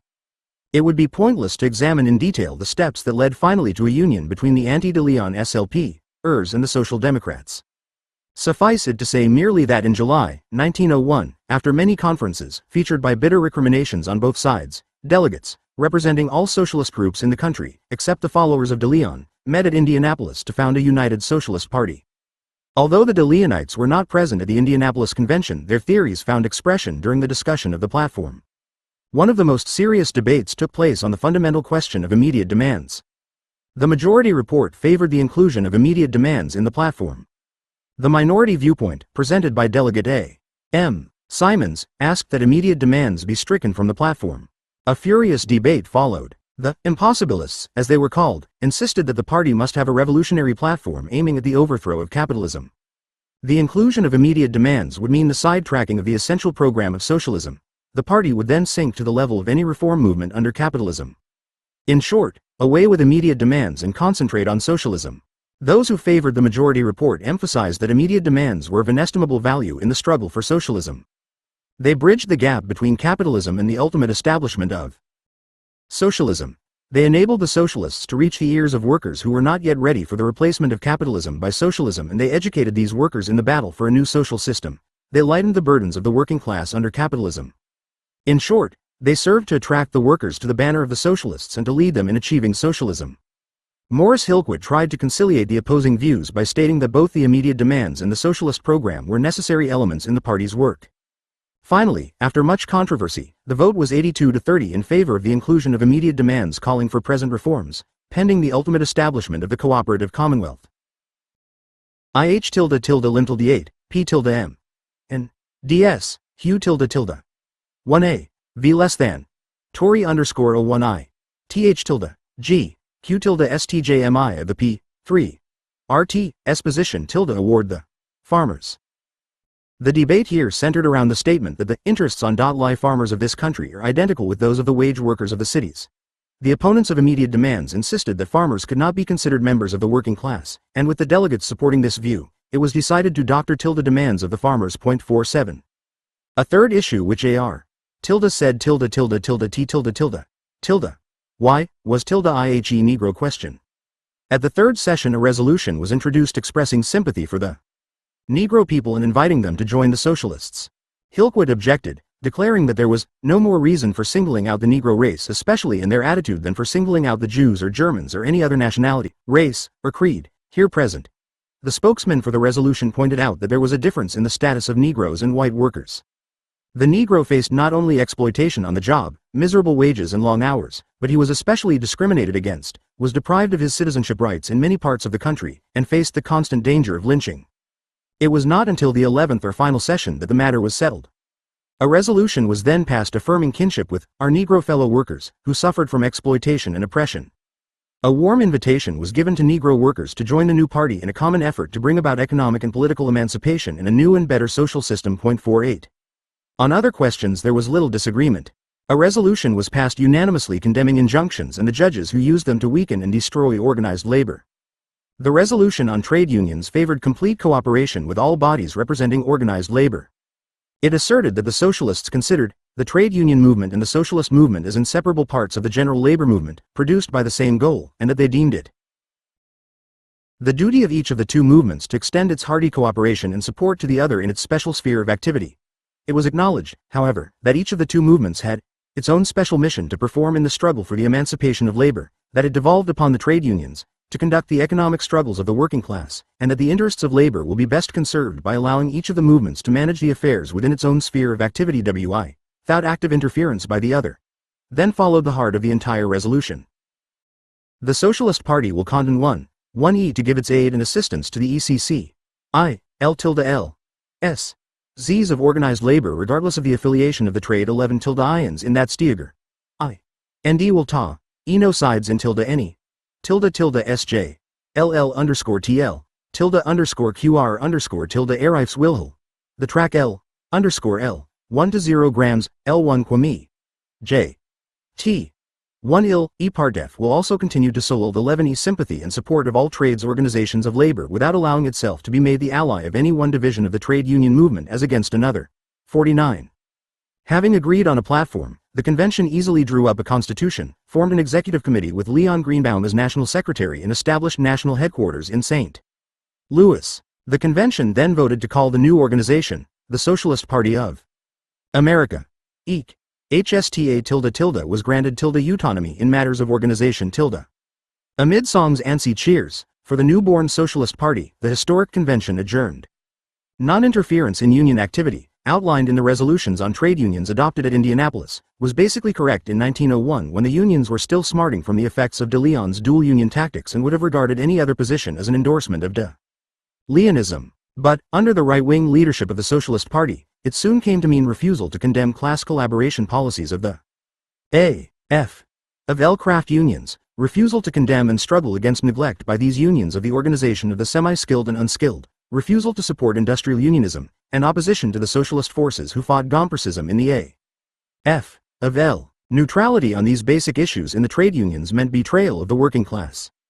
In states where a different name had or might become a legal requirement, it was permitted for the socialists to function under a different name. Wisconsin. Socialists kept the name Social Democratic Party. Chapter 26. Labor and the Spanish-American War. Finance capital was dominant in the United States by the closing years of the 19th century. And as Victor Perla points out, the conquest of the United States economy by finance capital led to the accumulation of a superabundance of capital in a few hands. The law of capitalism is continuous acquisition. The monopolies had to find new fields for investment of their surplus capital.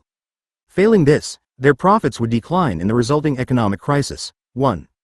The Depression, which began in 1893, sharply pointed up the monopoly's need for new outlets for surplus goods and for excess capital outside the continental boundaries of the United States. Increased productivity of the workers had seriously widened the gap between what they produced and what they could purchase with their wages. The surplus goods piled up for lack of foreign markets, bursting the warehouses. With monopoly profits building up record-shattering reserves of capital, the super returns on investments in colonial areas could not be ignored by the Morgans, the Rockefellers, and their fellow monopolists. Spelling out Wall Street's urgent need for empire, the Senate Committee on Foreign Relations reported on March 16, 1898.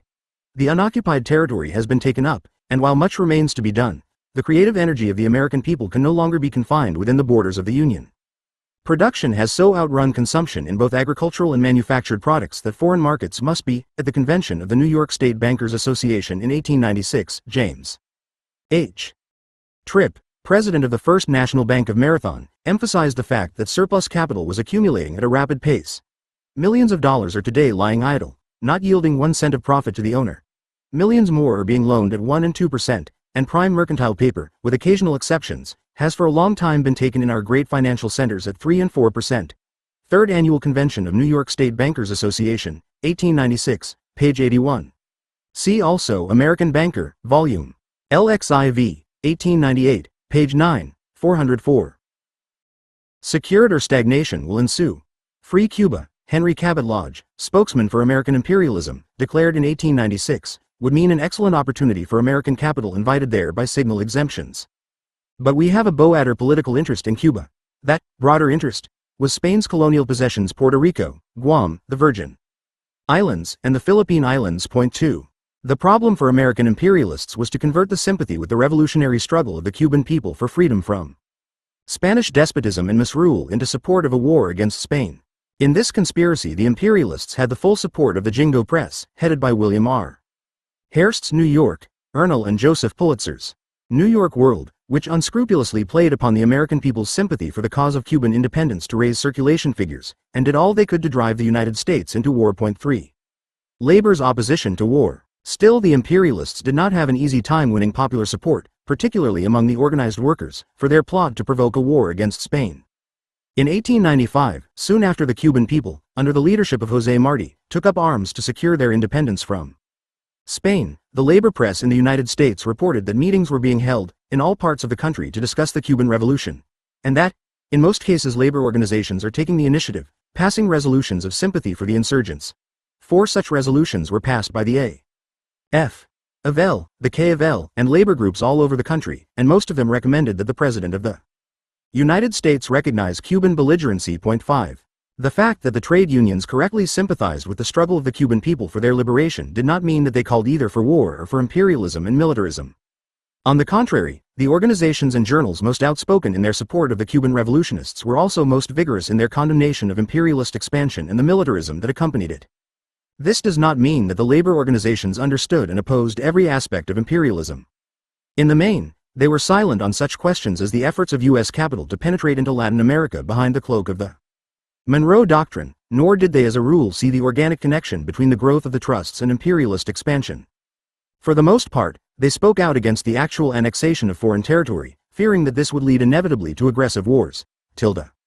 Labor's firm opposition to war was voiced time and again throughout the 189.7 addressing a meeting of the New York Central Labor Union, called to voice labor's opposition to war against Great Britain over the Venezuela boundary dispute. Gompers lashed out at the warmongers. Labor is never for war. It is always for peace. It is on the side of liberty, justice and humanity. These 3 are always for peace. Who would be compelled to bear the burden of a war? The working people. They would pay the taxes, and their blood would flow like water.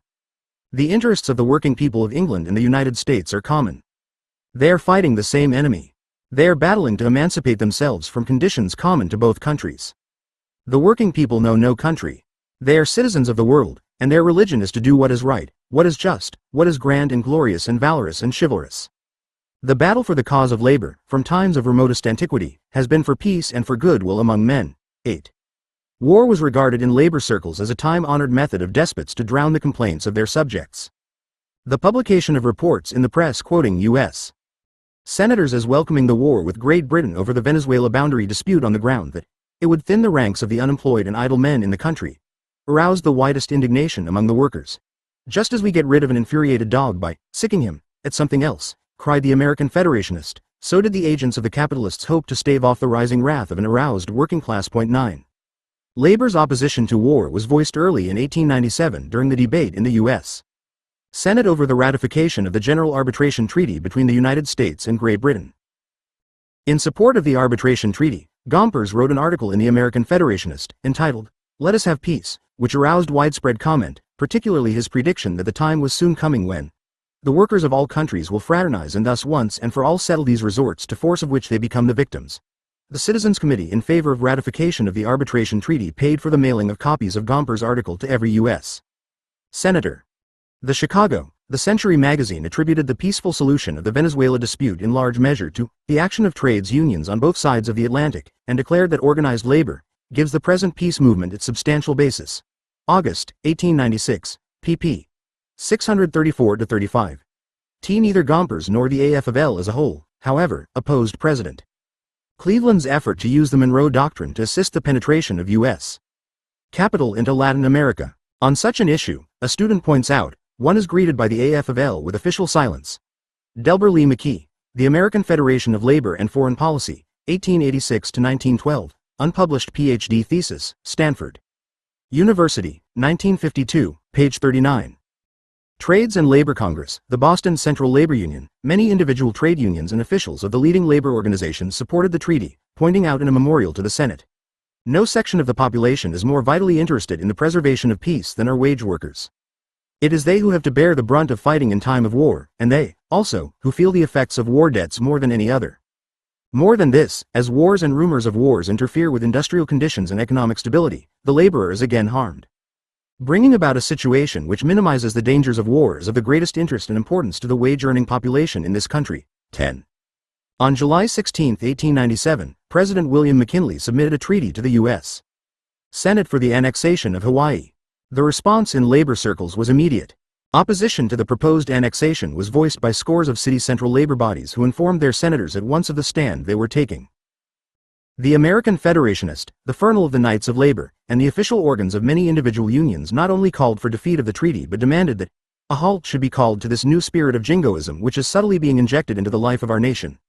Workers could gain nothing from the vain glory of territorial extension, for, declared the American Federationist, behind this cry of glory there exists real danger to the liberties of our citizens, perhaps the decadence of our republic and the degeneration of our people. 11. The labor movement denounced the proposed annexation of Hawaii as a scheme of the millionaires, a capitalist conspiracy to reintroduce into the United States the contract labor system outlawed by Congress in 1885. The fact that the Senate had voted down an amendment to the Treaty of Annexation that would have repealed the contract labor laws in Hawaii convinced many trade unionists that once Hawaii was annexed, the contract labor system would spread to the United States. This feeling was strengthened by statements in the Senate which boasted that if contract labor was good enough for Hawaii, it was good enough for the United States. 12. This feeling was further reinforced by the Arago decision of the Supreme Court, January 25, 1897, in which case, Robertson v. Baldwin, the majority ruled that courts could compel seamen to fulfill their contracts, and pointed out that the contract of a sailor has always been treated as an exceptional one, and involving to a certain extent the surrender of his personal liberty during the life of the contract. However, Justice John M. Harlan protested that there was nothing to prevent succeeding courts from including other occupations in the exceptional category. Eventually all workers would be compelled to work under the contract labor system. U.S. Reports, Volume CLXV, New York, 1897, pp. 282-83. 1897 A.F. of L. Convention. At the 1897 A.F. of L. Convention, the issues of expansion, jingoism, and war were brought clearly to a head. The convention took a clear and decisive stand against territorial expansion by declaring its strong opposition to the annexation of Hawaii and asking the Senate to reject the treaty. On the questions of jingoism and war, however, considerable division arose. The reason is not difficult to discover. On the one hand, labor's passionate hatred of oppression and an equally passionate desire for freedom led delegates to support a resolution which urged that Congress should waste no more time in useless debates and diplomatic chicanery, but should take such immediate action as might tend to put an end to the indiscriminate murder of the common people of Cuba by the Spanish soldiery. Some delegates admitted that the policy advocated in the resolution might lead to a war with Spain, but they insisted that even this might be necessary to remove the disgrace to our civilization. The majority of the delegates expressed their sympathy for the Cuban struggle for freedom, but argued effectively that by adopting the PR-opposed resolution, the labor movement would only be adding fuel to the fire of jingoism which would result in involving the United States in war with the great European powers. One delegate was amazed that jingoism should find defenders on the floor of the American Federation of Labor. Another said that in a war with Spain, the working men would be the sufferers and the trade unions would be disrupted. Another asserted that war would play into the hands of the enemies of the trade unions. Still another pointed out that, if the Cubans had the independence, the American speculator wanted him to have the Cuban would not be independent, because it would simply be a change from the Spanish speculator to the American. In short, the majority of the delegates saw clearly the dangers involved in permitting their sympathy for Cuban freedom to be used by the imperialists and militarists. They voted to defeat the strong pro-Cuban resolution. The expression of sympathy for the Cuban people, adopted at the 1896 convention, was reaffirmed. 13 inches. The sympathy of our movement with Cuba is genuine, earnest and sincere, Gompers wrote in a private letter to Frank Morrison, summing up the A.F. of L position, but this does not for a moment imply that we are committed to certain adventurers who are apparently suffering from hysteria but who simply assume the role to attract attention to their unworthy selves. The A.F. of L would not permit these jingoistic elements to convert sympathy for Cuba into support of a war against Spain. 14. The opponents of the annexation of Hawaii, spearheaded by labor's effective campaign against ratification of the treaty, forced abandonment of the imperialist drive to acquire the islands. 15. But it was only a temporary abandonment. The imperialists had already laid plans to revive the annexation move once the United States became involved in the war with Spain. Remember the Maine. In January 1898, the Jingo press stepped up its campaign for a war with Spain over Cuba. On February 15, 1898, the Maine blew up in the harbor at Havana, and the death of 260 American enlisted men and officers fanned the flames of war. A naval court of inquiry investigated the cause of the explosion. In its report, it was scrupulously careful not to imply that Spain was responsible for the disaster, but the Jingo press and the imperialist spokesman in Congress ignored this fact, denounced Spain, and called for war. As the clamor for war against Spain increased, as the headlines in the press whooping it up for war became shriller extra by extra, leading trade unions made a valiant effort to stem the tide. The International Association of Machinists mourned for the loss of life on the Maine, but the loss of workers' lives in industry was even more horrible and costly. When the Maine sank, men raved and women wept, and the press called for vengeance. Yet the shooting down of workers in strikes, such as the unprovoked killing of 19 miners and the wounding of 35 others by the sheriff and his deputies in the Latimer Massacre, and the Carnival, to this day it is not known who blew up the battleship Maine. See Donald A. Hallman, The Destruction of the Maine, February 15, 1898, Michigan alumnus. Winter, 1954. The Latimer Massacre, one of the most cold-blooded crimes against the working class in American labor history, occurred on September 1897 during the Great Coal Strike. Sheriff Martin of Luzerne County, Pennsylvania, had issued a proclamation forbidding marching on the highways in an effort to prevent striking miners from visiting the mines and persuading the workers to join the strike. On September 10, the sheriff and about 100 armed thugs, honored by the designation of deputy sheriffs, ordered a group of miners to halt on the public highway where they were marching to the Latimer mine to get the men there to come out. The marchers were made up of Austrians, Hungarians, Italians, and Germans who had originally been imported into the mines by the operators to cut wages, but had begun to organize and to demand higher wages and better conditions. Suddenly, without warning, the deputies opened fire on the unarmed workers, killing 19 miners and wounding 35 others. The deputies kept shooting at the miners after they were scattered and were running away. The Review of Reviews reported with horror on October 1, 1897. Most of them were shot in the back. See also Hazleton, Pa. Times, September 13, 25, 1897. Hyman Kurtz, Pennsylvania State Government and Labor Controls from 1865 to 1922, unpublished Ph.D. thesis, Columbia University, History Department, 1953, pp. 123-25. Of carnage that takes place every day, month and year in the realm of industry, the thousands of useful lives that are annually sacrificed to the Moloch of greed, the blood tribute paid by labor to capitalism, brings forth no shout for vengeance and reparation, no tear, except from the family and friends of the victims. Trainmen and switchmen are murdered every day because of the non-equipment of cars with a device that will reduce danger to life and limb to a minimum. Machinists and engineers, firemen and conductors, and all other branches of the railroad service sacrifice their percentage of life and limb to the same insatiable gorgon. Death comes in thousands of instances in mill and mine, claims his victims, and no popular uproar is heard. 16. The Craftsman, official organ of the Connecticut A.F. of L., also refused to join in the hysteria being whipped up over the Maine explosion. It charged that the tragic incident was being deliberately used by the monopolists and their agents to drive the nation into a war against Spain whose outcome would be the end of liberty at home. It warned, the concentrated wealth, who control the government of the United States, are moving with alarming rapidity either to a military despotism or to such a curtailment of the ballot that the common people will have practically nothing to say in the legislation of the nation. See how this Maine disaster has been used. A gigantic and cunningly devised scheme is being worked ostensibly to place the United States in the front rank as a naval and military power. The real reason is that the capitalists will have the whole thing, and, when any workingmen dare to ask for the living wage, they will be shot down like dogs in the streets. 11. Labor had enough evils to fight at home, the coast seaman's Fernal insisted. War was an expensive proceeding that the working class pays for and gains least from. While war lasted, and for a long time afterward, the interest of the working class are neglected and frequently. A coroner's jury condemned Sheriff Martin for the wanton killings, and the sheriff and his deputies were placed on trial. But the outcome was a foregone conclusion. The trial was held in the midst of a terrific propaganda barrage against the foreign-born miners. Members of the jury admitted their prejudice against the foreigners, but were allowed to remain on the jury. As had been predicted, Sheriff Martin and his deputies were acquitted. Another blot on the history of our country, wrote United Mine Workers President M.D. Ratchford when the verdict was announced. Letter to Gompers, February 24, 1898, AFL Corps. In 1902, the Latimer Monument Committee, headed by John Mitchell, UMW. President, appealed to organized labor and its friends to contribute to a fund to perpetuate the memory of the Latimer martyrs by erecting a suitable monument. The monument was dedicated on September 1902, the 5th anniversary of the Latimer Massacre. Circular letter, March 25, 1902, AFL Corps. Terms that it would not fight, there would be no war. 18. The Railroad Brotherhoods echoed these sentiments. The railroad trainman's F. Ernle charged that the demand for war came from certain moneyed gentlemen, familiarly known as the Bulls and Bears of Wall Street. The workers, organized and unorganized, had nothing to gain from war, and the government should keep clearly in mind the all-important fact that they are not for war. 19. A few unions did succumb to the pro-war fever, the most important being the United Mine Workers, at the union's 9th annual convention.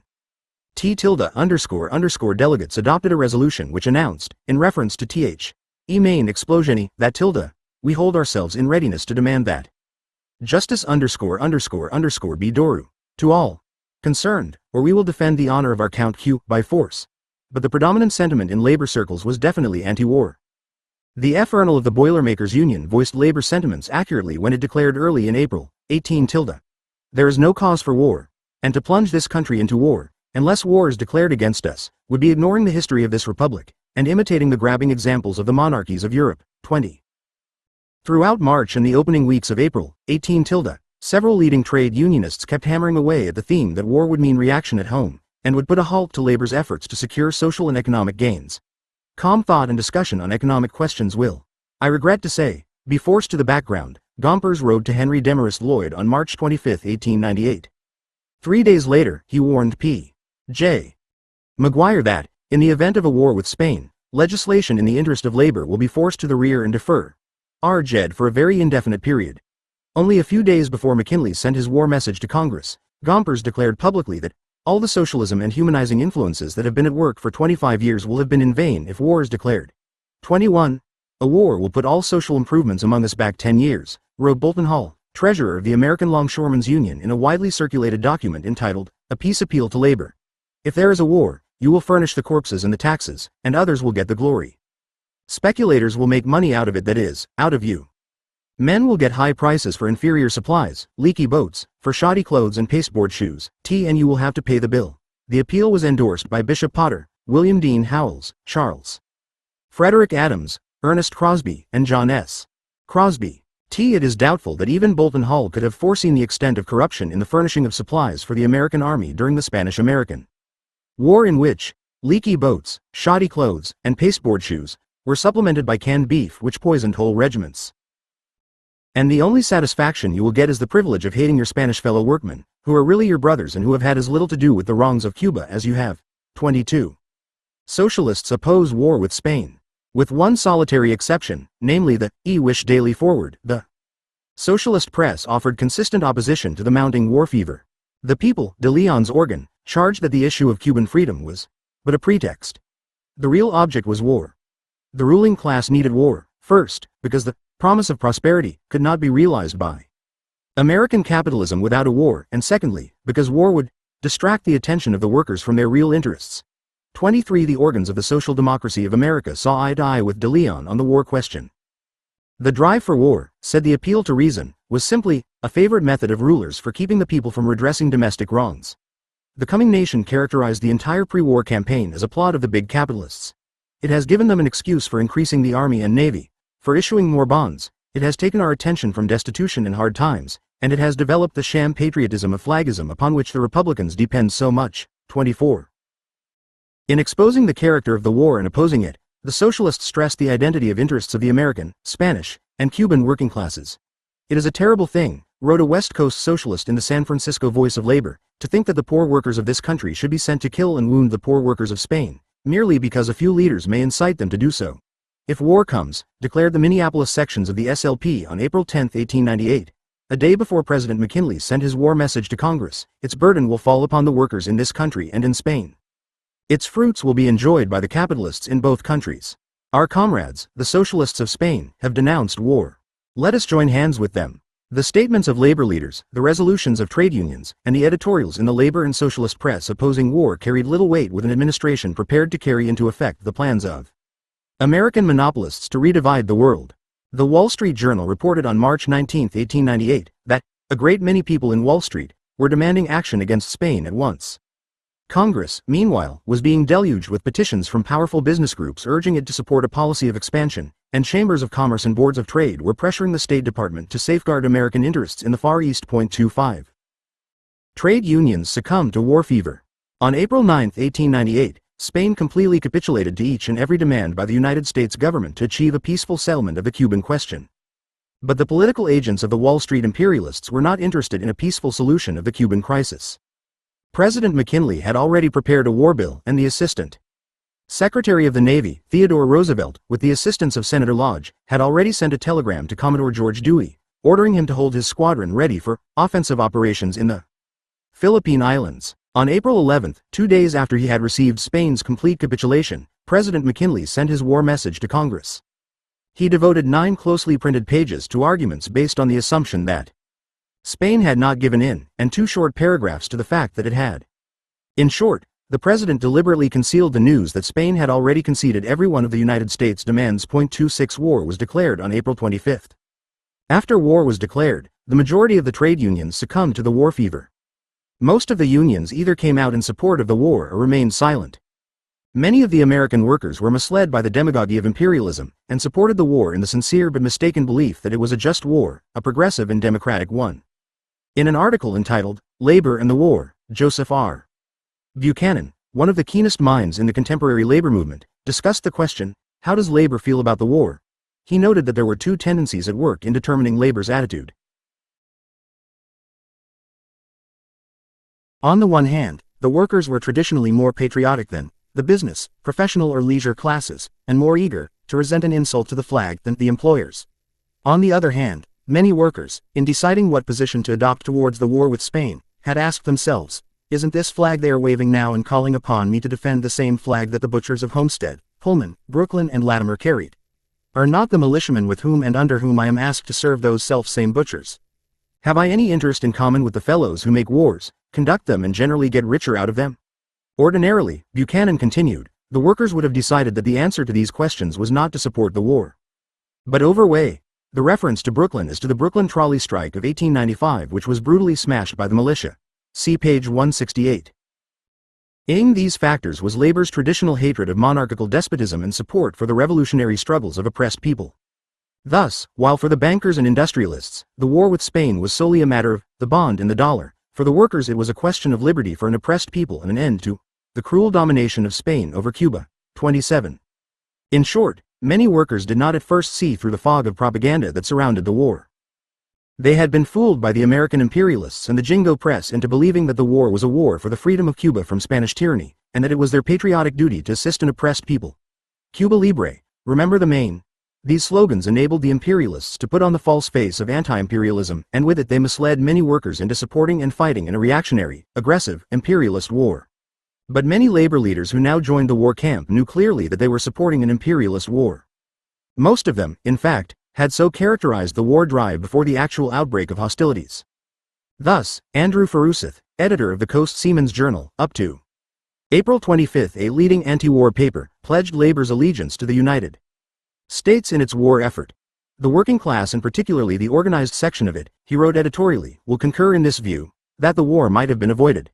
But having got into the war, no matter how or why, we want to win out as speedily as possible and with as little damage as possible. How to win is the only question worth considering now. The answer is, by hard fighting. The Railroad Trainmen's Journal, which had correctly pointed out before the war that the bulls and bears of Wall Street were behind the war drive, now came out for war, stating that there are conditions worse than war, and the greatest of these is national disgrace. Samuel Gompers, who had labeled the onrush of war as a national tragedy, now extolled the war as a glorious and righteous one as far as the United States is concerned. Gompers was primarily concerned now that organized labor should receive its full credit for its contribution to the war effort. He pointed with pride to the 250,000 trade unionists who, he claimed, had volunteered for military service, and cited this as overwhelming proof of organized labor's loyalty. 28. Many of the labor leaders who now supported the war rationalized their position with the argument that by proving the loyalty of the trade unions to the flag, they could forestall the attempts of the imperialists to, after the war was over, the monthly furnal of the International Association of Machinists conceded that many members of the union had been taken in by the humanitarian aspects of the pro-war propaganda and had not clearly understood that the capitalistic system had been responsible for the war. October, 1898. attacked the unions as un-American, and thus utilized the war hysteria to destroy labor organizations already weakened by the prolonged economic crisis. Gompers observed in June 1898 that, because there were some who hoped that this rightful and humane purpose, Cuban freedom should be secured without the necessity of our country entering upon war, with all that war entails, men have been unjustly and unfairly criticized, their motives impugned, their Americanism questioned. 29. Out of fear of having their Americanism questioned, Gompers and other labor leaders who understood the unjust character of the war, climbed aboard the warmakers' wagon and threw overboard their anti-war sentiments. P. J.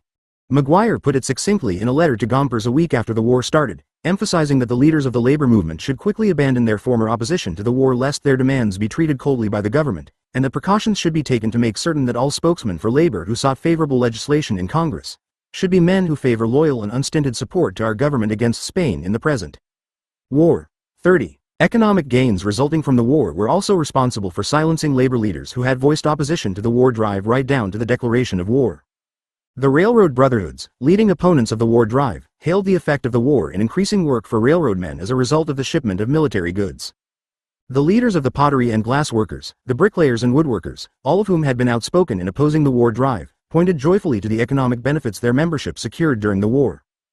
The leadership of the United Mine Workers felt that the economic results of the war justified the Union's stand in supporting a war against Spain even before the outbreak of hostilities. The coal and iron trades have not been so healthy for some years past as at present, cried a UMW leader. The larger business and higher coal prices have been the favorable results of the war. The war with Spain has had a good effect already on the business of the country, the National Labor Tribune exulted. Not alone in the iron and steel industry is the boom felt, but in all other branches.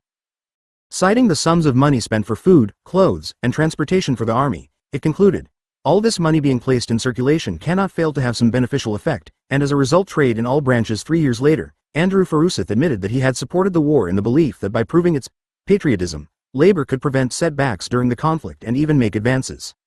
This was a false concept of patriotism, he conceded, and he should have opposed the war, even after it had started, because, under all the circumstances of the case, war would result in injury and possibly an irretrievable setback to the cause of the working class advancement in the United States. Coast Seaman's Journal, May 1, 1901. Is improving rapidly. Even if the war should end in 60 days, joyfully declared a Pacific Coast labor paper, the impetus given to business will be so great that the boom will keep up. 31. Actually, the conditions of the majority of the workers grew worse during the war. Not only was there a startling increase in the cost of living, but, in the absence of an income tax, the poor found themselves paying almost entirely for the staggering costs of the war through increased levies on sugar, molasses, tobacco, and other taxes on the workers' breakfast tables.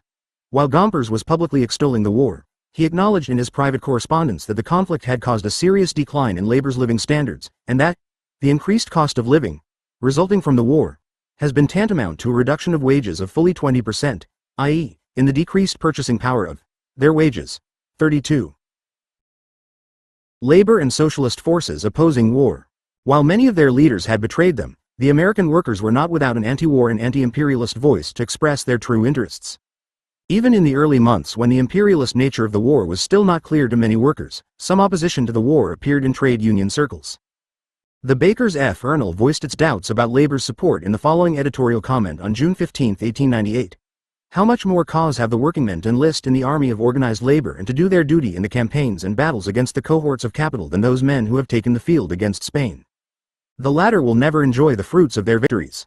The war, declared the International Association of Machinists in May, 1898, was simply a device of capitalism to distract the workers from the miseries brought about by the present economic system and to thereby prevent a thorough union of labor's forces. The day will come, however, when laborers will realize that they must fight not each other, but the power by which it is oppressed, and then, with the overthrow of that system, war will be no more. 3-3. So vigorous was the opposition to the war on the part of the Socialist Labor Party, and all its organs, that the authorities in New York City banned the May Day anti-war parade called by the SLP 34. The Social Democrats, Eugene V. Debs was proud to announce, had the pro-war May Day parade called by the Feuish Daily Forward was blessed by the authorities. That same evening the Forward sponsored a patriotic rally at which the speakers were Abraham Cahen, Lewis Miller, Michael Zametkin, Meyer, London, Morris Winchesky, and others. Here these so-called socialist leaders urged the Jewish workers to support the war. Lewis Daily Forward, May 1-3, 1898. Not been swept off their feet by the war craze. So far as I know, he told the press in mid-June, 1898. Not one of the 10,000 members of the Social Democracy has enlisted. The only war the Social Democrats would be ready to fight in was a war to wipe out capitalism, the common enemy of the oppressed and downtrodden of all nations. 35. The anti-imperialist voice of American labor did not reach too large an audience at the outset of the war. Most trade union leaders either supported the war or were silent. The voice of the socialist press and leadership was limited in its appeal both by sectarian policies and by its small membership. As the summer waned, and the course of American imperialism became clearer, the ranks of the anti-imperialists in the American labor movement grew rapidly. Widespread disillusionment began to appear in the trade unions with the annexation of Hawaii in July, a month before the war against Spain ended. To be sure, several trade unions, especially the railroad brotherhoods, supported Hawaiian annexation on the ground that increased trade with the islands would bring more business to American industry and thus provide more jobs and higher wages to American workers. 36 But the editorials in the majority of the labor papers and the resolutions adopted by numerous trade unions reveal clearly that the general sentiment of the labor movement was one of outspoken opposition to annexation. The Pueblo Courier, official organ of the Western Labor Union, observed that Hawaiian annexation proved that the war, which started as one of relief for the starving Cubans, has suddenly changed to one of conquest. The Chicago Labor World declared, "This has been a poor man's war paid for by the poor man. The rich have profited by it, as they always do, and now they demand that we shall grab everything in sight, in order that they may profit all the more." Condemning the passage of the Hawaiian Annexation Treaty in the Senate, the Journal of the Knights of Labor asked, "Is this step the beginning of imperialism with which we have been so long threatened?" 37. Events rapidly demonstrated that these fears were amply justified. The Western Labor Union was founded at a convention held at Salt Lake City on May 1898. The delegates, representing the Western Federation of Miners and various trades around the mining camps and towns, emphasized their dissatisfaction with the failure of the AFL to meet the needs of the Western workers, particularly the unskilled, and pointed to the importance of bringing together all workers, irrespective of occupation, nationality, creed or color.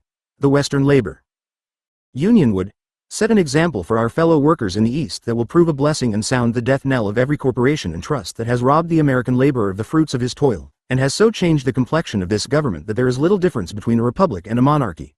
Pueblo Courier, May 25, June 3, 1898. San Francisco Voice of Labor, May 28, 1898. Chapter 27, Labor and Imperialism. On December 1898, the Treaty of Peace against defeated Spain was executed. Cuba, it was understood, was to be held by the United States with the immediate prospect of autonomy.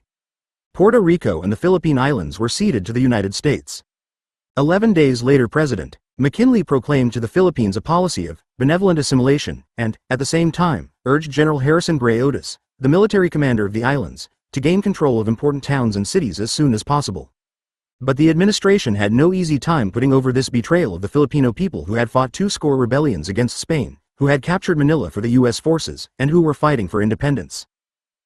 The United States investor could say blithely, "It is demonstrable that by far the greater proportion of the people of this country either openly favor the acquisition of outside territory at this time, or are so indifferent to the matter as not to care to interpose any obstacle to such a movement."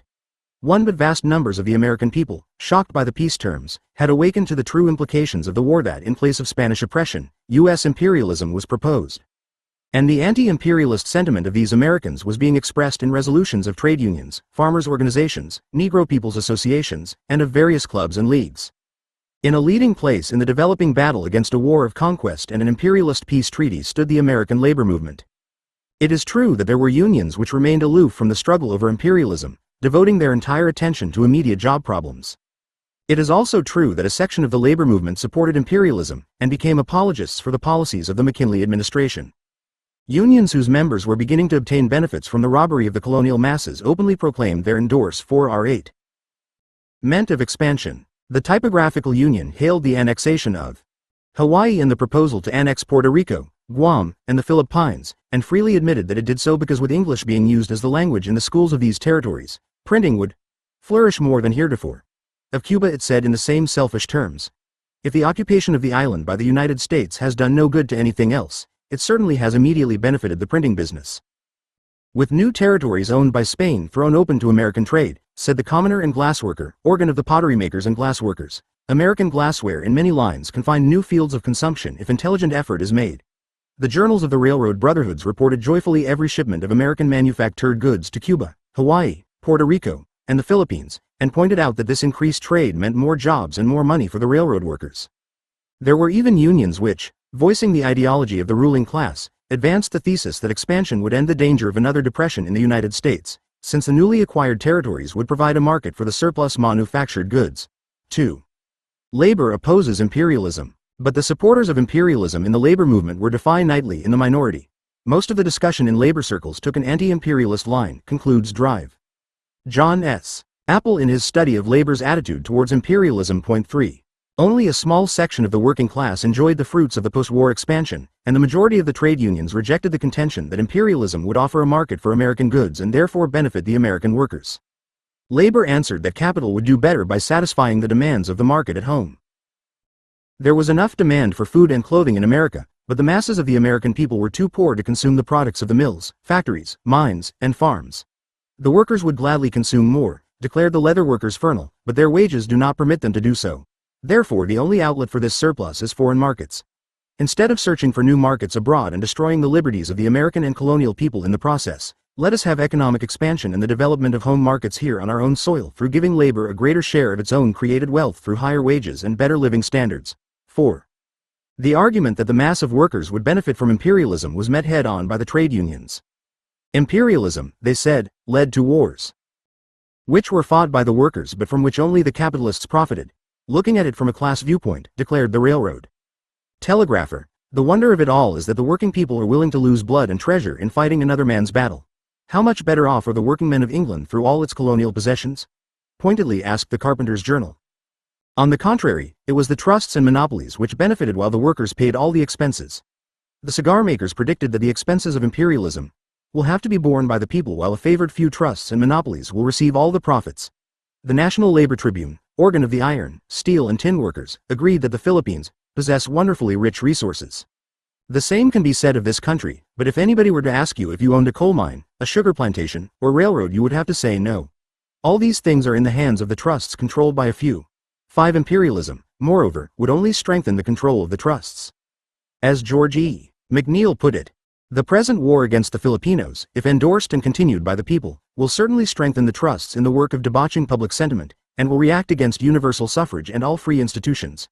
Choose ye this day whom ye will serve, God or Mammon. Trade unions or the trusts, the principles of the Declaration of Independence, or an imperial government. 6. 1898 A. F. of L. Convention. The American labor movement's vigorous and stirring oppose 1T10N to imperialism was set forth clearly and decisively at the A. F. of L. Convention in December, 1898. By that time President McKinley had already toured the country in his campaign to sell imperialism to the people. The President had ended every speech with the question, "Shall we haul down the flag?" At the A. F. of L. Convention, Gompers gave the answer. The experiences of the British working class in England's imperialist war against the Boers reinforced this argument. In Great Britain, remarked the railroad telegrapher in November, 1899, in the midst of the Boer War, the wage earners pay all the cost of the warfare, the same as in other countries. As labor is the sole source of wealth, there is no other source from which war supplies can be drawn. P. 82. The beer drivers and stablemen, Ernle agreed. The working people will pay all the cost of the Boer War, but they will get none of the honor or boodle if any result. March 24, 1900, attached to letter of Frank Thompson to Frank Morrison, April 9, 1900, AFL Corps. American labor bitterly denounced the British for the imperialist war against the Boers, and a number of trade unions passed resolutions demanding that Great Britain make peace immediately with the Boers. Ch. N. Walmsley 2. Gompers, May 12, 1900, Ibid. Of the trade unions, the flag of the country should never be used as the cloak to hide tyranny. Challenging those who charged that labor should not concern itself with such issues as imperialism, Gompers declared that if labor had supplied the foot soldiers for the war, who then but the representatives of labor have the better right to consider the very grave questions which have resulted from our war with Spain? Overwhelmingly, the delegates agreed with Gompers. 7 leading delegates signed a statement declaring, "As citizens we protest against forcing our system of government upon an unwilling people, against the maintenance of a large standing army, that has no place in a republic such as ours. We protest against the manifold dangers attendant upon European and Asiatic entanglements, and as workingmen emphatically protest against the unfair competition of the wretched people who would become, without voice or vote, our fellow citizens. We therefore urge upon workingmen to awake to a full realization of the dangers that confront them, and call upon their representatives with no uncertain voice to save them from the dangers of imperialism." 8.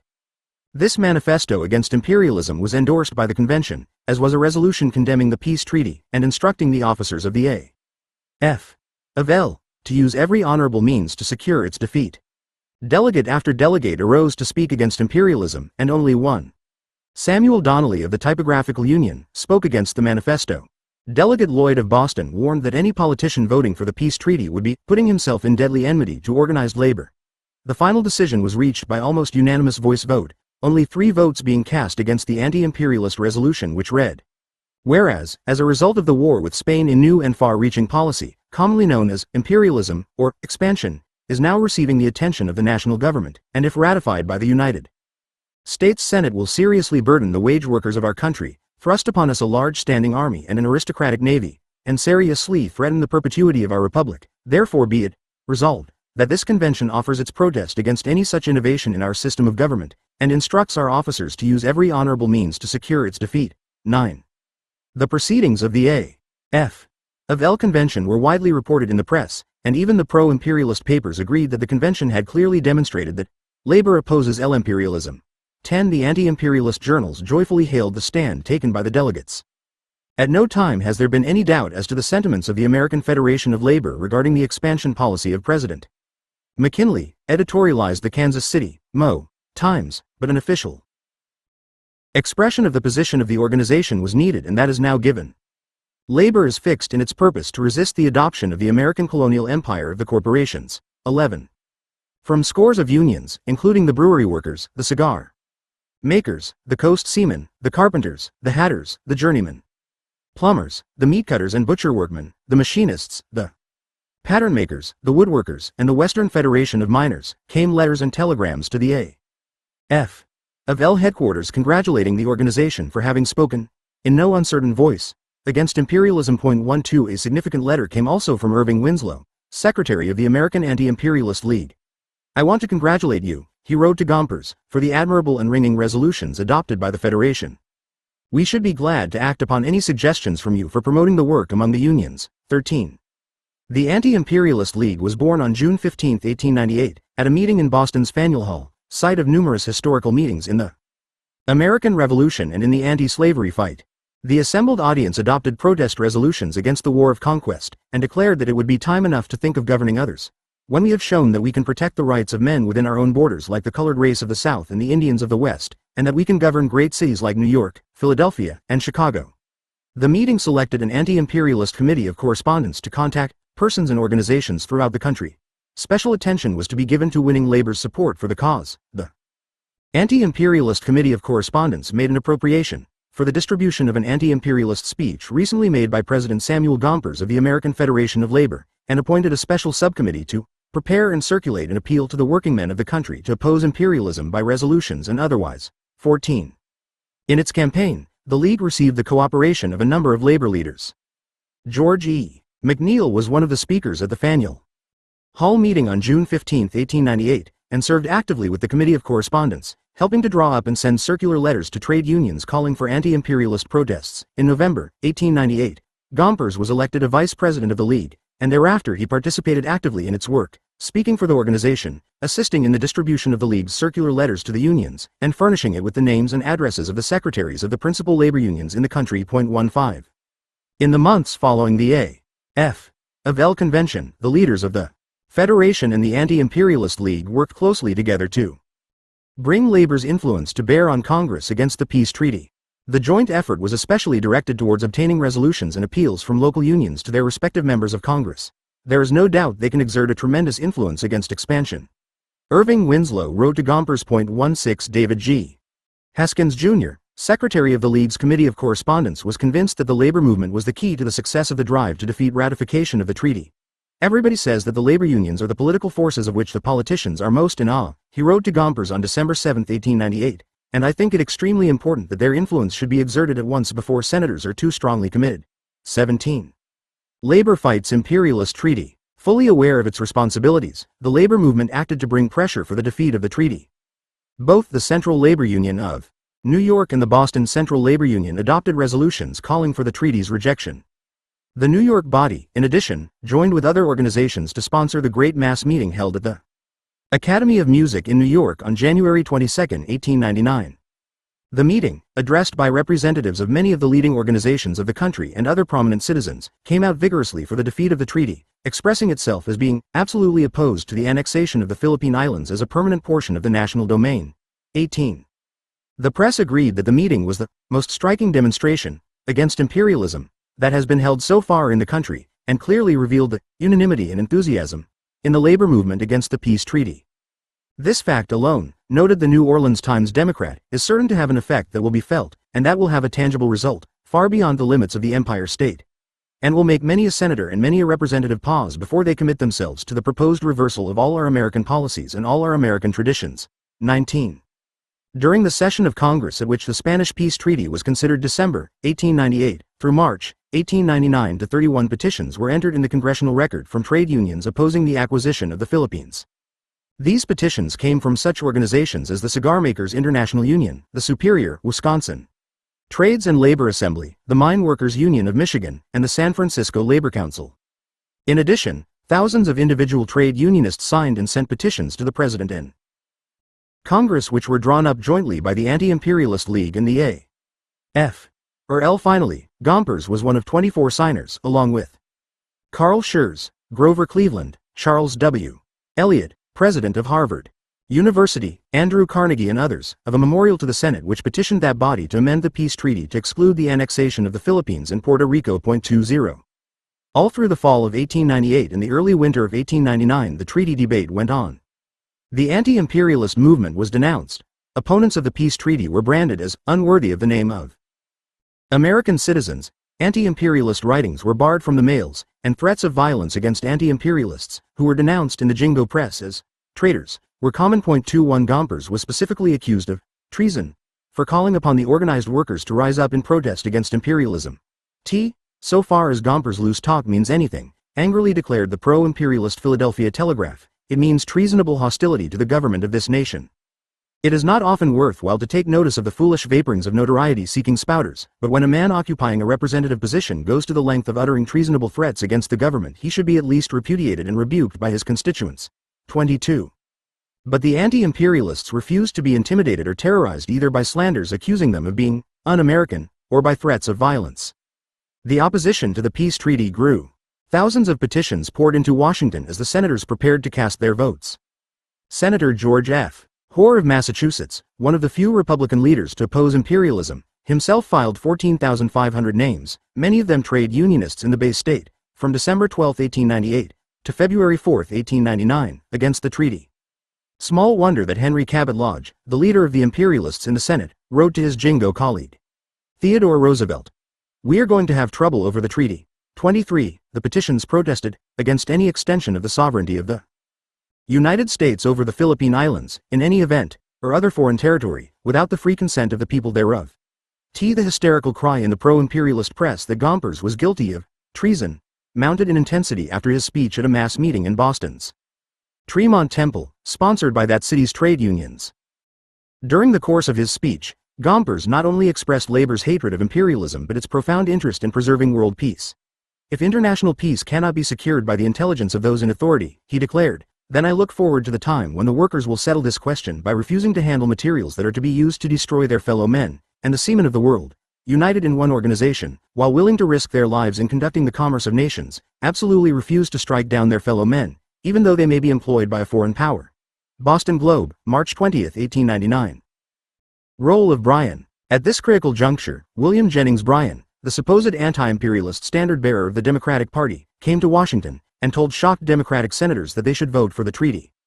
His spurious argument was that 1. It would end the war. 2. After the war was ended, Congress would grant the Philippines independence. 3. If they failed to do this, the blame would be on the Republican Party.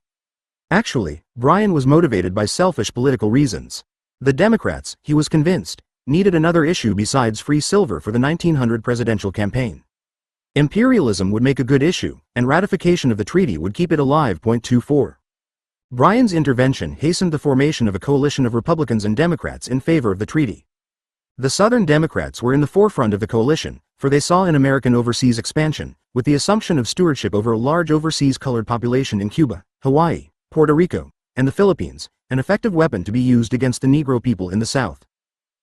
The ideology of the imperialists emphasized precisely the same arguments used by the Southern ruling class to justify exploitation of the Negro people in the South: the essentially innate inferiority of non-whites to whites, their ineptitude in politics and in the exercise of political responsibility, and their low social and economic status as proof of fundamental defects in Negro character and ability. When the Southern Democrats lined up with the Republicans in support of the imperialist treaty, they were thinking more about the Negro people in the South than they were of the Puerto Ricans, the Cubans, and the Filipinos. The treaty was passed by only one vote. 33 senators stood firm in opposition. Lodge, breathing a sigh of relief, described the struggle for ratification as the closest, hardest fight I have ever known. 25. While the treaty transferred the Philippines, Puerto Rico, and Cuba to the United States, it did not determine their future status. The Teller Amendment, adopted at the time the United States declared war against Spain, had committed this country to Cuban independence, and President McKinley had stated publicly that the retention of the Philippines was a transitional stage on the way to Philippine independence. Would the United States carry out these pledges? And how soon? For excellent discussions of the relation of racism and imperialism, see Herbert Aptheker, American Imperialism and White Chauvinism, mimeograph pamphlet, New York, 1951. Richard Hofstadter, Social Darwinism in American Thought, Philadelphia, 1945, pp. 146-73. Merle Curdy, Social Ideas of American Educators, New York, 1935, page 225 ff. The answer would depend on the strength of the anti-imperialist movement. Robbers never give up their gains voluntarily, no matter under what guise obtained, wrote a labor leader in calling upon the workers to mobilize into action so as to guarantee that the expansion or imperialistic policy will not be carried into effect. 26. Labor and the Anti-Imperialist League. No sooner was the treaty with Spain ratified than the Anti-Imperialist League announced its intention to continue the circulation of literature, to assist in the formation of local and state leagues, and by public meetings and other means to oppose imperialism and a permanently large standing army. In a circular signed, among others, by Gompers, the League urged all lovers of freedom to cooperate with it to achieve a suspension of hostilities in the Philippines, the guarantee by Congress that the United States will recognize the independence of the Philippines and its equality among nations, and gradually withdraw all military and naval forces. The response to this appeal was widespread. Anti-imperialist leagues sprang up all over the country. In October 1899, at a mammoth convention in Chicago, the local leagues created a central association, the American Anti-Imperialist League. The National League, with headquarters in Chicago, supplemented rather than supplanted the local groups. 27. The League grew into a national organization of 500,000 members. The national and local leagues held conferences and public meetings, published thousands of manifestos, pamphlets, poems, speeches, and magazine articles. The national organization alone circulated 1,164,188 items of printed matter, and sent out 169,700 chain cards. The anti-imperialists won the support of America's outstanding writers Mark Twain, William Dean Howells, Henry James, Edwin Arlington Robinson, Edgar Lee Masters, Drive, W. E. B. Du Bois, Finley Peter Dunne, and others who contributed poems, essays and short stories to the literature of the anti-imperialist movement. A significant number of the older men who were leading critics of imperialism had worked for the abolition of slavery, notably Carl Schurz and Thomas Wentworth Higginson. Although the American Anti-Imperialist League and its numerous branches were organized and managed largely by liberal, intellectual reformers, the movement attracted thousands of men and women, Negro and white, of every class and of almost every shade of public opinion. The National Labor Standard, official organ of the New Jersey State Federation of Labor, recommended that all trade unionists who believe in the Republic against Empire should join the Anti-Imperialist League. 28 *. The paper sponsored its own league, called the Anti-Imperialist Labor League of New Jersey. National Labor Standard, September 13, 1900. Just how many answered this call is not known, for it is impossible to estimate the trade union composition of the National League or any of its branches. A number of labor leaders, however, were active in the movement. Samuel Gompers became a vice president of the Washington, D.C. Anti-Imperialist League, and when the American Anti-Imperialist League was organized, he became a vice president of the national organization. On July 13, 1899, he wrote to Irving Winslow, secretary of the National League, assuring him that, "I certainly prize the privilege of membership in the League, and assuring you of my earnest desire to be helpful in every way within my power to attack and defeat this vicious and un-American policy of imperialism." 29. Gompers participated actively in the League's work. He spoke for the organization, assisted in the distribution of speeches and circulars against imperialism to all of L unions, gave his personal and official support to the work in the capital, and donated his office for the meetings of the organization. It is constant work speaking at public meetings, private meetings. Gompers wrote on June 16, 1899, in the midst of a tour to spread the word among the unions against imperialism. Later he wrote to Irving Winslow. For 10 weeks I have been out in the intermountain country of the far west, and have addressed more than 50 public meetings, and no opportunity was lost for presenting this question in as fair light as was within my power. I know you will be gratified to learn that every attack made upon the imperialist policy was received with great acclaim. 30. John W. Hayes, Grand Master Workman of the K of L, Patrick A. Collins, and Patrick Ford were some of the other trade unionists who were active in the American Anti-Imperialist League. Although the labor spokesmen played an important role in advancing the League's campaign, their influence in the organization was overshadowed by the business and industrial elements in the leadership. Andrew Carnegie, Richard T. Crane, the Chicago manufacturer, John J. Valentine, president of the Wells Fargo Express Company, and George Foster Peabody, New York banker, were among the top leaders of the League and enjoyed an influence out of proportion to their numbers, chiefly because they helped to finance the movement. 31 inches We want to keep step with labor, Irving Winslow wrote to Gompers in July, 1899, 32. But the character of the leadership of the national and local leagues made this goal difficult to achieve. Lenin, who called the leaders of the Anti-Imperialist League the last of the Mohicans of bourgeois democracy, pointed to their refusal to recognize the indissoluble bond between imperialism and the very foundation of capitalism. 3. Refused to point out the connection between the trusts and imperialism, a fact which was hardly surprising since many of them were themselves benefiting from the monopolistic corporations. They saw imperialism only in terms of annexing territory, while they had no objection to economic penetration and control of colonial or semi-colonial countries by U.S. monopoly capital, without actual annexation. 34. The literature issued by the League reflected these weaknesses, concentrating almost completely on the religious, constitutional, and humanitarian aspects of the anti-imperialist argument, in which references to the working class and to the economic basis of imperialism were few and far between. 35 Thus in the address by George S. Boutwell, president of the American Anti-Imperialist League, entitled, The President's Policy, War and Conquest Abroad, Degradation of Labor at Home, which was probably the most direct appeal to labor issued by the League, the only mention of the relationship between imperialism and the rights of labor in the United States was the oft-repeated and shop-worn argument that a colonial empire would be followed by the degradation of the laboring population through competition with the laborers of the East and the products of the cheap labor of the East. 36. It is not difficult, in view of their approach to the issue of imperialism, to understand why the leaders of THT Anti-Imperialist League and Gompers were on such good terms. Like them, Gompers refused to acknowledge the connection between the trusts and imperialism. Like them, he saw imperialism primarily as a question of annexing territory, and like them he blamed the competition of cheap labor upon the inhabitants of the new possessions, rather than upon the capitalists who sought to drive down wages and to employ the cheapest labor possible. Like many leaders of the Anti-Imperialist League, Gompers was repeatedly making chauvinistic references to the colonial peoples.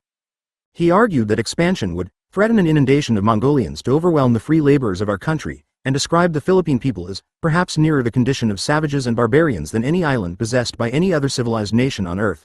37. The spreading of such misconceptions about the inhabitants of the new possessions seriously weakened the struggle against imperialism, for it practically conceded the chief argument of the imperialists, namely, that the colonial peoples were not civilized enough to be entrusted with self-government. 38 Yet to Gompers, as to many leaders of the anti-imperialist League, the issues of competition from labor in the colonial possessions and the so-called danger of mass immigration from these territories were the major considerations. Gompers, as a cigar maker, was afraid of the competition from Cuban and Philippine cigar makers, and as a vigorous advocate of immigration restrictions, he in many ways, therefore, both Gompers and the leaders of the Anti-Imperialist League were far behind a large part of the rank-and-file trade unionists in the anti-imperialist struggle. While Gompers had no criticism of the approach of the Anti-Imperialist League, many workers correctly felt that the League's leaders had no real understanding of their problems. When the League and Gompers tried to get the trade unions to make Labor Day, 1899, the occasion for a great demonstration against the imperialist policy, they met with a lukewarm response from the unions, who objected to the suggestion that the workers should march through the streets with banners declaring that American labor should not compete with 3 cents a day Philippine labor.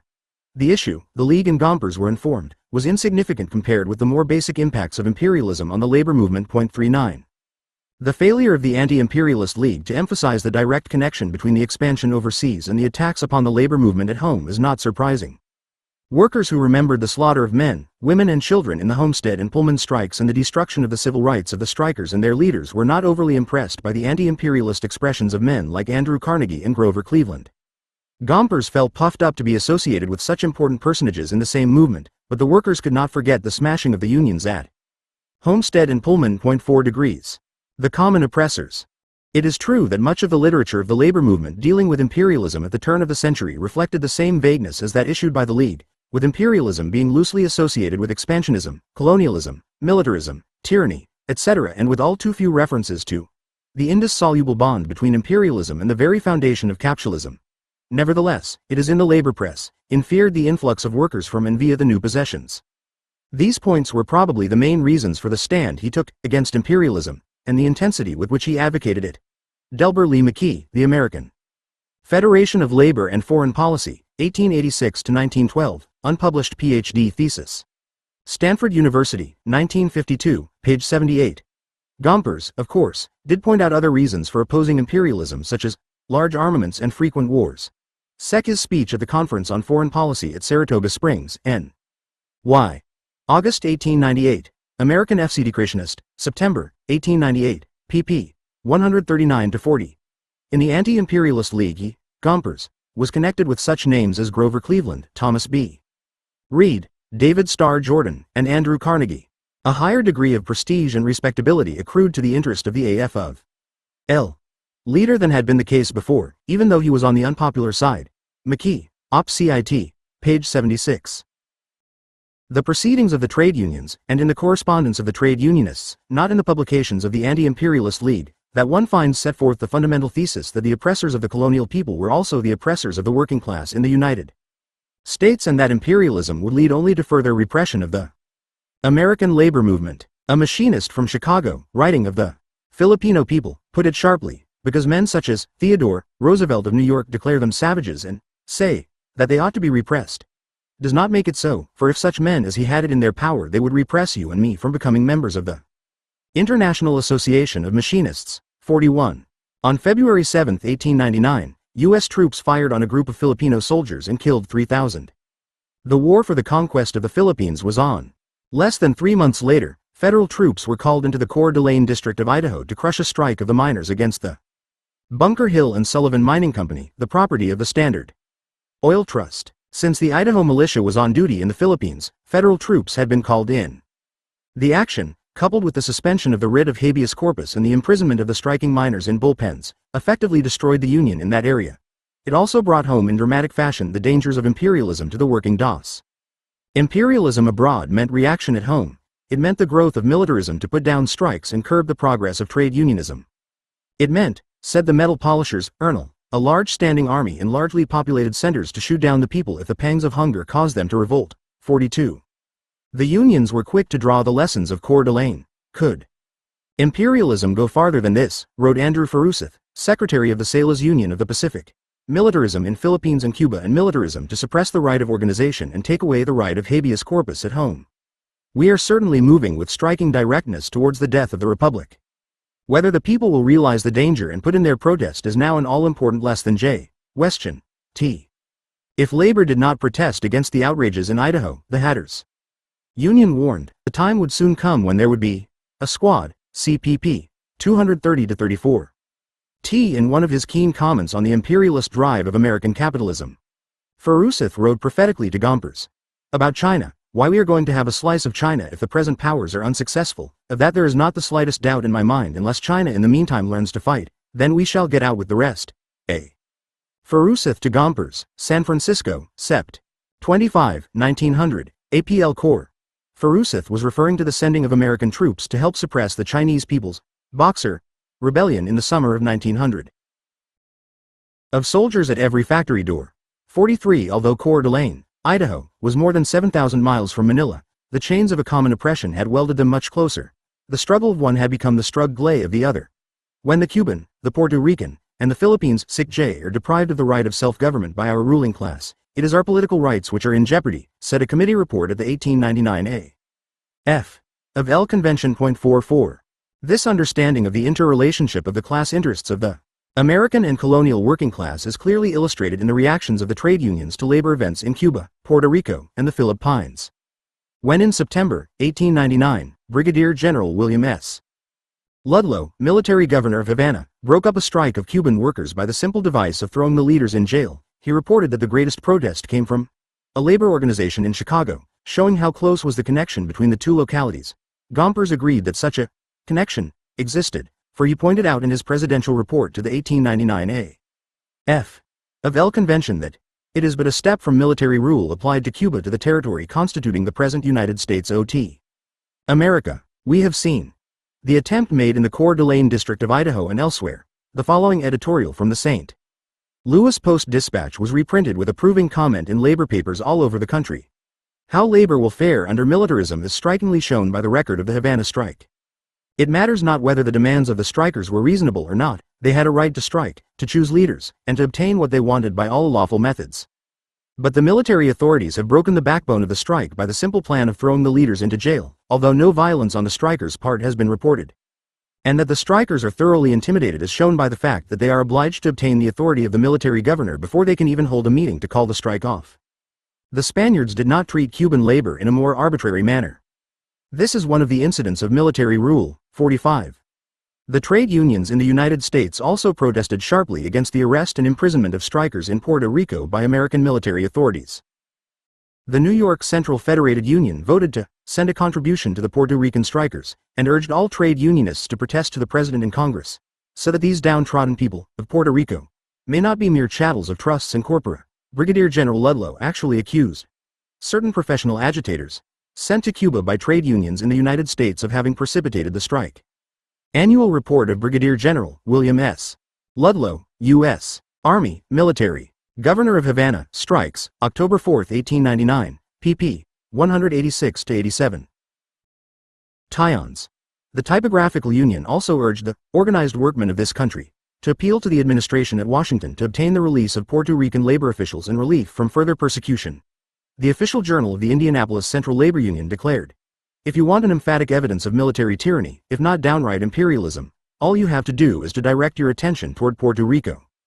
A military edict has just been issued for the suppression of all species of trade unionism on the island, and the presidents, secretaries and other officers have been thrown into prison. It is a cause for serious reflection in the ranks of organized labor." 46. The strike bans imposed by the military authorities in Cuba, Puerto Rico, Hawaii, *, and the Philippines increased anti-imperialist sentiment in organized labor circles in the United States. They proved to American workers that their fears of imperialism were well-founded. They demonstrated the use to which the monopolies would employ the military in the United States. The precedent in the colonial possessions had already passed over to the United States, and this, as one labor journal succinctly stated it, was logical. Expansion leads to imperialism, which tends to militarism, which leads to despotism, and all four lead to oppression and misery for the toiling masses as sure as the sun rises in the east and sets in the west. If the imperialists were triumphant, the future for American workers was replete with danger. A big standing army and a fort and garrison near every city will be the natural outcome of the policy of the imperialists. Industrial disturbances will be summarily dealt with, and rifles and bayonets will be the answer of the trusts to the complaints of the toilers. 41. Anti-imperialist political action. Resolutions adopted at union conventions, editorials in labor papers, and utterances of union leaders, all this was to the good, but more was needed if labor's campaign against imperialism was to bear fruit.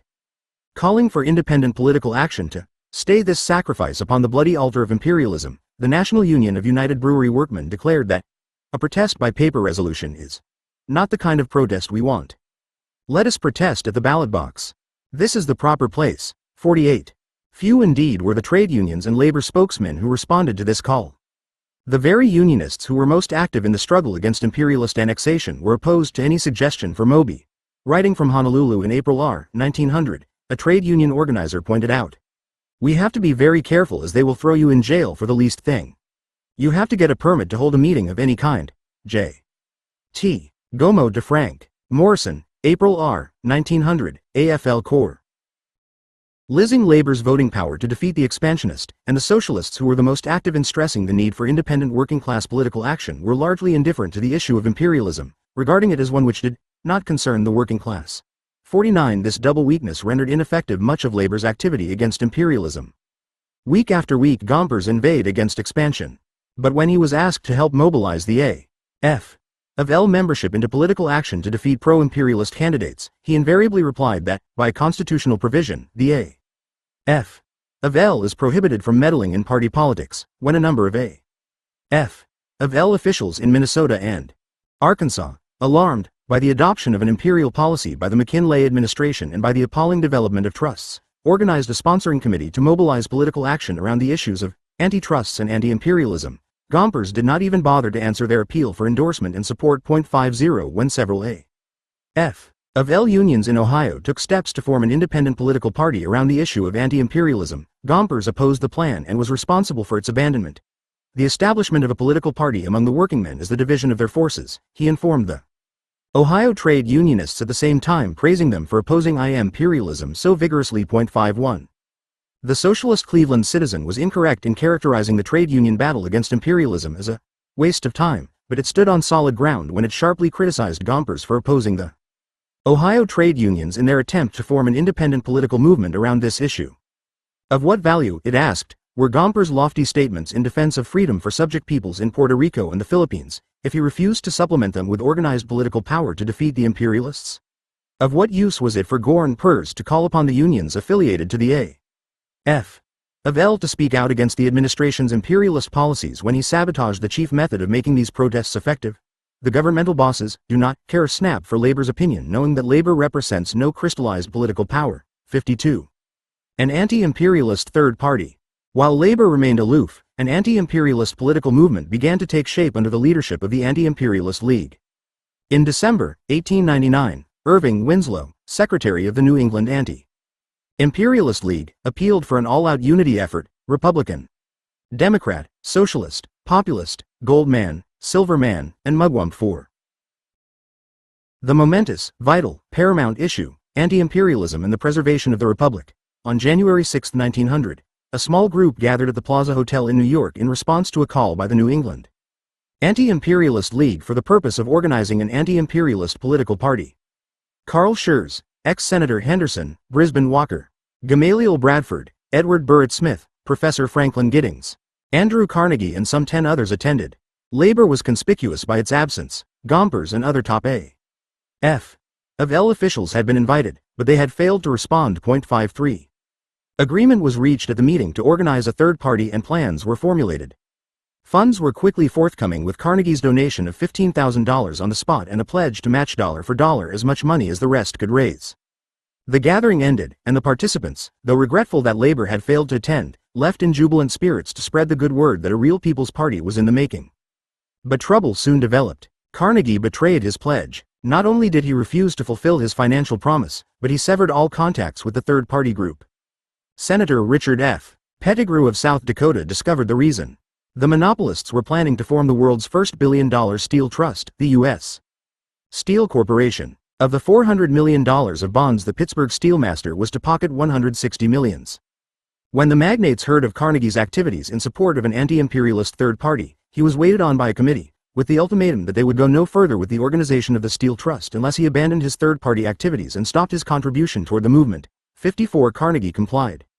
This took the heart out of the third-party movement, which had relied so heavily on Carnegie's financial backing. The lesson Pettigrew drew was that they failed because they had not gone to the people, and especially to the organized workers, even if it had meant going over the heads of their leaders, to develop that type of unity urged by Irving Winslow. Pettigrew correctly concluded, "Undoubtedly we made a mistake to pin so much faith on the actions of one man, particularly in view of his business connections." 55. Yet the leaders of the trade unions were also responsible. If the trade unions had mobilized labor's full strength behind the movement for an anti-imperialist third party, the result would have been far different. Sentiment for an anti-imperialist third party did not entirely die after the failure of the movement sponsored by the Anti-Imperialist League. The Republicans had nominated McKinley on a purely imperialist platform, but the Democrats, in nominating Bryan and denouncing imperialism, had adopted a platform which advocated a protectorate for the Philippines. To the anti-imperialists, this platform was literally an endorsement of imperialism. Insisting that the difference between the programs of the two major parties was so slight as to be meaningless, the National Labor Standard urged the trade unions to assume the leadership of the movement for a truly anti-imperialist party. It was convinced that if its call was heeded, imperialism could be defeated in the election of 1900. In spite of the trusts and their ill-gotten millions, observed the official organ of the New Jersey State Federation of Labor, the year 1900 may witness the end of imperialism and the dawning of a new and better era of mankind. 56. Unfortunately, the call went unheeded. The A.F.L. Executive Council met in Denver in July 1900 and issued an address to the working people of the country. Not a word was said about the approaching presidential campaign or the need to mobilize the working class into an anti-imperialist political movement. A month later, Gompers declared that it was the sacred duty of the workers to oppose imperialism root and branch, but when asked if this included anti-imperialist political action, he replied that he had no intention of discussing politics. 57. Election of 1900. With no real basis existing for an anti-imperialist third party, the Indianapolis Convention of the Anti-Imperialist League on August 16, 1900, chose the lesser evil and voted to support Bryan, the Democratic nominee, as the anti-imperialist candidate. But many would not go along with the decision, and those that did were half-hearted about it. The number of independent parties running candidates in the 1900 election reached an all-time high of 10, but none of them offered any real basis for winning anti-imperialist votes. Neither of the two socialist parties which ran candidates, the Socialist Labor Party and the Social Democratic Party, emphasized the issue of imperialism, stressing that the real issue of the campaign was not imperialism, it was socialism versus capitalism. At the Paris Congress of the Second International, September 1900, the socialists unanimously adopted a resolution calling upon the proletariat to fight in every way against imperialist expansion. But the American socialists ignored these instructions, insisting throughout the Gompers' stand was directly in keeping with that adopted by the AFL leadership at the 1898 convention, where a resolution was passed calling upon all Federation members to use all honorable means in opposing imperialism. When John C. Darnell of the Cigar Makers Union introduced a motion directing the AFL to mobilize its membership for political action to carry the resolution into effect, it was reported to the Committee on the President's Report, where it was buried. Proceedings, AFL Convention, 1898, page 96. Presidential campaign that, from the point of view of the working class expansion, is something not worth talking about. 58. Entirely absent in the 1900 presidential campaign was the labor activity that had characterized the political scene 4 years previously. I have been watching the political campaign with great interest, wrote John B. Lennon, A.F.L. Vice President, to Gompers, and I believe if a half-dozen prominent labor men would take hold politically that Bryan could surely win. I feel recreant to my duty as a citizen to keep mum. 59. But, with rare exceptions, the labor leaders did keep mum. With no real alternative for the anti-imperialists between Bryan and McKinley, confusion and apathy spread. Bryan did not even stress the anti-imperialist aspect of the campaign. Indeed, addressing a Labor Day mass meeting in Chicago on September 4, 1900, Bryan made the following passing remark on imperialism. The resolutions adopted by various labor organizations in condemnation of militarism and imperialism justify me in making brief reference to these questions. 60. Then he proceeded to emphasize free silver and the tariff as the major issues of the campaign. The result was soon evident. Anti-expansionists who were fearful of Bryan's free silver views turned towards McKinley. Even workers who were fed up with the entire currency panacea were choosing to cast their lot with McKinley. 61. Denied a real choice, the voters elected President McKinley by a vote of 7,218,491. Bryan recorded an impressive 6,402,926, thus raising the visibility that had his record on imperialism been such as to convince the people he was really an anti-imperialist, he might have been elected. 62. Deb's vote of nearly 100,000, almost 3 times that of the candidate of the SLP who polled about 34,000 votes, was impressive, but undoubtedly even this vote would have been much larger if the socialist candidate had taken a forceful stand against imperialism. The re-election of McKinley was a severe setback to the anti-imperialists, and it is not surprising that many of them were discouraged. The Railroad Trainmen's Journal, a leading labor spokesman for imperialism, urged the trade unions to abandon their opposition to the administration's policies. Since these policies had been upheld at the polls, the opposition might as well fold up its protests and become witnesses to what is done. 63. The anti-imperialists differed sharply with this viewpoint and kept up their agitation demanding investigation of atrocities by American armed. Job Harriman, vice presidential candidate of the Social Democratic Party in 1900, was a delegate to the Paris Congress. Yet in his report of the Congress, he hardly even mentioned the resolution against imperialist expansion. See Job Harriman, Some Questions at the Paris Congress, International Socialist Review, Volume I, 1900, page 30.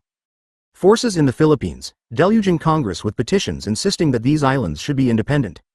The labor press, too, continued to make its contribution to the anti-imperialist struggle, emphasizing as in the past the relationship between events in the colonial possessions and the problems confronting the working class in the United States. Our own future is bound up with that of our dependencies, went a typical editorial in the labor press, and whoever consents to the suppression of organized labor there is our enemy. Whoever seeks to train an army there in order to use that army eventually against ourselves is our enemy. If we do not curb the predatory classes by our ballots, they will curb our power and curtail our rights by the bullets of mercenary soldiers. 64. Enlistment for service in the Philippines was denounced in the labor press as an open betrayal of the working class. No honorable American will volunteer for service in the Philippine Islands, cried the National Labor Standard. Honorable men won't engage in robbery and man-killing. 65. For several years after the election of 1900, the anti-imperialists fought strenuously to keep the cause alive, but gradually the movement died. By 1905, the original New England organization was the only active survivor of the anti-imperialist leagues. In 1913, Moorfield Story, president of the Anti-Imperialist League, wrote to Irving Winslow, its secretary, "The truth is that if we come down to facts, you and I are substantially THC. Anti-Imperialist League, 66. A. F. of L. capitulates to imperialists." Within the labor movement, too, Anti-Imperialist Act LVLTY gradually receded. While the number of trade unions that endorsed imperialism was never large, there were many who came to accept the fact that Puerto Rico and the Philippines should remain part of the United States. After 1901, the A. F. of L ceased to condemn the acquisition of Hawaii, Puerto Rico, and the Philippines. 67. In the spring of 1904, the question of organizing the cigar makers in the Philippine Islands was discussed by the A. F. of L leadership. Although it was agreed that the Filipino cigar makers were willing to better organize, it was finally decided that it would not be wise for the A. F. of L to assist them. The reason? Agitation of Philippine independence, very strong among the better class of workers, and kept up by lawyers and doctors mainly for pecuniary reasons, has to be taken into consideration when organizing these people, rather than risk the danger of aiding the cause of Philippine independence and thus antagonizing the Wall Street interests. The A. F. of L leaders agreed not to undertake the organizing campaign. 68. These betrayals of the earlier anti-imperialist traditions of the A. F. of L should come as no surprise. It was already foreshadowed in the late 189 O's. Even within the struggle against imperialism, the leadership of the A. F. of L rejected any plan for an attack on the forces behind imperialism, the monopoly capitalists, and for an independent political role for labor against the twin evils of monopoly and imperialist expansion. Old-time labor leaders like George E. McNeill repeatedly reminded the A. F. of L leadership that it was impossible to wage an effective struggle against imperialist conquests unless it was clearly understood that they were the tools of capitalism. War is made to serve the investors. 69. But Gompers, for all his oratorical declamations against the evils of expansion, refused to accept McNeill's interpretation. To have done so would have meant changing the entire direction in which he was moving collaboration with the very forces McNeill blamed for imperialist aggressions. It was possible to oppose imperialist annexation on humanitarian and democratic ground without pointing out the connection between the growth of monopoly and of imperialism. But it was impossible to fight against the rapidly emerging and more characteristic feature of American imperialism, economic and political control of colonial countries, without outright annexation unless one also waged a consistent battle against the monopolists, the imperialists themselves. Hence it is not surprising that when imperialist annexation was no longer the major aspect of American imperialism, the A. F. of L leaders should quickly abandon their earlier participation in the anti-imperialist movement. Imperialism, writes Lenin in his classic study, tends to create privileged ranks among the workers and to separate them from the broad mass of the proletariat. 70. Just as British imperialists were able to blunt the anti-imperialist sentiments of organized labor in England by corrupting the skilled workers, giving them a share in the spoils of imperialism, so American imperialists succeeded in achieving this in the United States. Out of the surplus profits derived from imperialism, monopoly capitalism in the United States could afford to pay the highly skilled workers a bit more above the average wage in order to reconcile them to imperialism, to develop among this strata of the working class a subtle sense of superiority, and destroy their solidarity with their fellow workers and their consciousness of class. These concessions accelerated the development of theories and practices of class collaboration in the ranks of labor's leadership, accelerated the corruption of the labor aristocracy, and weakened the earlier militancy and revolutionary spirit of the labor movement. As American imperialism expanded and completely outstripped its imperialist rivals, this process proceeded apace. The essence of this unionism was class collaboration on behalf of the bourgeoisie. On the economic front, it stressed the necessity for immediate gains for a small strata of the working class, the skilled craftsmen, and struggled to achieve for this aristocracy of labor, job monopoly, better wages and shorter hours, and very little else, and this, too, at the expense of the mass of the workers who were unorganized. On the political front, it made the organized workers the tail kite to the political parties of the capitalist class. On both fronts, it meant policies and methods which prevented any real expression of the militancy of the working class, which avoided clashes with the trusts and the government, and which bought a limited security and higher wages for the skilled workers at the expense of the rest of the working class. Between the A.F. of L craft unions and the industrialists, a broad area of implicit agreement was reached after 1900. The unions, one authority points out, would make no effort to organize the unskilled and Negro workers. The corporations would make certain concessions to the trade unions. 71. Yet the earlier militant traditions of the American working class were never completely destroyed by the imperialist monopolists and their class collaboration allies in the labor movement. The struggle against these class collaboration policies continued. It was, to be sure, made more difficult by the mistaken tactics of many of the most militant elements in the labor movement who isolated themselves from the masses of workers organized in the craft unions. But the important fact remains that the struggle did continue, the irreconcilable class struggle against the capitalists, for the organization of the entire working class in this struggle regardless of skill, race, creed, color, sex or national origin, and for the unity of the workers on the economic and political fronts. The monopolists and their allies in the A.F. of L bureaucracy won many battles in this struggle. But in spite of all the might on their side and in spite of merciless repression of the militant workers, they were not able to achieve a prolonged victory over the working class. As we shall see in the next volume, they never succeeded in eradicating the irreconcilable class struggle between labor and capital. They never succeeded permanently in forcing the workers to compromise with the capitalists at the expense of the entire working class, and they never succeeded in forcing the militant vanguard to subordinate itself to the agents of the monopolists in the labor movement. Chapter I. J. John Swinton, Striking for Life, New York, 1894, Preface. 2. 4th. Annual Report, Bureau of Labor Statistics, New York, J. 887, p. 8. Norman J. Ware, The Labor Movement in the United States, 1860 to 1895. New York, J. 929, page 302, Frederick. Engels, Condition of the Working Class in England in 1844, London, 1887, Preface, George E. McNeill, Editor, The Labor Movement, The Problem of Today, comprising a history of capital and labor, and its present status, New York, J. 887, pp. J. 77, 3. Josiah Strong, Our Country, New York, 1885, p. J. 62, 4. Second Biennial Report, Wisconsin Bureau of Labor and Industrial Statistics, 1885 to 1886, Introduction. 5. Elliott Jones, The Trust Problem in the United States, New York, J. 921, pp. 20 to 22. 6. Public Opinion, Volume 8. February 22, 1890, page 478. 7. Lewis Corey, The House of Morgan, New York, 1930, pp. 13J80, 245 to 62. 8. 53D. Congress, 2D. Session, House of Representatives, Miscellaneous. Document 210, Part 8. 9. The First Annual Report of Labor. March, 1886. Industrial Depressions, Washington, 1886, p. So. 12th Annual Report, New York State Bureau of Labor Statistics, 1894, page 237. Joe. Report of the Education and Labor Committee of the Senate upon the relations between labor and capital, and testimony taken by the committee, 4 vols.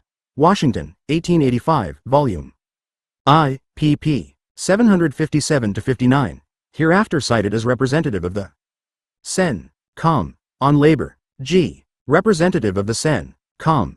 on Labor, volume I, page 288. J2. A lecture on the Declaration of Principles of the Knights of Labor, delivered by Ralph Beaumont, 1887, p. 13. Representative of the Sen. Com. on Labor, volume I, page 63J, 440-13. Hartford Current, reprinted in OHN.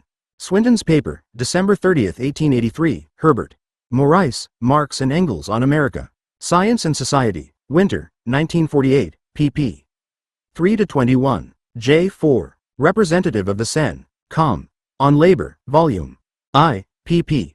291 to 92, volume 2, page 552. Charles B. Spar, An Essay on the Present Distribution of Wealth in the United States, New York, 1896, page 114, 4th.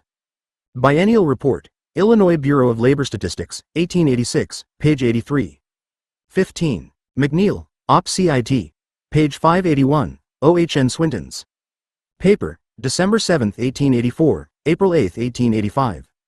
J6. Report of the United States Industrial Commission, Washington, 1902, Volume 19, pp. 957, 961. J7. Joanne Erickson, The Recruitment of European Immigrant Labor for American Industry from 1860 to 1885, unpublished Ph.D. thesis, Cornell University, February 1952, pp. 434-39. 18. U.S. Bureau of Labor, Bulletin No. 9. March, 1897, p. J14, Representative of the Cell. Com. On Labor, Volume I, pp. 810 II. OHN Swinton's paper, December 23, 1883. January 6, 20, May 18, August 3, Joe, 31. October 5, 1884, Feb. J, 1885. J9. Wassel Halich, Ukrainians in Western Pennsylvania, Western Pennsylvania. History Magazine, Volume 18, March, 1935, page 141, Andrew A. Marchbin, Hungarian Activities in Western Pennsylvania, Ibid, Volume 23, March, 1940, page 165. 20. Erickson, Op. Cit. pp. 562-63. 2i. Philadelphia Tin.es, July 6, L882. Z2. Philadelphia Times, June 24, 25, J882. New York Tribune, June 25, 29, July. J5, 1882. New York Sunday, July 14, 1882. Erickson, Op. Cit. Page 523. 23. Third Annual Report, New York Bureau of Labor Statistics, L885, page 484. 16, 1884. New York Tribune, June 5. Irish World, November 24, J883, August 9, 1891, June 23, 1892. 24. Morel Head, Business Attitudes Towards European Immigration, J8801900, Journal of Economic History, Volume 13, Summer, J953, pp. 296, 30102. 26, 28, 30, 31, 32, 33, 34, 35. 7th Annual Report, New Jersey. Bureau of Industry and Labor, 1884, page 295. Erickson, Op. Cit. Page 521. Erickson, Op. Cit. pp. 524-25, William M. Leeserson, Adjusting Immigrant in Industry, New York, 1925, page 174. Strong, Op. Cit. Page 147, 15th Annual Report, Massachusetts Bureau of Statistics, page 464, Representative of the Sen. Com. On Labor, Volume I, page 625. Testimony of Thomas O'Donnell, Rep. of the Sen. Com. On Labor, Volume 3, page 452. Henry David, The History of the Haymarket Affair, New York, 1936, page 14. Representative of the Sen. Com. On Labor, Volume 3, pp. 452-53. OHN Swinton's paper, November 18, 1883. April 6, 1884. Representative of the Sen. Com. On Labor, Volume I, pp. 220, 552-53, 757, 838-39, Volume IL, pp. 4, 28, 74, 125. OHN Swinton's paper, November 18, December 30, 1883. January 13, April 6, 1884. Michigan, Bureau of Labor Reports, 1885, page 34. Printed Circular, Augusta, Georgia, August 28, 1886, Terrence V. Powderly Papers, Catholic University of America, OHN. Swinton's paper, November 18, 1883, April 6, 1884. Journal of United Labor, May, 1883, pp. 460-61. Pennsylvania Bureau of Industrial Statistics, Volume 12, I-884, pp. 69-70. Edward and Eleanor Aveling, The Working Class Movement in America. London, 1891, page 98. Report on the Condition of Women and Child Wage Earners in the United States. United States Bureau of Labor, 1910, Volume I, pp. 334-36, John Peter. Altgeld, Live Questions, including R. Penal Machinery and Its Victims, Chicago, 1890, pp. 80-89, New York. Tribune, May 7, 1890. Annual Report of the Pennsylvania Secretary of Internal Affairs, 1880, Volume 7, pp. 244, 354. First Annual Report of the United States Commissioner of Labor, I-886, page 244. Pennsylvania Bureau of Industrial Statistics, 7, 18,781,879, pp. 367, 370, 374, 377. Alexander Trachtenberg, The History of Legislation for the Protection of the Coal Miners in Pennsylvania, 18,241,915, New York, 1942, page 84. Journal of United Labor, July 2, August 13, September 17, 1887, Report of the United States Industrial Commission, Volume 7, Digest, page 34, O.H.N. Swinton's paper, 37, 39, 40, 41, 42, 43, 44, 45, 47, 49, 50, November 28, 1886, p. W. Green to Organized Labor, Phoenix, Alabama, undated circular, American Federation of Labor Correspondents, AF of L. Building, Washington, D.C. Hereafter cited as AFL Corps. Washington National Republican, April 17, 1888, Philip S. Foner, The Life and Writings of Frederick Douglass, New York, 1955, Volume IV, pp. 109e. Aveling, Op. Cit. pp. 42-44, 65-66, 75, 77, 87, 90, 228-31.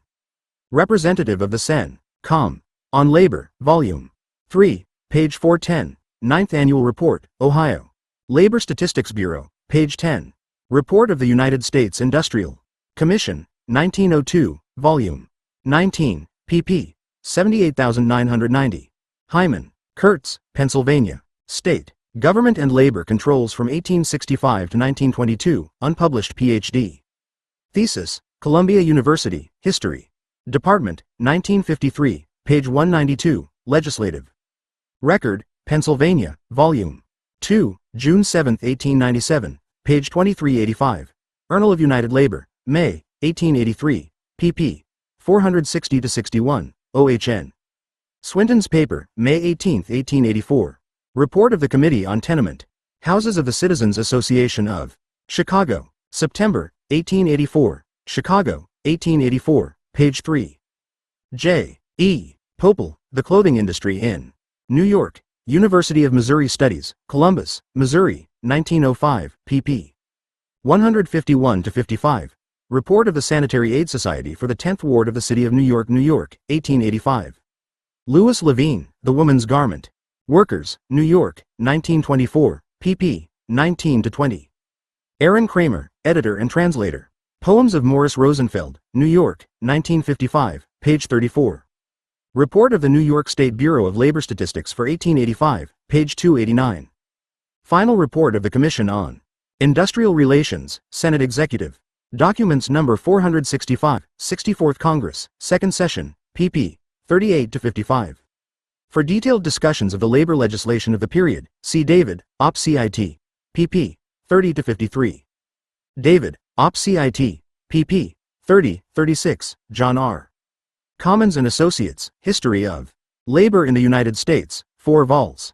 New York, 1918-1935, Volume 3, pp. 541-43. Aveling, Op. Cit. pp. 55-56. Lists, The American Law Register, Volume XLII, Dec. 1903, pp. 803-09. 51. See especially Pennsylvania Bureau of Industrial Statistics, Volume X, 1880-81, page 380, Volume X, 1881-82, pp. 172-73, 189, Volume 12, 1884, pp. 73-74, 77. Proceedings, General Assembly, Knights of Labor, L. 881, page 283. 52. Clarence E. Bonnet, The Origins of the Labor Injunction, Southern California Law Review, Volume V. October, 1931, page 123. 53. Charles Fairman, Justice Samuel F. Miller, Political Science, Quarterly, Volume L, March, 1953, pp. 42-43. 54. J. Lochner v. New York, 198, U.S., 445, 1905, Adair v. U.S., 208, U.S., 161, 1908. 55. In Ray Jacobs, 98, NY 98, 1885, OHN. Swinton's Paper, January 25, 1885. 56. Morris Raphael Cohen, Law and the Social Order, New York, 1933, page 76. 57. McNeil, Op. Cit., page 455. 58. Richard Hofstadter, Social Darwinism in American Thought, 1860-1915. Philadelphia, 1944-59. William R. Thayer, Life and Letters of O.H.N. Hay, New York, 1916, volume I, p. 7, 60. Lester Frank Ward, Glimpses of the Cosmos, New York and London, 1913, volume 3, pp. 303-04, Representative of the Sen. Com. On Labor, volume 2, page 959. 61. Thomas Bailey Aldrich, The Stillwater Tragedy, 1880, page 138. 62. Francis A. Walker, Political Economy, New York, 1883, page 259. A. L. Perry, Elements of Political Economy, New York, 1866, page 122. 63. New York World reprinted 15 years later in Appeal to Reason, November 18, 1899. 64. McNeil, Op. Cit., page 461, Aveling, Op. Cit., page 81, Philip S. Foner, History of the Labor Movement in the United States. From Colonial Times to the Founding of the American Federation of Labor, New York, 1947, pp. 520-21. 65. Richard J. Hinton, American Labor Organizations, North American Review, January 1885, pp. 33-38. 66. Foon Swinton's Paper, June L., 1884. 67. Ibid. February 3, 29, November 9, 1884, March 22, 1885, May 9, 1886. Sender Garland, The Challenge of John Swinton. Masses and Mainstream, Dec. 1951, page 47. 68. Printed Circular and Letter of J. P. MacDonald to Terence V. Powderly, Powderly Papers, hereafter cited as pp. 69. Irish World and American Industrial Liberator, July 5, 1884. Chapter 2. I. Foon Swinton's Paper, November 2, 1884. J. Emmon to Philip Van Patten, April 8, L. 880, Socialist Labor Party Papers. Wisconsin State Historical Society, hereafter cited as WSHS, Foner, History of the Labor Movement in the U.S., page 499, Philip S. Foner, The Fur and Leather Workers Union, Newark, New Jersey, 1950, page 18, Charles MacArthur. Dessler, American Radicalism, 186-51901, New London, Connecticut, 1946, pp. 83-84. 2. Foner, History of the Labor Movement in the U.S., page 498. 3. Constitution and Bylaws of the Central Labor Union of New York and Vicinity, New York, 1887, Representative of the Sen. Com. On Labor, Volume I, pp. 50,203, 808-13, Foon Swinton's Paper, October 14, 21, 1883, Peter A. Speak, The Single Tax and the Labor Movement. Madison, Wisconsin, 1917, pp. 25, 31,718. 4. Foon Swinton's Paper, April 8, 1884. New Yorker Volkszeitung, July 12, 1886. New York Sunday, July 19, 1886. 5. Morris Hillquit, History of Socialism in the United States, New York, 1903, pp. 286-87. 6. E. Bergen, The History of the Fewish Labor Movement, Yiddish, New York, 1915, pp. 68-85, Martin A. Cohen, Jewish Immigrants in American Trade Unions, unpublished, Ph.D., thesis, University of Chicago, August, 1941, pp. 35-37. 7. Foon Swinton's paper, June 7, 1885. Bergen, Op. Cit. pp. 103. Cohen, Op. Cit. pp. 41-43. 8. Fewish Life, April, 1952, page 12. Bergen, Op. Cit. pp. 103-12. 9. Morris U. Schaps, unpublished paper on the United Hebrew Trades, presented at 1948 annual meeting of the American Jewish Historical Society. 10. B. Weinstein, The First Years, Yiddish, in Harry Lang and Morris Feinstone, editors, United Hebrew Trades 5th Fubali Book, New York, 1938, page 32. Cohen, Op. Cit. pp. 68-69. 2. Eunice Minette Schuster, Native American Anarchism, A Study of Left-Wing American Individualism, Northampton, Massachusetts, 1931-32, pp. 162-64.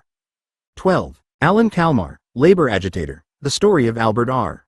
Parsons, New York, 1937, pp. 52-62.